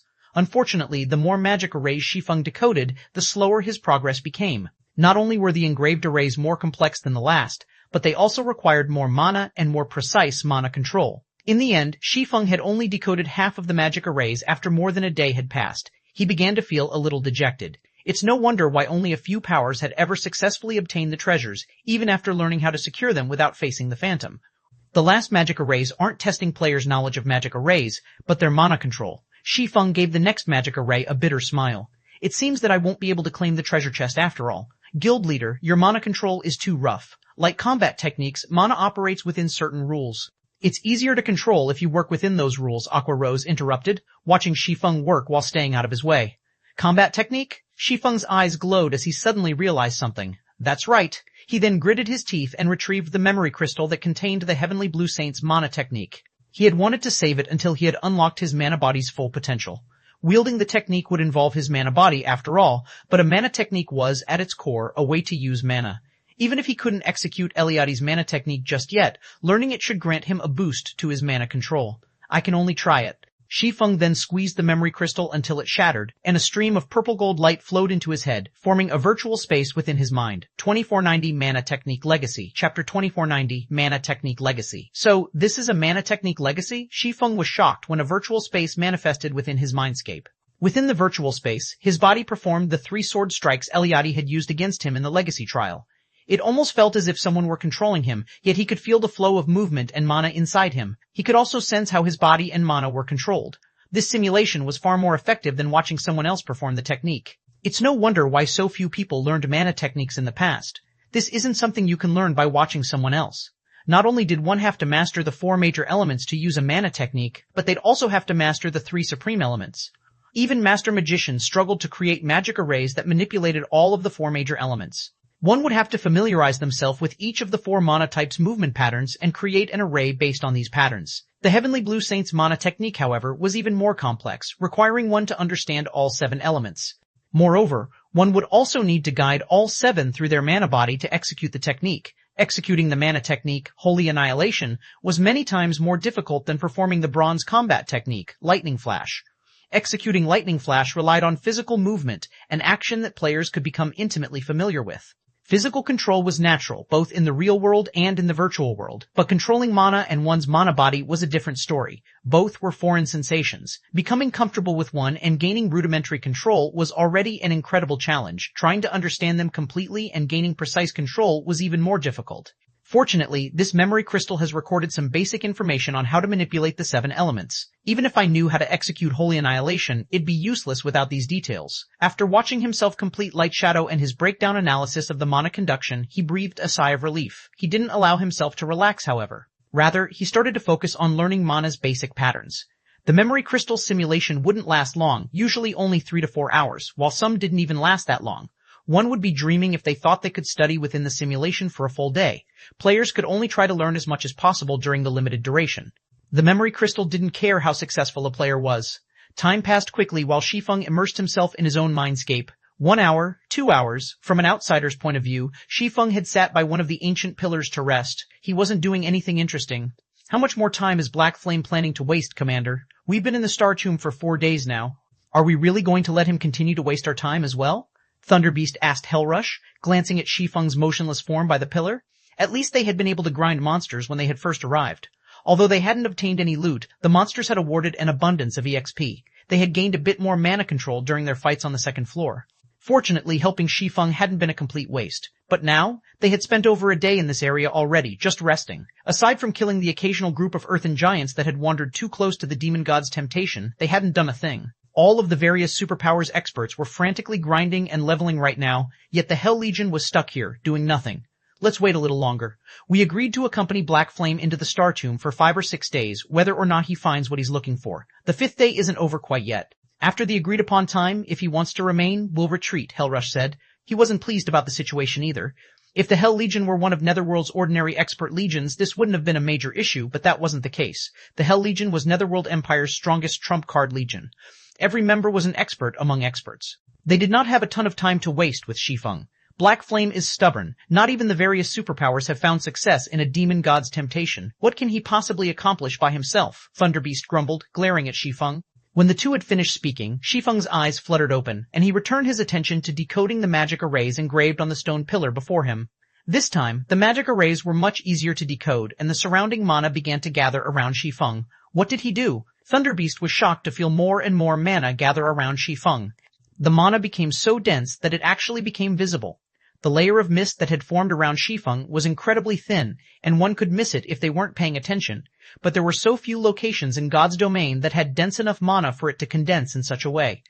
Naturally, the various superpowers coveted every one of these locations. His mana control has improved.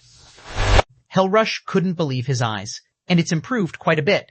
You can actually attract so much mana with better mana control? Thunderbeast gave his commander a skeptical look. With enough control, it is possible. I've met a Tier 4 magical class NPC that gathered a ridiculous amount of mana just by manipulating the mana around him. He hadn't even used any skills or spells. The female elementalist beside Hellrush contributed. Black Flame is just a swordsman. How can he have so much control over mana? Thunderbeast glanced at Shi Feng again, astonished.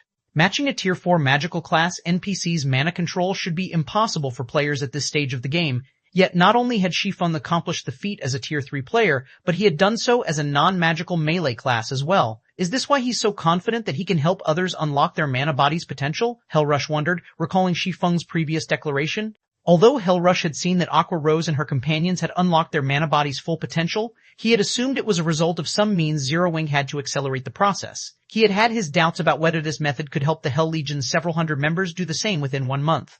Every player had a different mana body, and unlocking their potential would differ as well. Seeing Shi Feng with mana control to rival that of a Tier 4 magical class NPC, however, the swordsman's claim seemed more plausible. A player's mana control played a huge part in unlocking their mana body, which was why magical class players found the task much easier than physical class players. And yet, even Zero Wing's members, especially Aqua Rose and the other magical class players, stared at Shi Feng dumbfounded.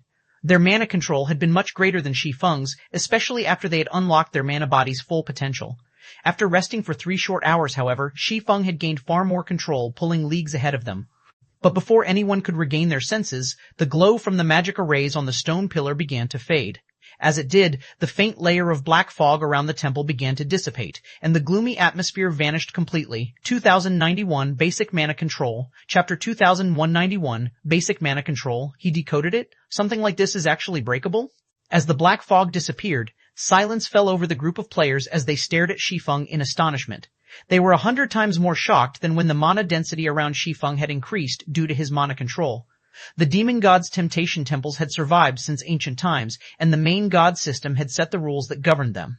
Players had no choice but to follow these rules if they wished to complete the demon god's temptation. Not even the various superpowers could manage to get around these rules. None of God's Domain's players would even dream of breaking these rules, since they had already accepted the main god system's rules as an integral part of their lives. However, Shi Feng hadn't just refused to follow these rules. He actually broke them. He had shaken their very understanding of God's domain. He succeeded? How is this possible? Thunderbeast stared at Shi Feng in shock. He could hardly believe what was happening, yet with the results of Shi Feng's efforts before him, he couldn't deny it. Is he really a player? Thunderbeast began to suspect that Shi Feng wasn't actually another player, but an NPC in disguise. First, Shi Feng had displayed mana control that rivaled Tier 4 magical class NPCs. Then, he had successfully decoded the magic arrays that sealed the temple. Neither feat should be possible for current players. It's no wonder why Divine Tribe was willing to work with him, even without demanding some of the Starlight Fortress's shares and going as far as to station so many of its members in the fortress. Is this his true trump card? Hellrush could not help his bitter smile as he watched the magic arrays around the temple lose power. Hellrush had assumed Zero Wing had gotten extremely lucky to obtain a dragon and a fortress prison after capturing the Starlight Fortress. These factors were the very reasons that the Hell Legion hadn't been able to cause trouble for the fortress. Still, he hadn't felt particularly threatened by Zero Wing's small group. The guild's foundations in the west were pathetically weak, even with 5 experts that had unlocked their mana body's full potential. A handful of players wasn't enough to influence a guild's standing in the overall competition between God's Domain's many guilds, especially in the competition between the various superpowers.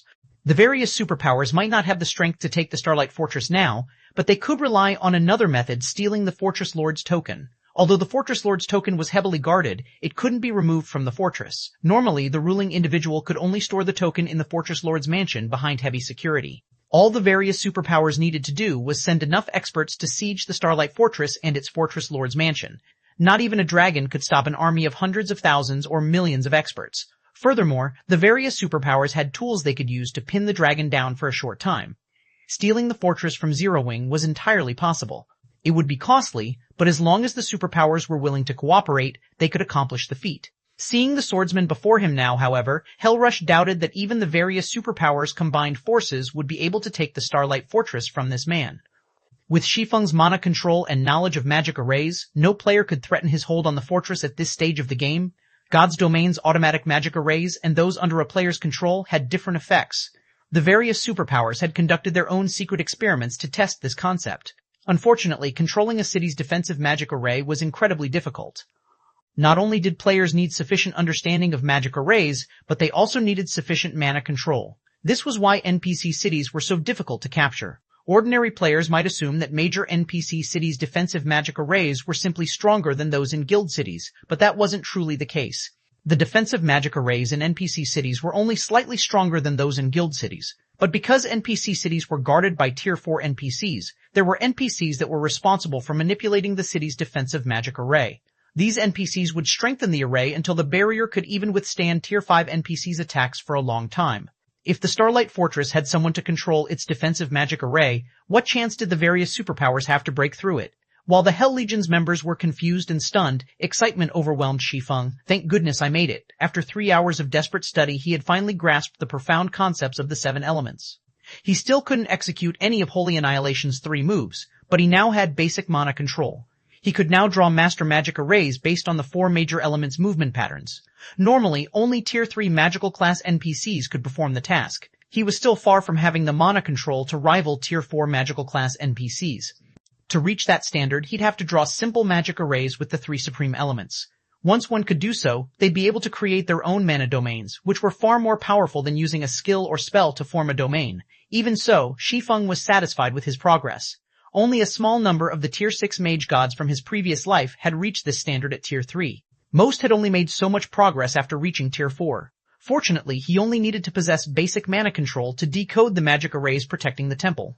As an additional bonus, he was now on the brink of becoming an intermediate master magician thanks to the Holy Annihilation legacy. Decoding these arrays proved far easier than it had been, and he completed the task in no time. His success also excited Aqua Rose and the other Zero Wing experts. Now that the magic arrays had been decoded, they had a chance of claiming the temple's inferior legendary treasure chest. If they could get their hands on that treasure chest, Zero Wing might gain another fragmented legendary item, which meant the guild could gain another Apex expert. Before Aqua Rose and her companions could celebrate, however, a 7-meter-tall figure in pitch-black armor and wearing a horned helmet appeared within the temple. This figure also wielded a pitch-black axe, ready for battle. The moment the figure appeared, the temple began to radiate an intense amount of divine might. Even Hellrush and his legion, who stood over 300 yards away from the temple, were overwhelmed by a sense of dread. Demon God, Atlock God's Phantom, Mythic level 120 HP, level 120 HP? A level 120 NPC's combat power was in a completely different league than that of a level 110 NPC. Right now, Atlock was even stronger than the Silver Divine Dragon, Auerbeck. Are you really going in there, guild leader? Aqua Rose asked worriedly. She had been confident of their chances of securing the inferior legendary treasure chest before she had seen Atlock, but after witnessing the demon god's phantom for herself, she realized how wrong she had been. She wouldn't last more than 5 seconds against the phantom. Even from so far away, the demon god's divine might reduced her combat power by at least 30%. She'd lose even more once she was within attack range. I've already gone this far. I have to try, Shi Feng said, gritting his teeth. The demon god's temptation appeared at random. One would have to be incredibly lucky to encounter one. If this demon god's temptation had only housed an epic treasure chest, he would have dismissed it without a thought. But he'd be wrought with regret if he gave up on an inferior legendary treasure chest without trying his best. Even after a decade in God's domain, fragmented legendary items had been extremely rare, and everyone was a priceless treasure. Although Shi Feng remembered a few clues that would lead to fragmented legendary items, whether or not he could claim them was another matter altogether. Since he had a high chance of securing a fragmented legendary item now, how could he walk away without putting up a fight? His opponent might be a level 120, tier 4 demon god, but he still had a chance of victory. He didn't actually have to fight the phantom. He just needed to buy enough time to take the treasure chest and get out. After giving his answer, Shi Feng approached the temple. What? He's really going in? Thunder Beast gaped in shock. Words were no longer sufficient to describe the demon god's strength. Just having the courage to enter the temple was impressive, not to mention fighting Atlock. That demon god could likely even instant kill tier 4 NPCs, let alone current tier 3 players. There was no way to buy time with such an opponent on one's heels. Shi Feng had decoded the temple's outer magic arrays, allowing players to enter and leave the temple freely and use magic tools, but the temple's inner magic array remained intact. The inner magic array ensured that only one player could enter the temple at a time. In other words, Shi Feng would have to face the tier 4 demon god by himself. How much time could he possibly buy himself? Puny adventurer, you are capable and brave. You've decoded the magic array I had set up outside, and you even dare to enter my temple after seeing my phantom. Atlock addressed Shi Feng, a hint of recognition lacing his tone. However, his words also contained a trace of anger. But this ends now. Since you have dared to break my trial, I will eliminate you from this world.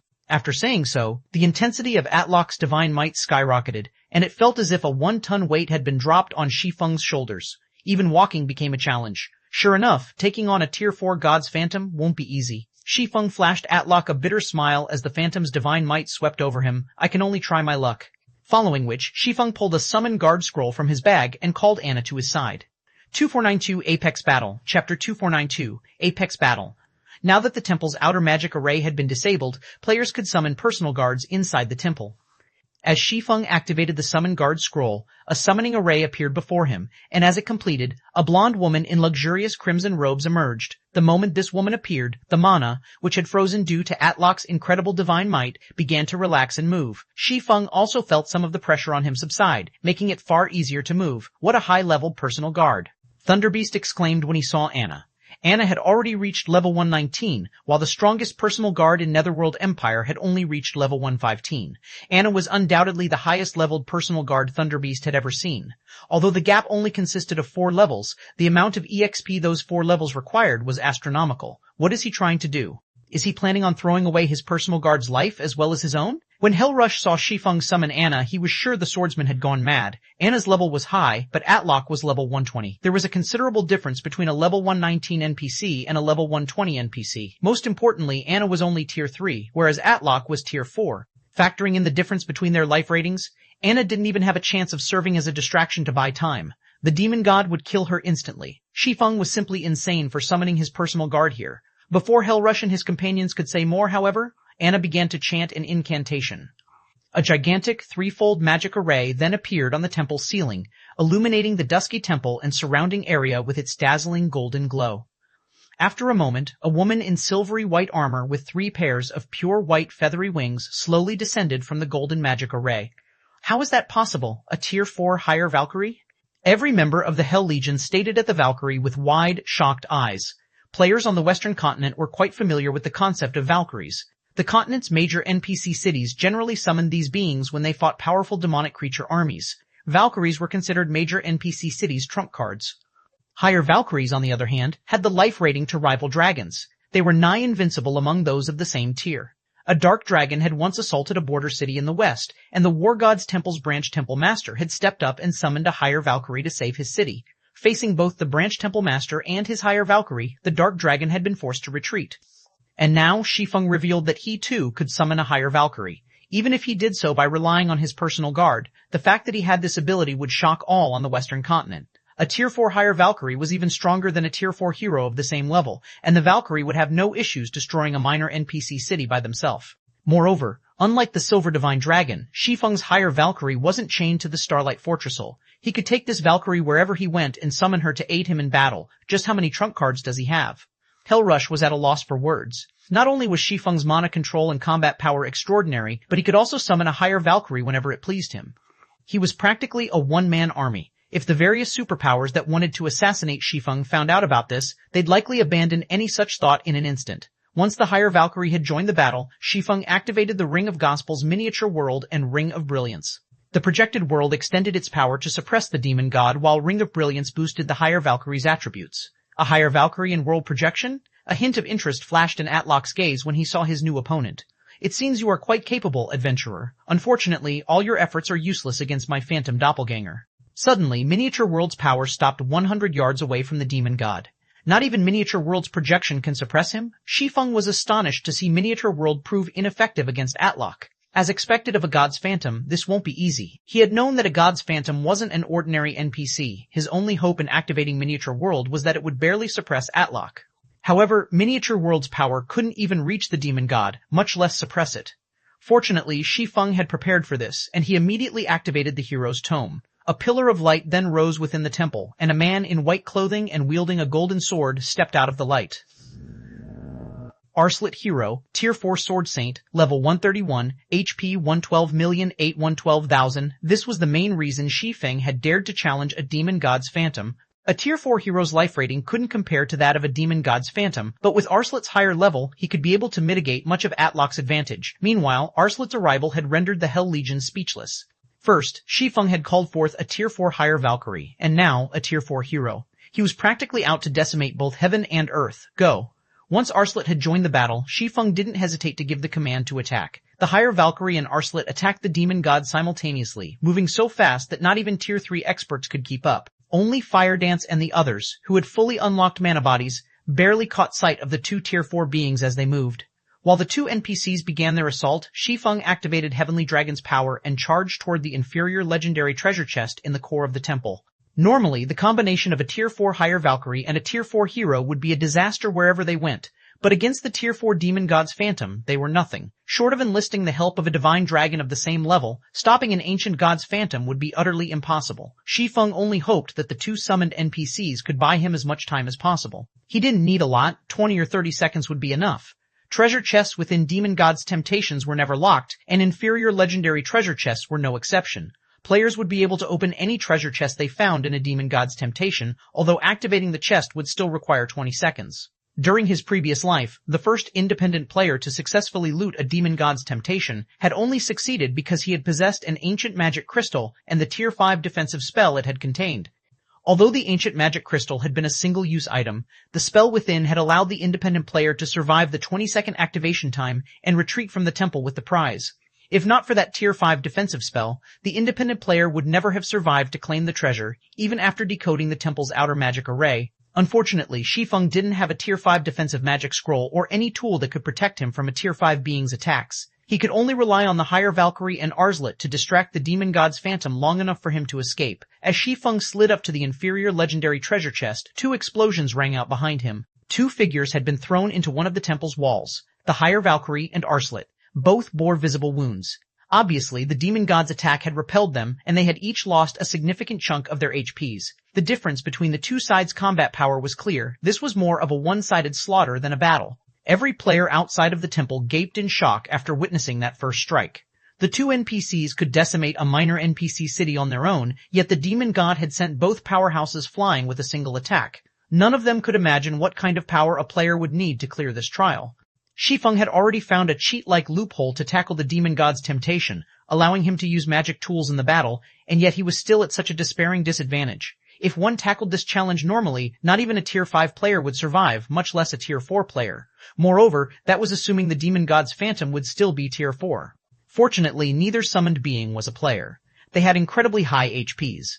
Even for the Demon God, killing them should take at least 20 seconds. "Foolish human, you dare to steal my treasure? I will obliterate you," Atlok bellowed when he noticed Shi Feng activating the inferior legendary treasure chest. A ball of silver fire then appeared in Atlok's free hand, and it grew as the seconds ticked by. After just 2 seconds, the fireball had grown to the size of a 2-story building. Once Atlok was satisfied with the size of his fireball, he hurled it at Shi Feng. Shi Feng felt the threat of death as the silver flames approached, and he immediately instructed the higher Valkyrie and Arslet to use their strongest moves to defend him. The higher Valkyrie responded by throwing her Spear of Thunder at the Demon God, while Arslet executed a Tier 4 taboo skill, Dimensional Flurry. Boom! The temple shook violently when the attacks landed, and the silver fireball dissipated, saving Shi Feng from certain death. "Despicable ant, do you think your little tricks are enough to stop me?" Atlok's rage grew after the higher Valkyrie and Arslet countered his fireball, and he raised his axe, swinging it at both summoned beings. Space before the Demon God's Phantom shattered, forming multiple spatial tiers that reached for Shi Feng's summoned guards. A mana technique? The attack felt unsettlingly familiar to Shi Feng. It was so similar to Eliade's third sword, Holy Annihilation. However, a Tier 4 God's Phantom had used this move, not a Tier 3 Heavenly Blue Saint. Neither the higher Valkyrie nor Arslet could counter this attack, and it sent both flying into the temple's walls once more. This time, the temple's solid walls began to crack. Both summoned beings were now heavily injured. "Foolish thief, now it's your turn," Atlok roared, sneering as he turned toward Shi Feng. Atlok then swung his axe at the swordsman, who stood over 50 yards away. Space before Shi Feng started to break, and spatial tears flew toward Shi Feng like a torrent of water. Realizing that the higher Valkyrie and Arslet couldn't come to his rescue this time, Shi Feng gritted his teeth and activated the 7 Luminaries Ring's absolute domain. Block it. 2493. Holding back a Demon God. Chapter 2493, Holding Back a Demon God. It's over. Isn't this Demon God's Phantom a little too strong? Everyone gaped as they watched Atlok's attack fly toward Shi Feng. That attack was as powerful as a large-scale destruction spell, and it didn't even have a channeling time. It was also the same move Atlok had used to injure the higher Valkyrie and the Tier 4 hero. If not even those two could endure the attack, what chance did a Tier 3 player like Shi Feng have of surviving it? Not even a powerful invulnerability skill could save the swordsman now. There was no such thing as a true invulnerability skill in God's domain. The game's so-called invulnerability skills and spells were merely defensive skills and spells that could block an opponent's attack and absorb the damage. However, if the opponent's attack were more powerful than the defensive skill or spell's damage tolerance, players would receive some of the damage. Based on Atlok's displays of power thus far, he definitely had Tier 5 strength. He might even be powerful enough to rival Tier 5 dragons. Not even an NPC's defensive magic array could handle that kind of power. At most, players' current invulnerability skills and spells could block Tier 4 attacks. They'd be utterly useless against Tier 5 attacks. The few horribly unlucky players to encounter Tier 5 beings had tried to use invulnerability skills and spells, yet they had died instantly. The shattered space within the temple rapidly reached towards Shi Feng, covering a large enough area that it was impossible to evade. Suddenly, however, golden divine runes appeared around the swordsman, radiating an indescribably sacred feeling. Boom! An intense explosion shook the temple, and the impact's shockwave even reached the Hell Legion. Atlock certainly had the power to decimate heaven and earth. Sure enough, this trial is a trap. There's no way players can clear it.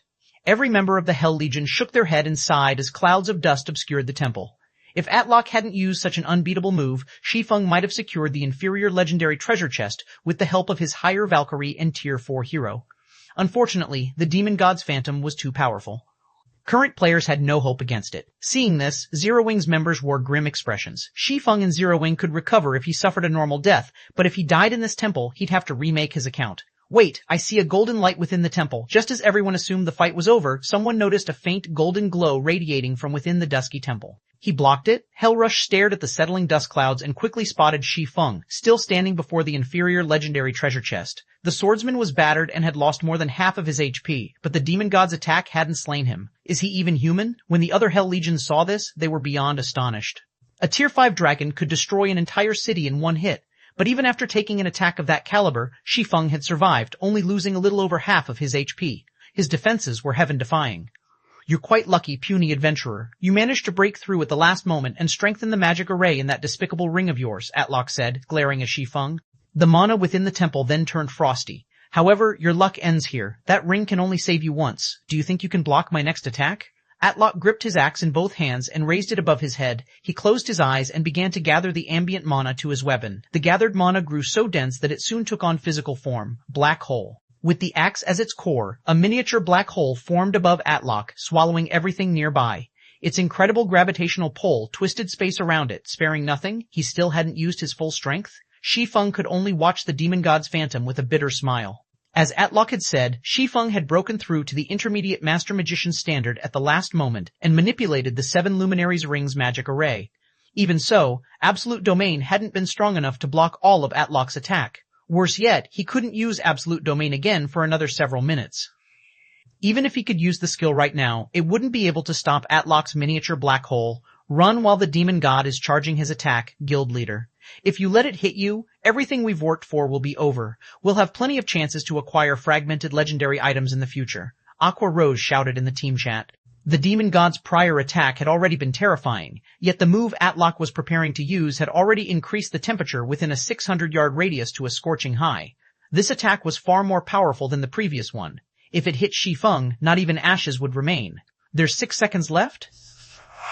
Hearing Aqua Rose's urgent advice, Shi Feng glanced at the loading bar hovering over the treasure chest. What he saw left him speechless. Atlock, Arslet, and the higher Valkyrie had already exchanged over a dozen moves, and Shi Feng had deliberately remained motionless after the demon god's last attack had struck, trying to buy even more time. And yet, only 14 seconds had passed. Shi Feng realized that he could no longer rely on the higher Valkyrie and Tier 4 hero, since both had lost a significant portion of their combat power. Escape? Do you honestly think I'll let you?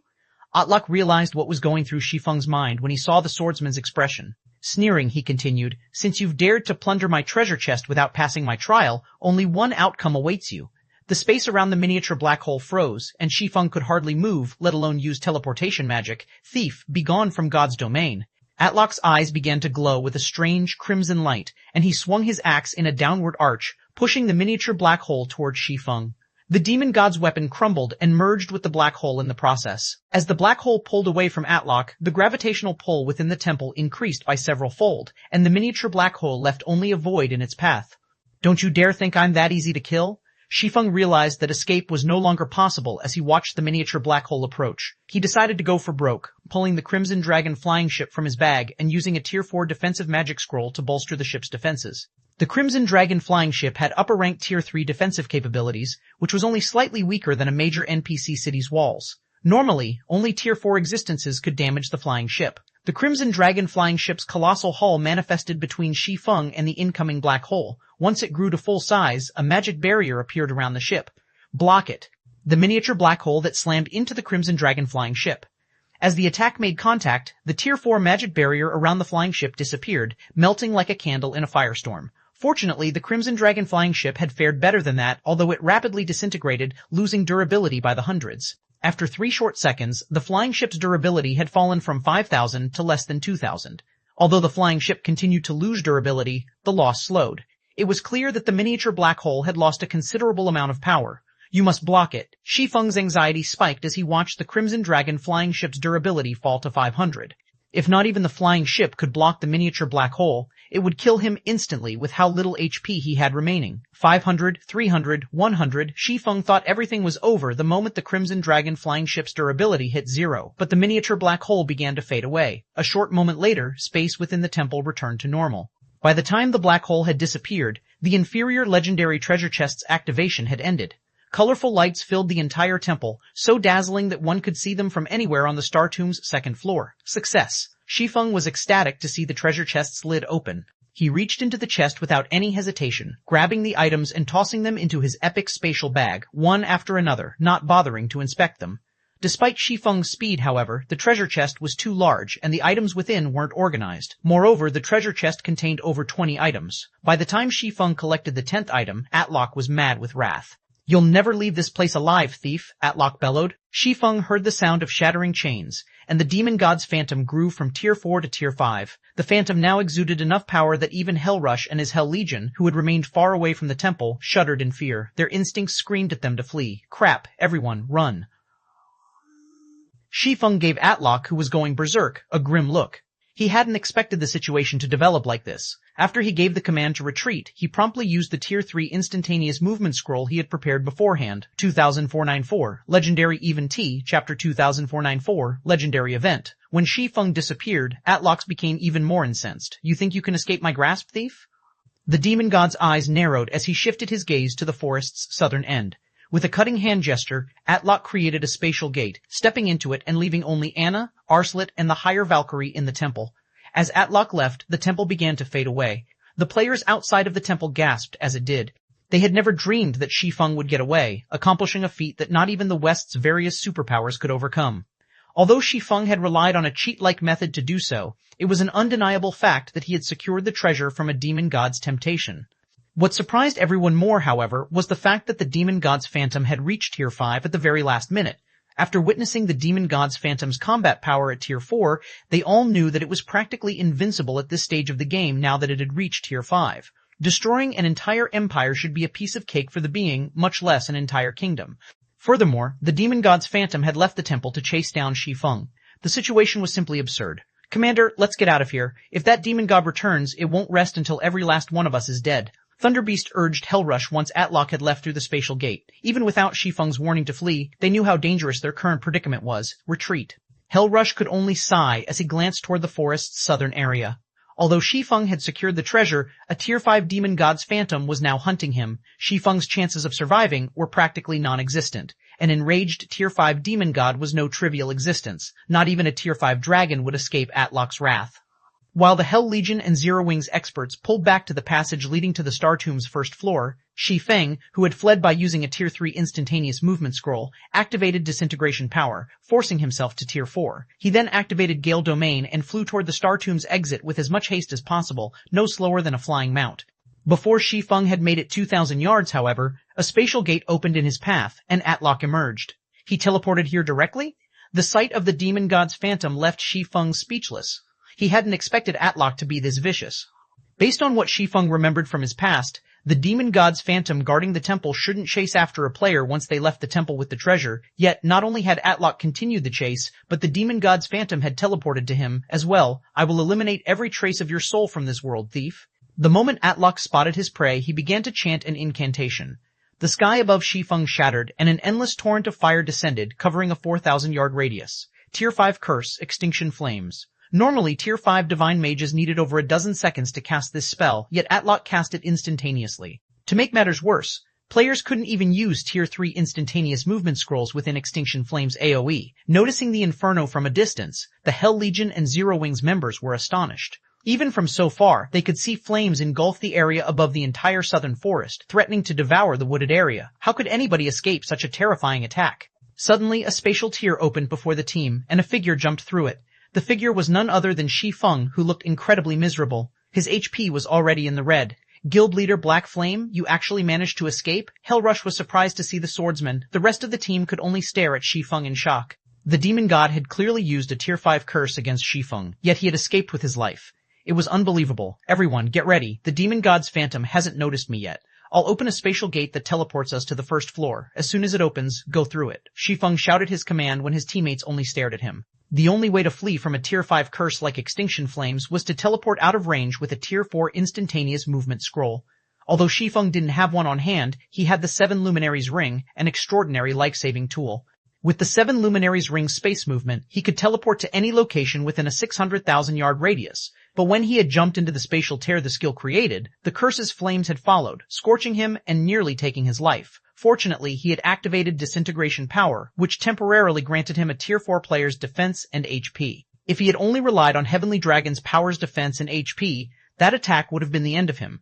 However, space movement had a 3-minute cooldown. If the demon god came at him again, he wouldn't survive. He couldn't just leave the Hell Legion and his comrades here, and now that Atlok was so furious, the demon god's phantom would transform every inch of the Star Tomb into a land of death. Aqua Rose and the others could only survive if they left the regional dungeon now. Shi Feng didn't waste any time in summoning the spatial gate. The rest of his team realized that they were in a race against time as well, and they charged through the spatial gate the moment it was complete, vanishing from the Star Tomb's second floor. By the time Atlok had realized what was happening and used space movement himself, everyone had fled through the spatial gate already. Despicable thief, I will never let you get away with this. Atlok roared as the spatial gate disappeared as well. Meanwhile, once Shi Feng was outside of the Star Tomb, he received a system notification. System, you have triggered the legendary quest, Demon God's Wrath. You have stolen Demon God Atlok's treasure, and the Demon God has employed the Soul Curse against you in retaliation. Not only will Demon God Atlok and his kin hunt you, but you will suffer triple the death penalty. In addition, you will lose 1 level every 7 days. Once your level falls below level 100, the Demon God will find you. Quest content. Kill Demon God Atlok's phantom doppelganger. No time limit. Quest reward unknown. As Shi Feng received the system notification, everyone else heard the sound of a system announcement. Star Valley Region system announcement. A player has triggered Star Valley's legendary event, Demon God's Wrath. A Demon God's Shrine will activate in Star Valley in 1 day. Players will have the opportunity to receive the Demon God's legacy at that time. The system announcement repeated 3 times, and all players within Star Valley heard it clearly. For a time, an uproar shook Star Valley to its very core. 2495, Star Valley. Shaken Chapter 2495. Star Valley shaken. Star Valley has a Demon God's Legacy? What's going on? The system is releasing a God's Legacy? Won't it make players invincible in God's domain? The Demon God's Shrine? I have to check it out. After the system announcement, many players in Star Valley practically glowed with excitement. They wanted nothing more than to charge toward the Demon God's Shrine to investigate the event. In God's domain, legacies were even more important than weapons and equipment. Legacies could transform players' foundations, setting them up with a more advanced starting point than others. With a powerful legacy, players could also learn stronger skills or spells. They could even obtain top-tier weapons and equipment that were specific to their legacy. An ordinary legacy could boost an ordinary player into the ranks of experts. However, legacies were incredibly rare in God's domain, even rarer than epic items. Most importantly, legacies weren't publicly available. Players could only obtain one through luck. And yet, not only did the Demon God's Shrine offer a legacy to the general public, but the system had also declared that it was a Demon God's legacy. This wasn't just some random legacy, barely related to the Demon God. Why wouldn't players go crazy over this news? God's legacies were the highest-ranking legacies in God's domain. Even the various super guilds big shots dreamed of obtaining one. Unfortunately, God's legacies were so rare that players could only find them if they were truly lucky. While the players in Star Valley were in an uproar, news had reached the various superpowers. What? A Demon God's legacy? Someone has managed to uncover a Demon God's legacy? Look into this matter immediately. Find out who was responsible for activating the Demon God's Shrine. That player must have more details about the development. I want all of our guild's Tier 3 experts sent to Star Valley immediately. We must secure the Demon God's legacy before the other powers. The various superpowers went mad when they learned of the Demon God's Shrine, dispatching organized expert teams to Star Valley. They also ordered investigations into the player responsible for activating the shrine. For a time, the various powers experts and independent experts flooded Star Valley. While all of these players gathered, hunting for the Demon God's Shrine, silence reigned over the Hell Legion, which rested a short distance away from the Star Tomb. None of them were sure whether they should congratulate Shi Feng or pity him. None were more familiar with the situation than they were. Shi Feng was responsible for activating the demon god's shrine in Star Valley, and for the availability of a god's legacy, yet he couldn't have anything to do with it. This legendary event was the main god system's way of ridiculing the swordsman. The situation also changed what they understood about God's domain. Shi Feng had already turned their understanding of the game upside down, yet this legendary event had gone beyond that. Despite contributing the most to this legendary event's activation, Shi Feng had the lowest chance of obtaining the event's reward. It almost seemed like the demon god, Atlok, were deliberately spiting Shi Feng for his wit. Although Shi Feng had acquired the inferior legendary treasure chest contents, he had no chance of obtaining this god's legacy. Atlok was acting as vindictive as any human. Hell Legion's members even wondered if the demon god was human, with human emotions rather than a computer program. That was a god's legacy they were talking about. Such a legacy was many times more precious than a fragmented legendary item. The two weren't even in the same realm in terms of their value. Is it really necessary to go so far over an inferior legendary treasure chest? Shi Feng gave the system notification a bitter smile. Normally, the demon god's temptation should have ended the moment he escaped the temple. That was the outcome every player that had plundered a demon god's temptation had met with during his past life. But for some reason, his situation turned out to be wildly different. Not only had the demon god continued to chase him after he had left the temple, but Atlok had even posted a bounty on his head. He had even offered a god's legacy as the bounty's reward. This was just absurd. It's just a god's legacy, guild leader. It's not worth our time, Kola said, clicking his tongue as he read the system announcement. Right. We're strong enough that we'll have plenty of chances to obtain other gods' legacies in the future, Aqua Rose added, nodding in agreement. Although Kola and Aqua Rose tried to reassure their guild leader, the Hell Legion's members realized that they were simply putting up a strong front. They were talking about a god's legacy after all. Only the most fortunate players had a chance to obtain one. Moreover, based on how this event had been triggered when Shi Feng slipped through Atlok's grasp, the requirements to obtain the legacy likely involved targeting Shi Feng. NPCs often hunted down God's Domain's players, but since the gods couldn't appear on the continent right now, Atlok was forced to post a bounty. Guild leader Black Flame, you don't need to be concerned about this. The demon god might be using a god's legacy as bait, but obtaining it will likely be a major challenge. This might even be another of the demon god's traps. At least you managed to get your hands on the treasures in that chest, Hellrush said, trying to console Shi Feng. Thank you for your concern, Commander Rush, but I don't really mind the situation, Shi Feng said, smiling at Hellrush when he saw the man's pity. He didn't actually care that Atlok had placed a bounty on his head. He was far more concerned about the triple death penalty and weekly level reduction, but as long as he took extra care and maintained his leveling speed, the penalties shouldn't pose a problem. While the demon god's legacy might be more valuable than a fragmented legendary item, perhaps even more than a legendary item, he had no desire for it. Atlok's legacy was on par with Aqua Rose's sea god's legacy. At most, it was a peak legacy. Moreover, Hellrush didn't know that Atlok wasn't the only demon god after his life. He had plenty of time bombs threatening his life in God's domain. What was one more? If offending a demon god meant that he could get his hands on a fragmented legendary item, he didn't mind offending a few more. None of the Hell Legion's members believed Shi Feng's claim, however. They had all witnessed the swordsman's strength. If anyone had a chance of obtaining the demon god's legacy, it'd be Shi Feng, but since the man in question had brushed the issue off, they could only nod and smile in response. Right, guild leader, what did you get from the treasure chest? Kola eagerly asked, ignoring the Hell Legion's skeptical looks. Kola's question reminded Shi Feng that he hadn't inspected the items. He immediately opened his back to see what he had won. He had been too busy fleeing for his life earlier, so he hadn't had the time to investigate his loot. Once he had escaped the Star Tomb, his personal system notification and the regional announcement had demanded his attention. As Shi Feng inspected the items, he was stunned. It's no wonder why that demon god's reaction was so extreme. If I had been in his position, I'd have gone crazy too. When Shi Feng saw the crystal radiating divine might in his bag, realization dawned on him. 2496 Inferior Legendary Treasure Chest Treasures. Chapter 2496 Inferior Legendary Treasure Chests Treasures. What's wrong, guild leader? Aqua Rose asked, curious when she saw Shi Feng's odd expression. They had gone to great lengths to loot the shrine's treasure chest. If the items weren't valuable, they'd have suffered a great loss. It's nothing. I'm just surprised by how excellent our harvest is, Shi Feng said, chuckling. Not only did we obtain a few legendary materials in the Star of Light I was after, but we've also obtained an epic weapon set, a fragmented legendary item, and a dark gold set equipment forging design. Shi Feng then shared the information on the several weapons, equipment, and design he had obtained in the team chat. He had no intention of the items. Absolute Shadow Dagger main hand, epic rank, level 100, level 150 equipment requirement, strength 2003 CA, attributes adjust according to user's level, attack power plus 6325 level 100, strength plus 422, agility plus 376, endurance plus 350 attack, speed plus 100, During attacks, reduce target's defense by 30%, 35% chance to cause 270% damage, 10% chance to trigger Shadow Raid, increasing user's attack speed by 40% for 3 seconds. When equipped, main attribute increased by 10%, secondary attributes increased by 8%, reaction speed increased by 10%, all of weapon skills' effects increased by 10%, completion rate with all weapon skills increased by 2%, ignore levels plus 10. Additional passive skill. Shadow Strike. Every attack accumulates 1 point of shadow energy, independent from sub-absolute shadow.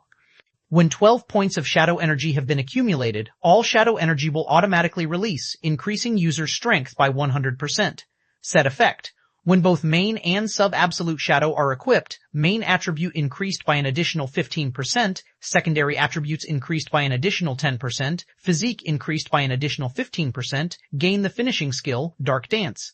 Dark Dance, when activated, user enters stealth and attack speed increases by 20%, and movement speed increases by 30%. User leaves stealth if attacked or attacking. Duration, 15 seconds cooldown, 10 minutes, Absolute Shadow, Dagger Subhand, Epic Rank, Level 100, Level 100, Level 100 attributes adjust according to user's level. Attack Power plus 5725, Level 100. Strength plus 38.5, Agility plus 35, Endurance plus 30.24, Attack Speed plus 116. Attacks carry the power of shadows. During attacks, armor penetration increased by 20% chance to cause 300% damage, 15% chance to trigger Phantom Strike, creating an impact equivalent to 120% of user's strength to a 315-yard area. When equipped, main attribute increased by 10%, secondary attributes increased by 7%, reaction speed increased by 10%, all of weapon skills effects increased by 10%, completion rate with all weapon skills increased by 2%, ignore levels plus 10, additional passive skill, Frenzied Shadow. Every attack accumulates 1 point of shadow energy, independent from main absolute shadow. When 30 points of shadow energy have been accumulated, all shadow energy will automatically release, increasing user's attack speed by 30% for 3 seconds. Magic Light Pendant Necklace. Fragmented Legendary Rank. Equipment Requirement. Intelligence 2000. Vitality 2100. Attributes adjust according to user's level. When equipped, all attributes increased by 35%. Obtain Magic Light Body, increasing physique and mana affinity by 30%. Additional passive skill 1, Mana Draw, draws mana from the environment to recover user's mana. User regenerates 1% of their maximum mana every 5 seconds. Additional passive skill 2, Mana Heart, all spell effects increased by 30%. All casting time reduced by 25%. All spell completion rates increased by 5%. Additional active skill, Mana Recharge, forcefully elevates all spell effects by 1 tier to a maximum of tier 5 for 12 seconds. Cooldown, 3 hours, Dark Demon set. Forging Design, Dark Gold rank. Set level, level 110, level 125 6-piece set, Dark Demon Gauntlets, Dark Demon Breastplate, Dark Demon Helmet, Dark Demon Leg Guards, Dark Demon Boots, Dark Demon Bracers class restriction, Plate Armor classes set effect. 4-piece effect increases main attribute by 10% and all skill completion rates by 3%. 6-piece effect increases physique by 20%, upgrades physical armor to magic armor. When they saw the several items details, both Zero Wings members and the Hell Legion were stupefied. Aren't this inferior legendary treasure chests items a little too awesome? They're more than awesome. If an assassin equipped those daggers, they could reach for the heavens. Not only would their attack power be off the charts, but they could kill other players undetected. Those daggers are impressive, but they're garbage compared to the necklace for magical classes. I bet I could even challenge my tier 4 promotion quest as soon as I meet the level requirement with that necklace. That Dark Gold set equipment is just as incredible. The 6-piece set effect actually converts the set's defensive rank into magic armor. Opponents would have a hard time dealing damage to a player in that set. If an entire team could wear the Dark Demon set, they'd become an unstoppable army. Every member of the Hell Legion drooled when they saw the items. They had never dreamed that Zero Wing would gain such astounding items. Not only had Shi Feng secured a fragmented legendary item, but he had also obtained a top-tier epic weapon set and Dark Gold set equipment forging design. These items were likely as valuable as the Demon God's legacy. Hellrush was particularly jealous, especially when he saw the Dark Demon set. It was godly equipment for plate armor classes. For a moment, he even forgot about the Demon God's legacy. Magic armor was closest to rivaling divine armor. Not only did it reduce the damage from non-piercing attacks of the same tier by 30%, but it also reduced magic damage by a significant margin. It even doubled the damage reduction from attacks of a lower tier. To put it simply, every plate armor class dreamed of obtaining such equipment. If he could arm the Hell Legion's plate armor members with Dark Demon sets, they'd become an unstoppable force on the battlefield.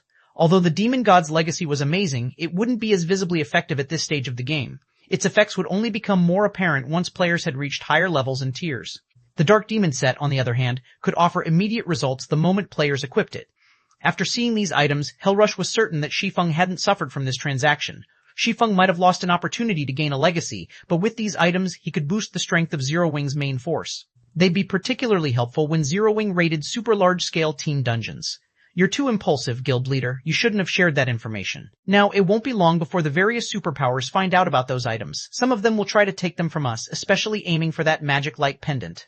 I'm afraid that the various superpowers' magical class experts will do everything in their power to get their hands on it, Aqua Rose scolded. She had felt a little exasperated when Shi Feng had shared the weapons and equipment's details with the Hell Legion's members. She realized that Shi Feng wanted to reassure that Zero Wing hadn't suffered, but exposing a fragmented legendary item like the magic light pendant was unwise. It won't hurt anything if they know. Besides, hostile powers will assume that we've gained something powerful even if we didn't say anything. I just opened an inferior legendary treasure chest after all. Rather than let them guess blindly and target us in secret, they might as well know everything. That way, we can reduce the risks, Shi Feng said, chuckling. All right, it's about time for us to head back. Hiding the details of his harvest wouldn't have been an issue if the Hell Legion hadn't watched him open the inferior legendary treasure chest, but they had seen everything. Hiding his harvest was impossible. He'd much rather reveal the items and use them to elevate Zero Wing's fame than encourage the various superpowers to hunt the guild in the dark to find out what he had obtained. Top-tier weapons and equipment were always a hot topic among players. As the public learned about these items, they'd come to know about Zero Wing. He had another purpose for revealing these items to the Hell Legion. He needed to conceal the crystal inside his bag. That crystal alone was worth more than the other items combined. Even high-tiered NPCs would try to take the crystal from him if they found out about it. He wouldn't even be surprised if an NPC attacked within an NPC city. This crystal was actually a god's heart, something even more precious than legendary items. The small crystal was enough to cause an uproar across all of God's domain. Shi Feng didn't even dare to appraise the crystal at the moment, much less take it out of his bag. On the off chance that the crystal caused a commotion, he'd die from regret. With that said, Shi Feng retrieved a return scroll and teleported back to the Starlight Fortress. He had lingered in the Star Tomb for long enough. 2497, Changes to the Starlight Fortress. Chapter 2497, Changes to the Starlight Fortress Star Valley, Starlight Fortress. As Shi Feng and the others returned to the Starlight Fortress, they were surprised by the sight that greeted them. Players now crowded the previously unpopular Starlight Fortress, and some hadn't even reached level 100 yet. These players hawked their wares from the fortress's streets, selling all kinds of resistance potions and equipment. Some of them even sold level 100 plus secret silver weapons and equipment. Such prosperity made it hard to imagine that the Starlight Fortress was a small fortress that had only opened less than a week ago. It looked more like a medium fortress that had been open to the public for several months. Why are so many players here? Thunderbeast was stunned and confused as he glanced at the crowded streets. He knew that very few players, other than Divine Tribe and his team, had been in the fortress before they had left on their expedition. The Starlight Fortress's entrance fee and general expenditures were exorbitant after all. Remaining in the fortress for one extra day alone cost players another magic crystal. Not even experts like him could tolerate such a high price, not to mention normal players. With how Shi Feng ran the fortress, Thunderbeast thought he would be fortunate to earn enough to sustain the fortress's daily operations. But contrary to his expectation, the Starlight Fortress practically overflowed with wealth, most of which came in the form of magic crystals. This fortress was almost more profitable than a grade 3 ore vein. The situation even astonished Hellrush. Even if the Demon God's Shrine has attracted quite a few players to Star Valley, the Starlight Fortress shouldn't have developed so quickly. What exactly happened here? Hellrush watched the players wander the fortress's streets in confusion. He had expected the Starlight Fortress to become a popular location in Star Valley. Not many on the Western continent could resist the temptation of a demon god's legacy, and if they wanted to obtain it, they had to spend some time in the area. There was no denying that the Starlight Fortress was the best resting spot in Star Valley. The cost of living in the fortress might be incredibly high, but compared to a demon god's legacy, the cost was practically negligible. However, less than half an hour had passed since the system announcement. How had so many players gathered in the fortress in less than 30 minutes? Commander, I think the mana here has changed. Since we've arrived, my mana affinity has increased, a Tier 3 Elementalist informed Hellrush. I can even sense a significant amount of the 3 supreme elements in the fortress's ambient mana. The 3 supreme elements? Doesn't that mean that this environment can rival that of ancient times? Hellrush couldn't help his growing excitement. Ordinary players wouldn't have a clue about the environment of ancient times or its effect on players, but as the Hell Legion's commander, he understood much about God's domain. If the Starlight Fortress's environment resembled that of ancient times, the players resting in the fortress would have a much easier time unlocking their mana body's potential. Every player's mana body consisted of all 7 elements, and within an environment that lacked the 3 supreme elements, Unlocking one's mana body was excruciatingly difficult. What did you do, guild leader? There are so many players here now. Our daily income should be far more than 200 Dori 000s asked Shi Feng when she saw the crowded streets. With so many magic crystals, we won't have to worry about producing the Dark Demon set. Not only did the Dark Demon set's production require a lot of rare materials, but it also required a ridiculous number of magic crystals. Forging a single set required 10,000 magic crystals, and the other rare materials could only be purchased with magic crystals.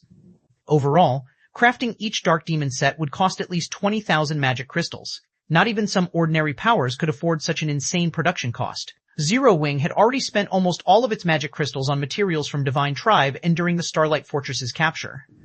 With how few they had left, developing the Starlight Fortress would prove challenging, not to mention crafting the Dark Demon set. The Starlight Fortress operated like a giant machine that relentlessly devoured magic crystals. Just keeping the fortress's magic array running was a huge expenditure, to say nothing of the summoning tower and fortress prison. Overall, the Starlight Fortress cost a minimum of 30,000 magic crystals per day. Zero Wing had already been forced to borrow magic crystals from Divine Tribe to sustain the fortress. However, now that the Starlight Fortress's player population had exceeded 200,000, the fortress earned a minimum of 200,000.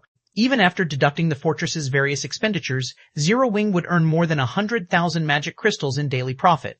Over 100,000 magic crystals of pure profit. Zero Wing wasn't even capable of earning so many magic crystals per day, even with Stoneforest City, Zero Wing City, and the guild's several ore veins. I haven't done anything.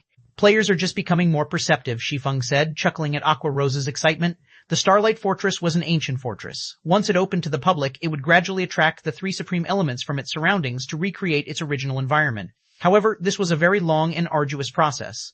It would still take some time before the fortress had an environment that could rival that of ancient times. Even so, the feature was incredibly precious to God's Domain's players. The environment wouldn't only be useful to players trying to unlock their mana body's potential, it would also help as players tried to climb through the tiers.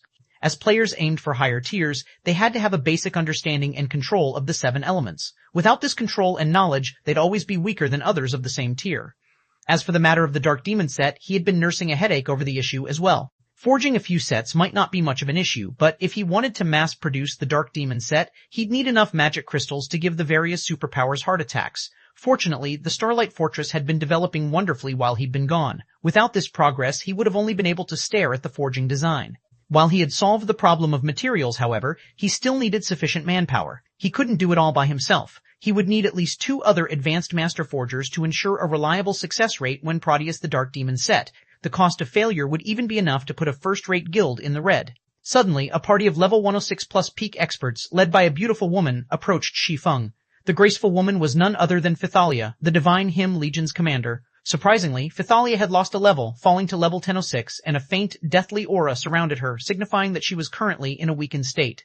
The revelation shocked Shi Feng and the others. "I've finally found you, Guild Leader Black Flame," Phythalia said with a somber expression. "Has something happened?" Shi Feng replied with a question. Communication between those within the Star Tomb and those outside of it was severed. To contact players on the other side, one would have to do so through offline means.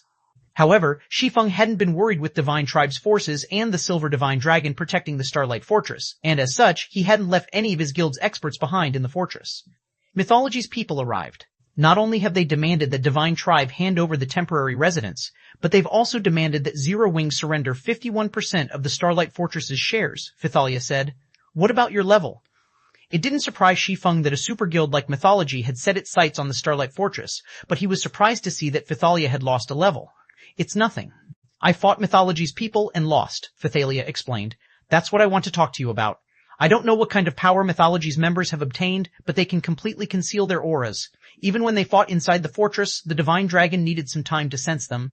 If Mythology causes more chaos in the fortress, I'm afraid that we won't be able to contain it. Even you weren't a match for them?" Hellrush was stunned to hear about the recent events. Hellrush knew how strong Phythalia was. She was definitely as strong as he was. Even Mythology's old monsters should have a difficult time defeating her, and her guards followed her everywhere. Logically, no one should be powerful enough to kill her. They have a way to conceal their auras? Shi Feng fell into deep thought for a moment. He was aware of plenty of methods to conceal one's aura in God's domain, but none of those methods could hide one from a divine dragon, even for a short time. Mythology's people also asked me to relay a message. They've said that they will show up once more after the Demon God's Shrine has activated and hope that Zero Wing will have considered their proposal carefully. If Zero Wing refuses to cooperate, it will have to bear the consequences.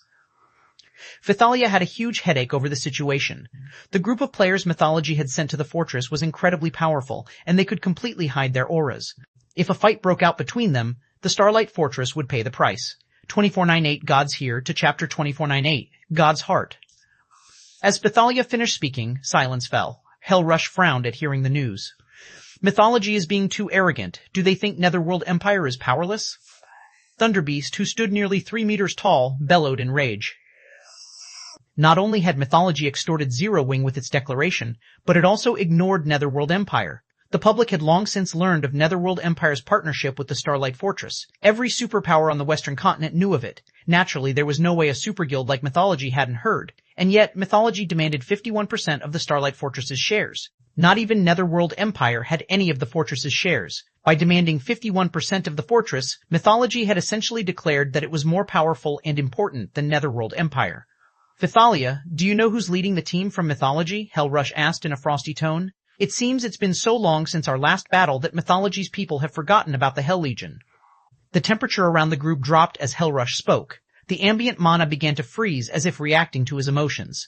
Obviously, Hellrush's mana control was already considerable. Commander Rush, you mustn't act rashly. These people belong to a newly formed team from Mythology. Their leader is a young, silver-haired man. He only looks to be around 22 or 23, and he has already replaced Trembling Hand as the first vice-commander of Mythology's strongest trump card legion. All of his teammates are roughly the same age, but they're all incredibly strong. Not even our team's strongest assassin is as fast as they are. They move like ghosts. When they had appeared behind me, I hadn't noticed their presence at all. Thalia elaborated when she realized that Hellrush intended to pick a fight with these Mythology members. Their team will be especially difficult to take down in the fields. She understood Hellrush's rage, but this team had a little over a dozen players, and they could all vanish without a trace. If the Hell Legion fought these players in the Starlight Fortress, they might be fine, but the Legion would only be running towards its death if it tried to take them on in the fields. With the complex terrain in the fields, not being able to sense one's opponent would leave one blind. Even if Hellrush and the others were strong, those Mythology members were exceptionally fast.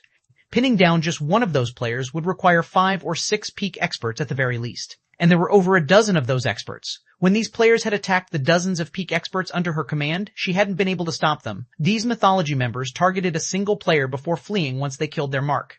It was easy to imagine how formidable they'd be out in the fields. He's replaced Trembling Hand? How is that possible?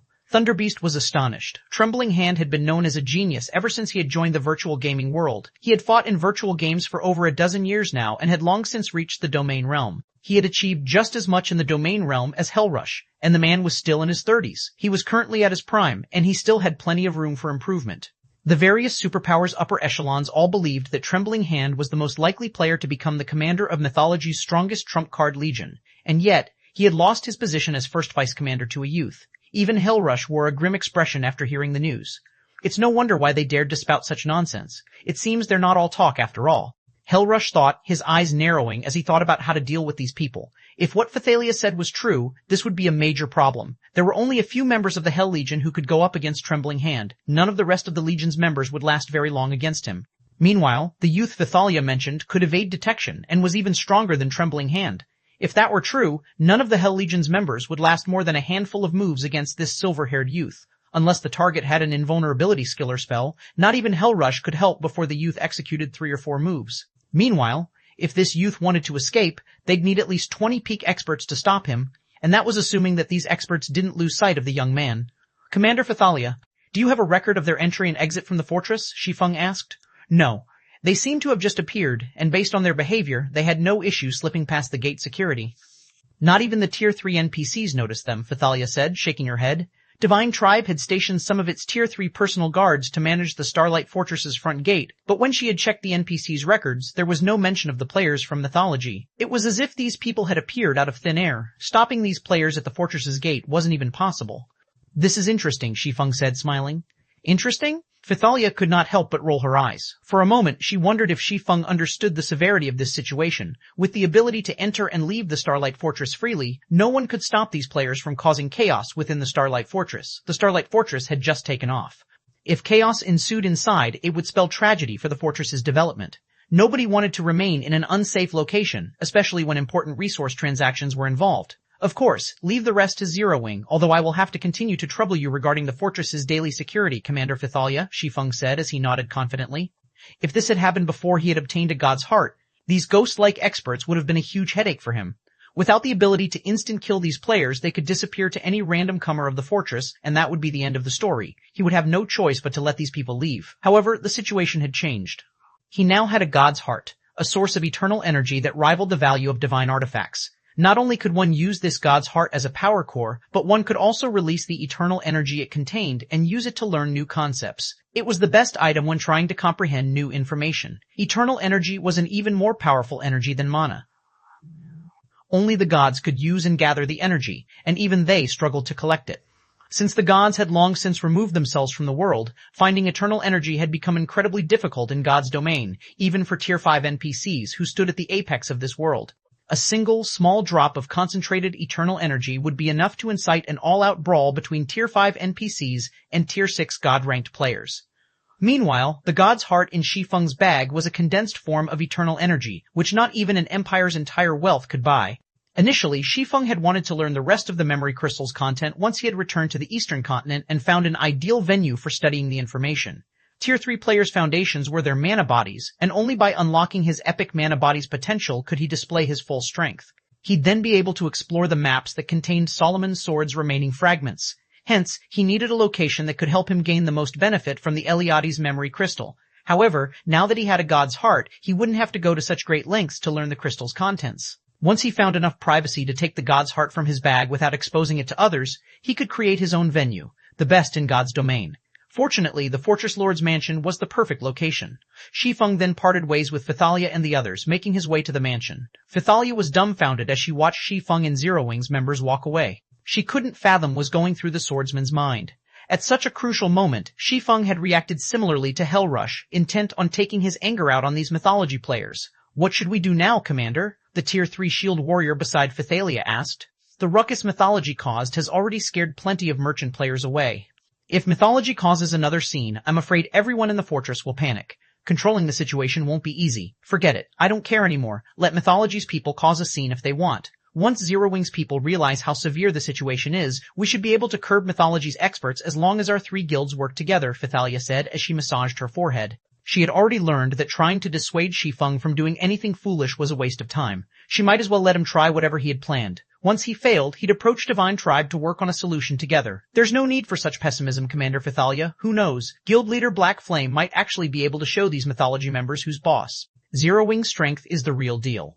Even if Zero Wing's players can't stop mythology's experts completely, they should be able to give them a run for their money," Hellrush said, attempting to console Phythalia. Hellrush didn't think Zero Wing had enough power to take out this team from mythology by itself either, but with experts like Firedance and her comrades, they should be able to give mythology a huge headache for their trouble. Now, it was just a matter of waiting to see who lasted longer. While Phythalia and Hellrush conversed, Shi Feng had reached the Fortress Lord's mansion's core room. He used the Fortress Lord's token to activate the room's defensive magic array before carefully retrieving the crystal that emitted a faint trace of divine might from his bag. 24999 Epic Mana Body Unlocked. Chapter 2499 Epic Mana Body Unlocked. As Shi Feng pulled the god's heart from his bag, faint mana pulsed throughout the dark and quiet core room. It wasn't a lot of mana, but it had enough power that space within the room trembled. When the pulse encountered the room's magic barrier, it too began to tremble, almost failing to block the mana. Sure enough, a god's heart is intensely powerful. I only took it out of my bag, and it nearly felled the room's magic barrier. Shi Feng stared at the magic barrier around the room, astonished. Fortunately, he was within an ancient fortress's core room. This magic barrier was far stronger than ordinary versions. Even mythic monsters would have an extremely hard time trying to destroy it. Had he retrieved the god's heart in any other location within the Starlight Fortress, the barrier wouldn't have been able to contain the mana pulse. The energy would have escaped and caught the attention of everyone within the fortress. However, this pulse of mana had also substantially increased the mana density in the room. A gentle layer of mist now filled the core room. If players trained here, they'd likely be able to practice bronze combat techniques without rest. They could train to their heart's content. Following which, Shi Feng activated Omniscient Eyes to appraise the god's heart. Augustus's damaged heart, inferior divine artifact rank material. This is the barbarian god, Augustus's heart and crystallization of eternal energy. When Augustus had fallen, the demon god, Atlok, had secured his heart and repeatedly modified it. Once one has activated the magic array engraved on the heart, the user will be exposed to dense eternal energy for 12 hours. The magic array will require 3 months to recover after each activation. Restoring the magic array's eternal energy is possible by sacrificing 1 god crystal. Amazing! Atlock had transformed a consumable god's heart into a tool that can supply endless eternal energy. When Shi Feng read Augustus's heart's description, he was shocked. God's hearts were typically one-time use consumables. When players released the eternal energy contained within, the god's heart would release all of its energy. Eventually, the god's heart would run out of eternal energy and fade from existence. Only a few Tier 5 NPCs could control the release of eternal energy from a god's heart, allowing them to use the item multiple times. Even so, they couldn't change the fact that the god's heart would vanish when it ran out of eternal energy. And yet, Atlock had successfully modified Augustus's heart, transforming it into a tool that could offer endless eternal energy. Shi Feng had certainly hit the jackpot this time. It was no wonder why Atlock was so determined to kill him, even using a demon god's legacy as bait. Although one could only use the modified Augustus's heart for 12 short hours, it was more than enough time for players. The only major flaw was the 3-month cooldown. Even so, Augustus's heart was unbelievably amazing. Players would encounter countless roadblocks on their road to higher tiers in God's domain, and it wasn't possible to overcome all of these roadblocks at once. Players would have to face them, one after another. The Tier 3 mana body and Tier 4 mana control were 2 examples. However, Shi Feng could overcome them all with Augustus's heart. Moreover, he could use a god crystal to circumvent the cooldown. He was immensely satisfied with his latest endeavor. If word of Augustus's heart spread, all of God's domain would go into a frenzy, including both players and NPCs. Shi Feng took a moment to suppress his excitement and began to activate the magic array within Augustus's heart. He was prepared to accept the Heavenly Blue Saint's mana body legacy. However, Shi Feng frowned when he examined the array. This magic array was more complex than any he had encountered before. Manipulating it would be intensely challenging, even now that he had become an intermediate master magician. A basic master magician would have no chance of activating this magic array. Sure enough, the main god system won't just hand players so much power. Shi Feng gave the magic array a bitter smile. He had wanted to use the god crystals he had on hand to help Kola and the rest unlock their mana body's full potential once he had done so himself. The sooner they did so, the more they would benefit in the future. However, it seemed that wouldn't be possible. Activating Augustus's heart's magic array would be absolutely impossible unless one had become an intermediate master magician. His dream of forming an army of powerful experts had just shattered. Becoming a master magician in God's domain was far easier than becoming a master forger, yet very few players were capable of accomplishing the feat. Naturally, reaching every subsequent rank after becoming a basic master magician was incredibly difficult, even more so than rising through the ranks after becoming a master forger. In all of Zero Wing, only Aqua Rose and Violet Cloud had high chances of becoming basic master magicians. Everyone else would still have a long road ahead of them, and 2 players simply weren't enough to form an army. Shaking his head, Shi Feng banished his thoughts and began to focus on learning and decoding the magic array. 10 minutes, 20 minutes, 40 minutes... As he completed the final strand of Mana's trajectory, Augustus's heart lit with a colorful glow. Streams of purple mist then flowed from the item and into Shi Feng. Suddenly, Shi Feng felt incredibly comfortable, and his mind was unprecedentedly clear. The eternal energy proved many times more effective than the densest mana. Wasting no time, Shi Feng retrieved the memory crystal Eliade had given him and started to study her legacy on the mana body. The goddess's mana body technique was more complex than her mana technique legacy. Not only did it contain information on mana and the methods to control it, but it also contained concise information on the structure of mana bodies. According to Eliade's research, the higher a mana body's rank was, the more complex it would be. Subsequently, one would need a more complicated mana control method to use their mana body. An epic mana body was on par with a super large-scale magic array consisting of several hundred smaller arrays. There were many ways to control this super large-scale magic array, but only one would give a player full control over the entire array. They'd have to construct a simple magic array that would allow the user to control multiple core arrays. The more core magic arrays this simple array could control, the more power the super large-scale magic array could exhibit. If Shi Feng had tried to process all of the information within the memory crystal before he had obtained Augustus's heart, none, even the densest mana, would save him from the headache. Fortunately, the eternal energy around him was amazingly beneficial. Not only did it boost his comprehension and memory, but it also allowed him to try to create the simple magic array that was necessary for controlling the flow of mana within his mana body. For a time, Shi Feng radiated stronger and weaker mana at random intervals. At his strongest, he radiated dense enough mana to rival that within Stone Forest City, and at his weakest, he radiated roughly the same density as the mana found in ordinary NPC cities. During the process, Shi Feng rapidly unlocked more of his mana body's potential. 40%, 55%, 70%. However, as Shi Feng continued to unlock his epic mana body, his progress slowed.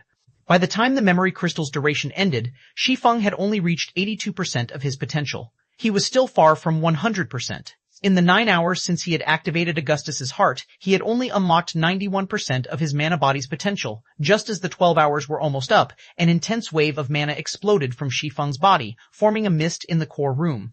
The mist was light, easy to miss if one weren't paying attention, but it was undeniable that Shi Feng exuded mana that was so dense it condensed into its liquid form. Finally, success. Shi Feng's eyes flew open, flashing with excitement as he observed the mana that automatically flowed throughout his mana body. 2500. Frightening Improvement. Chapter 2500. Frightening Improvement. In God's domain, Tier 3 NPCs were considered powerhouses that could protect NPC cities. However, players only became powerhouses once they had unlocked their mana body's full potential. Only with a fully unlocked mana body could players enter and leave certain locations freely. If they tried to do so without unlocking their mana body, only death would await them. The Star Tomb Regional Dungeon's entry requirements were actually quite low. Even Tier 3 players that hadn't fully unlocked their mana bodies could explore the area, albeit barely. In comparison, certain unique areas were full of incredibly corrosive energy, and Tier 3 players wouldn't last more than 5 minutes in these areas without unlocking their mana body's full potential. Unlocking their mana bodies was the only way players could protect themselves against the corrosive energy. This was why players were only considered powerhouses once they had fully unlocked their mana bodies. Most importantly, the skills and spells players used would be far stronger once they had unlocked their mana bodies than those who hadn't. So, this is an epic mana body? Astonishment colored Shi Feng's features as he sensed the dense mana radiating from his body. He had never dreamed that an epic mana body would be this powerful. Normally, a mana body relied on its own mana to function, but his mana body could attract ambient mana and use it to strengthen and nourish itself. His epic mana body had also coated his body with a thin barrier of mana. The barrier was easy to miss if one weren't paying close attention. It almost felt like a skin-tight suit. It trapped a significant portion of the mana radiating from him, drastically reducing the amount of mana wasted. Not only did this mana barrier improve his recovery, but it also ensured that the mana around him was far denser than normal. The addition of this mana barrier alone doubled or tripled his survivability in the fields, especially in low mana environments. When he fought in such harsh environments, he wouldn't have to worry about losing a significant portion of his combat power. Shi Feng tried to manipulate his mana body, guiding the mana around him into his hands. He instantly felt like a black hole as the ambient mana gathered around him. In the blink of an eye, a faint layer of mana mist formed on the surface of his palms. Shi Feng's fist then shot out as he punched the empty air. Peng! Space exploded around his fist as if the punch had created a vacuum. Space around him trembled at the power of the strike, and the core room's magic barrier shuddered. With this power, I can now likely solo a mythic monster of the same level, even without my berserk skills. Shi Feng gasped when he saw the results of his punch. He had merely executed a normal punch, and he didn't even have his weapons equipped. The difference between a player's attack power with a weapon and without one in God's domain was massive. With Killing Ray equipped, his prior punches had only been able to break the sound barrier. He had only been able to make space tremble and create spatial tears when he used the secret technique, Lightning Flash. Yet now, without any techniques or weapons, he could exhibit power on par with when he wielded Killing Ray. An epic mana body provided horrific power. In his opinion, although mana bodies massively boosted players' strength, they didn't provide this much power. The benefits of unlocking his mana body thus far could already rival that of a fragmented legendary weapon. Moreover, he had only unlocked 100% of his mana body's potential. If he could push beyond that, his strength would rise to a whole new level. After 100%, every additional percent would provide tremendous power. As far as Shi Feng knew, players had only reached 120% of their mana body's potential in the past. It was easy to imagine how frighteningly powerful 120% of an epic mana body's potential would be. Even transcending tears would be possible. Elated, Shi Feng started to practice Eliade's mana technique. He had now unlocked 100% of his mana body's potential. Going beyond that would take some time, and it would be as difficult as creating a master magic array for an apprentice magician. Fortunately, unlocking more than 100% of his epic mana body wasn't the only way to transcend tears. He could also rely on the help of a mana technique. He had experienced Eliade's Holy Annihilation personally, and despite suppressing herself to Tier 3, the Heavenly Blue Saint's attack could instant kill or heavily injure Tier 4 beings. If Shi Feng could master Eliade's Holy Annihilation, the mana technique would prove significantly helpful. He hadn't been able to learn the technique earlier since he hadn't unlocked his mana body fully yet, but now that he had, he could truly practice the Holy Annihilation. Mana techniques weren't like combat techniques. Combat techniques consumed the user's stamina and concentration, but mana techniques, on the other hand, only consumed concentration. Players generally avoided using combat techniques in harsh environments, trying to conserve their stamina due to the heavy burden the environment placed on them. However, with a few exceptions, these harsh environments did not affect players' concentration consumption. Hence, God's domain's experts that had grasped mana techniques, whether self-taught or learned from the system, had an easier time exploring the world, especially the maps with harsh environments. Now that Shi Feng had achieved his goals in visiting the Western continent, he needed to search for Solomon's sword's remaining fragments to maintain his advantages and pave a smoother path for Aqua Rose and his other comrades as they aimed for Tier 4. If he put the task off, it would only be a matter of time before the various superpowers, with how fast they were developing, would overpower Zero Wing. If he could learn Eliade's mana technique now, not only would he have a much better chance of securing the fragments of Solomon's sword, but he could also teach the technique to Aqua Rose and the others. As Shi Feng tried to mimic the way Eliade had executed the first sword, Light Shadow, the more the heavenly blue saint amazed him. Eliade's mana technique even seemed slightly stronger than the mana techniques the demon god, Atlok, had used. The first sword, Light Shadow, used all 7 elements, and executing the strike proved even more difficult than Lightning Flash, a bronze combat technique. Shi Feng needed to channel and gather his mana for several seconds before he could attempt to execute Light Shadow.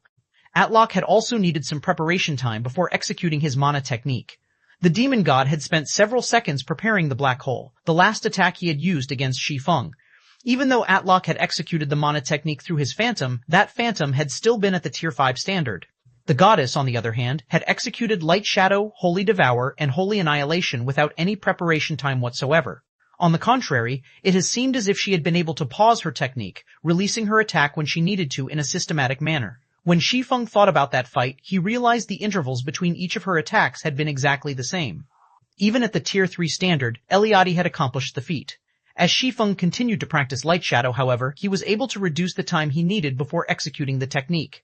Initially, he spent nearly 8 minutes preparing his strike, but now he could do so after around 5 minutes. The more Shi Feng practiced, the more he understood about mana control. 2 hours, 6 hours, 12 hours. While Shi Feng was immersed in his training, he received a call request from Thalia. Guild leader Black Flame, Mythology's people are back. They are all gathered in the Starlight Bar, and I think they've found a way to deal with your divine dragon. More of them have arrived as well. Now, there are more than 30 players in their group, Thalia reported with a somber expression. Dealing with the dozen-plus experts had already been a struggle, but now, more than double had shown up in the Starlight Fortress. Even if Zero Wing, Divine Tribe, and Hell Legion gathered all of their peak experts in the fortress, suppressing these mythology players would still prove difficult. They've returned so soon? Shi Feng muttered in surprise.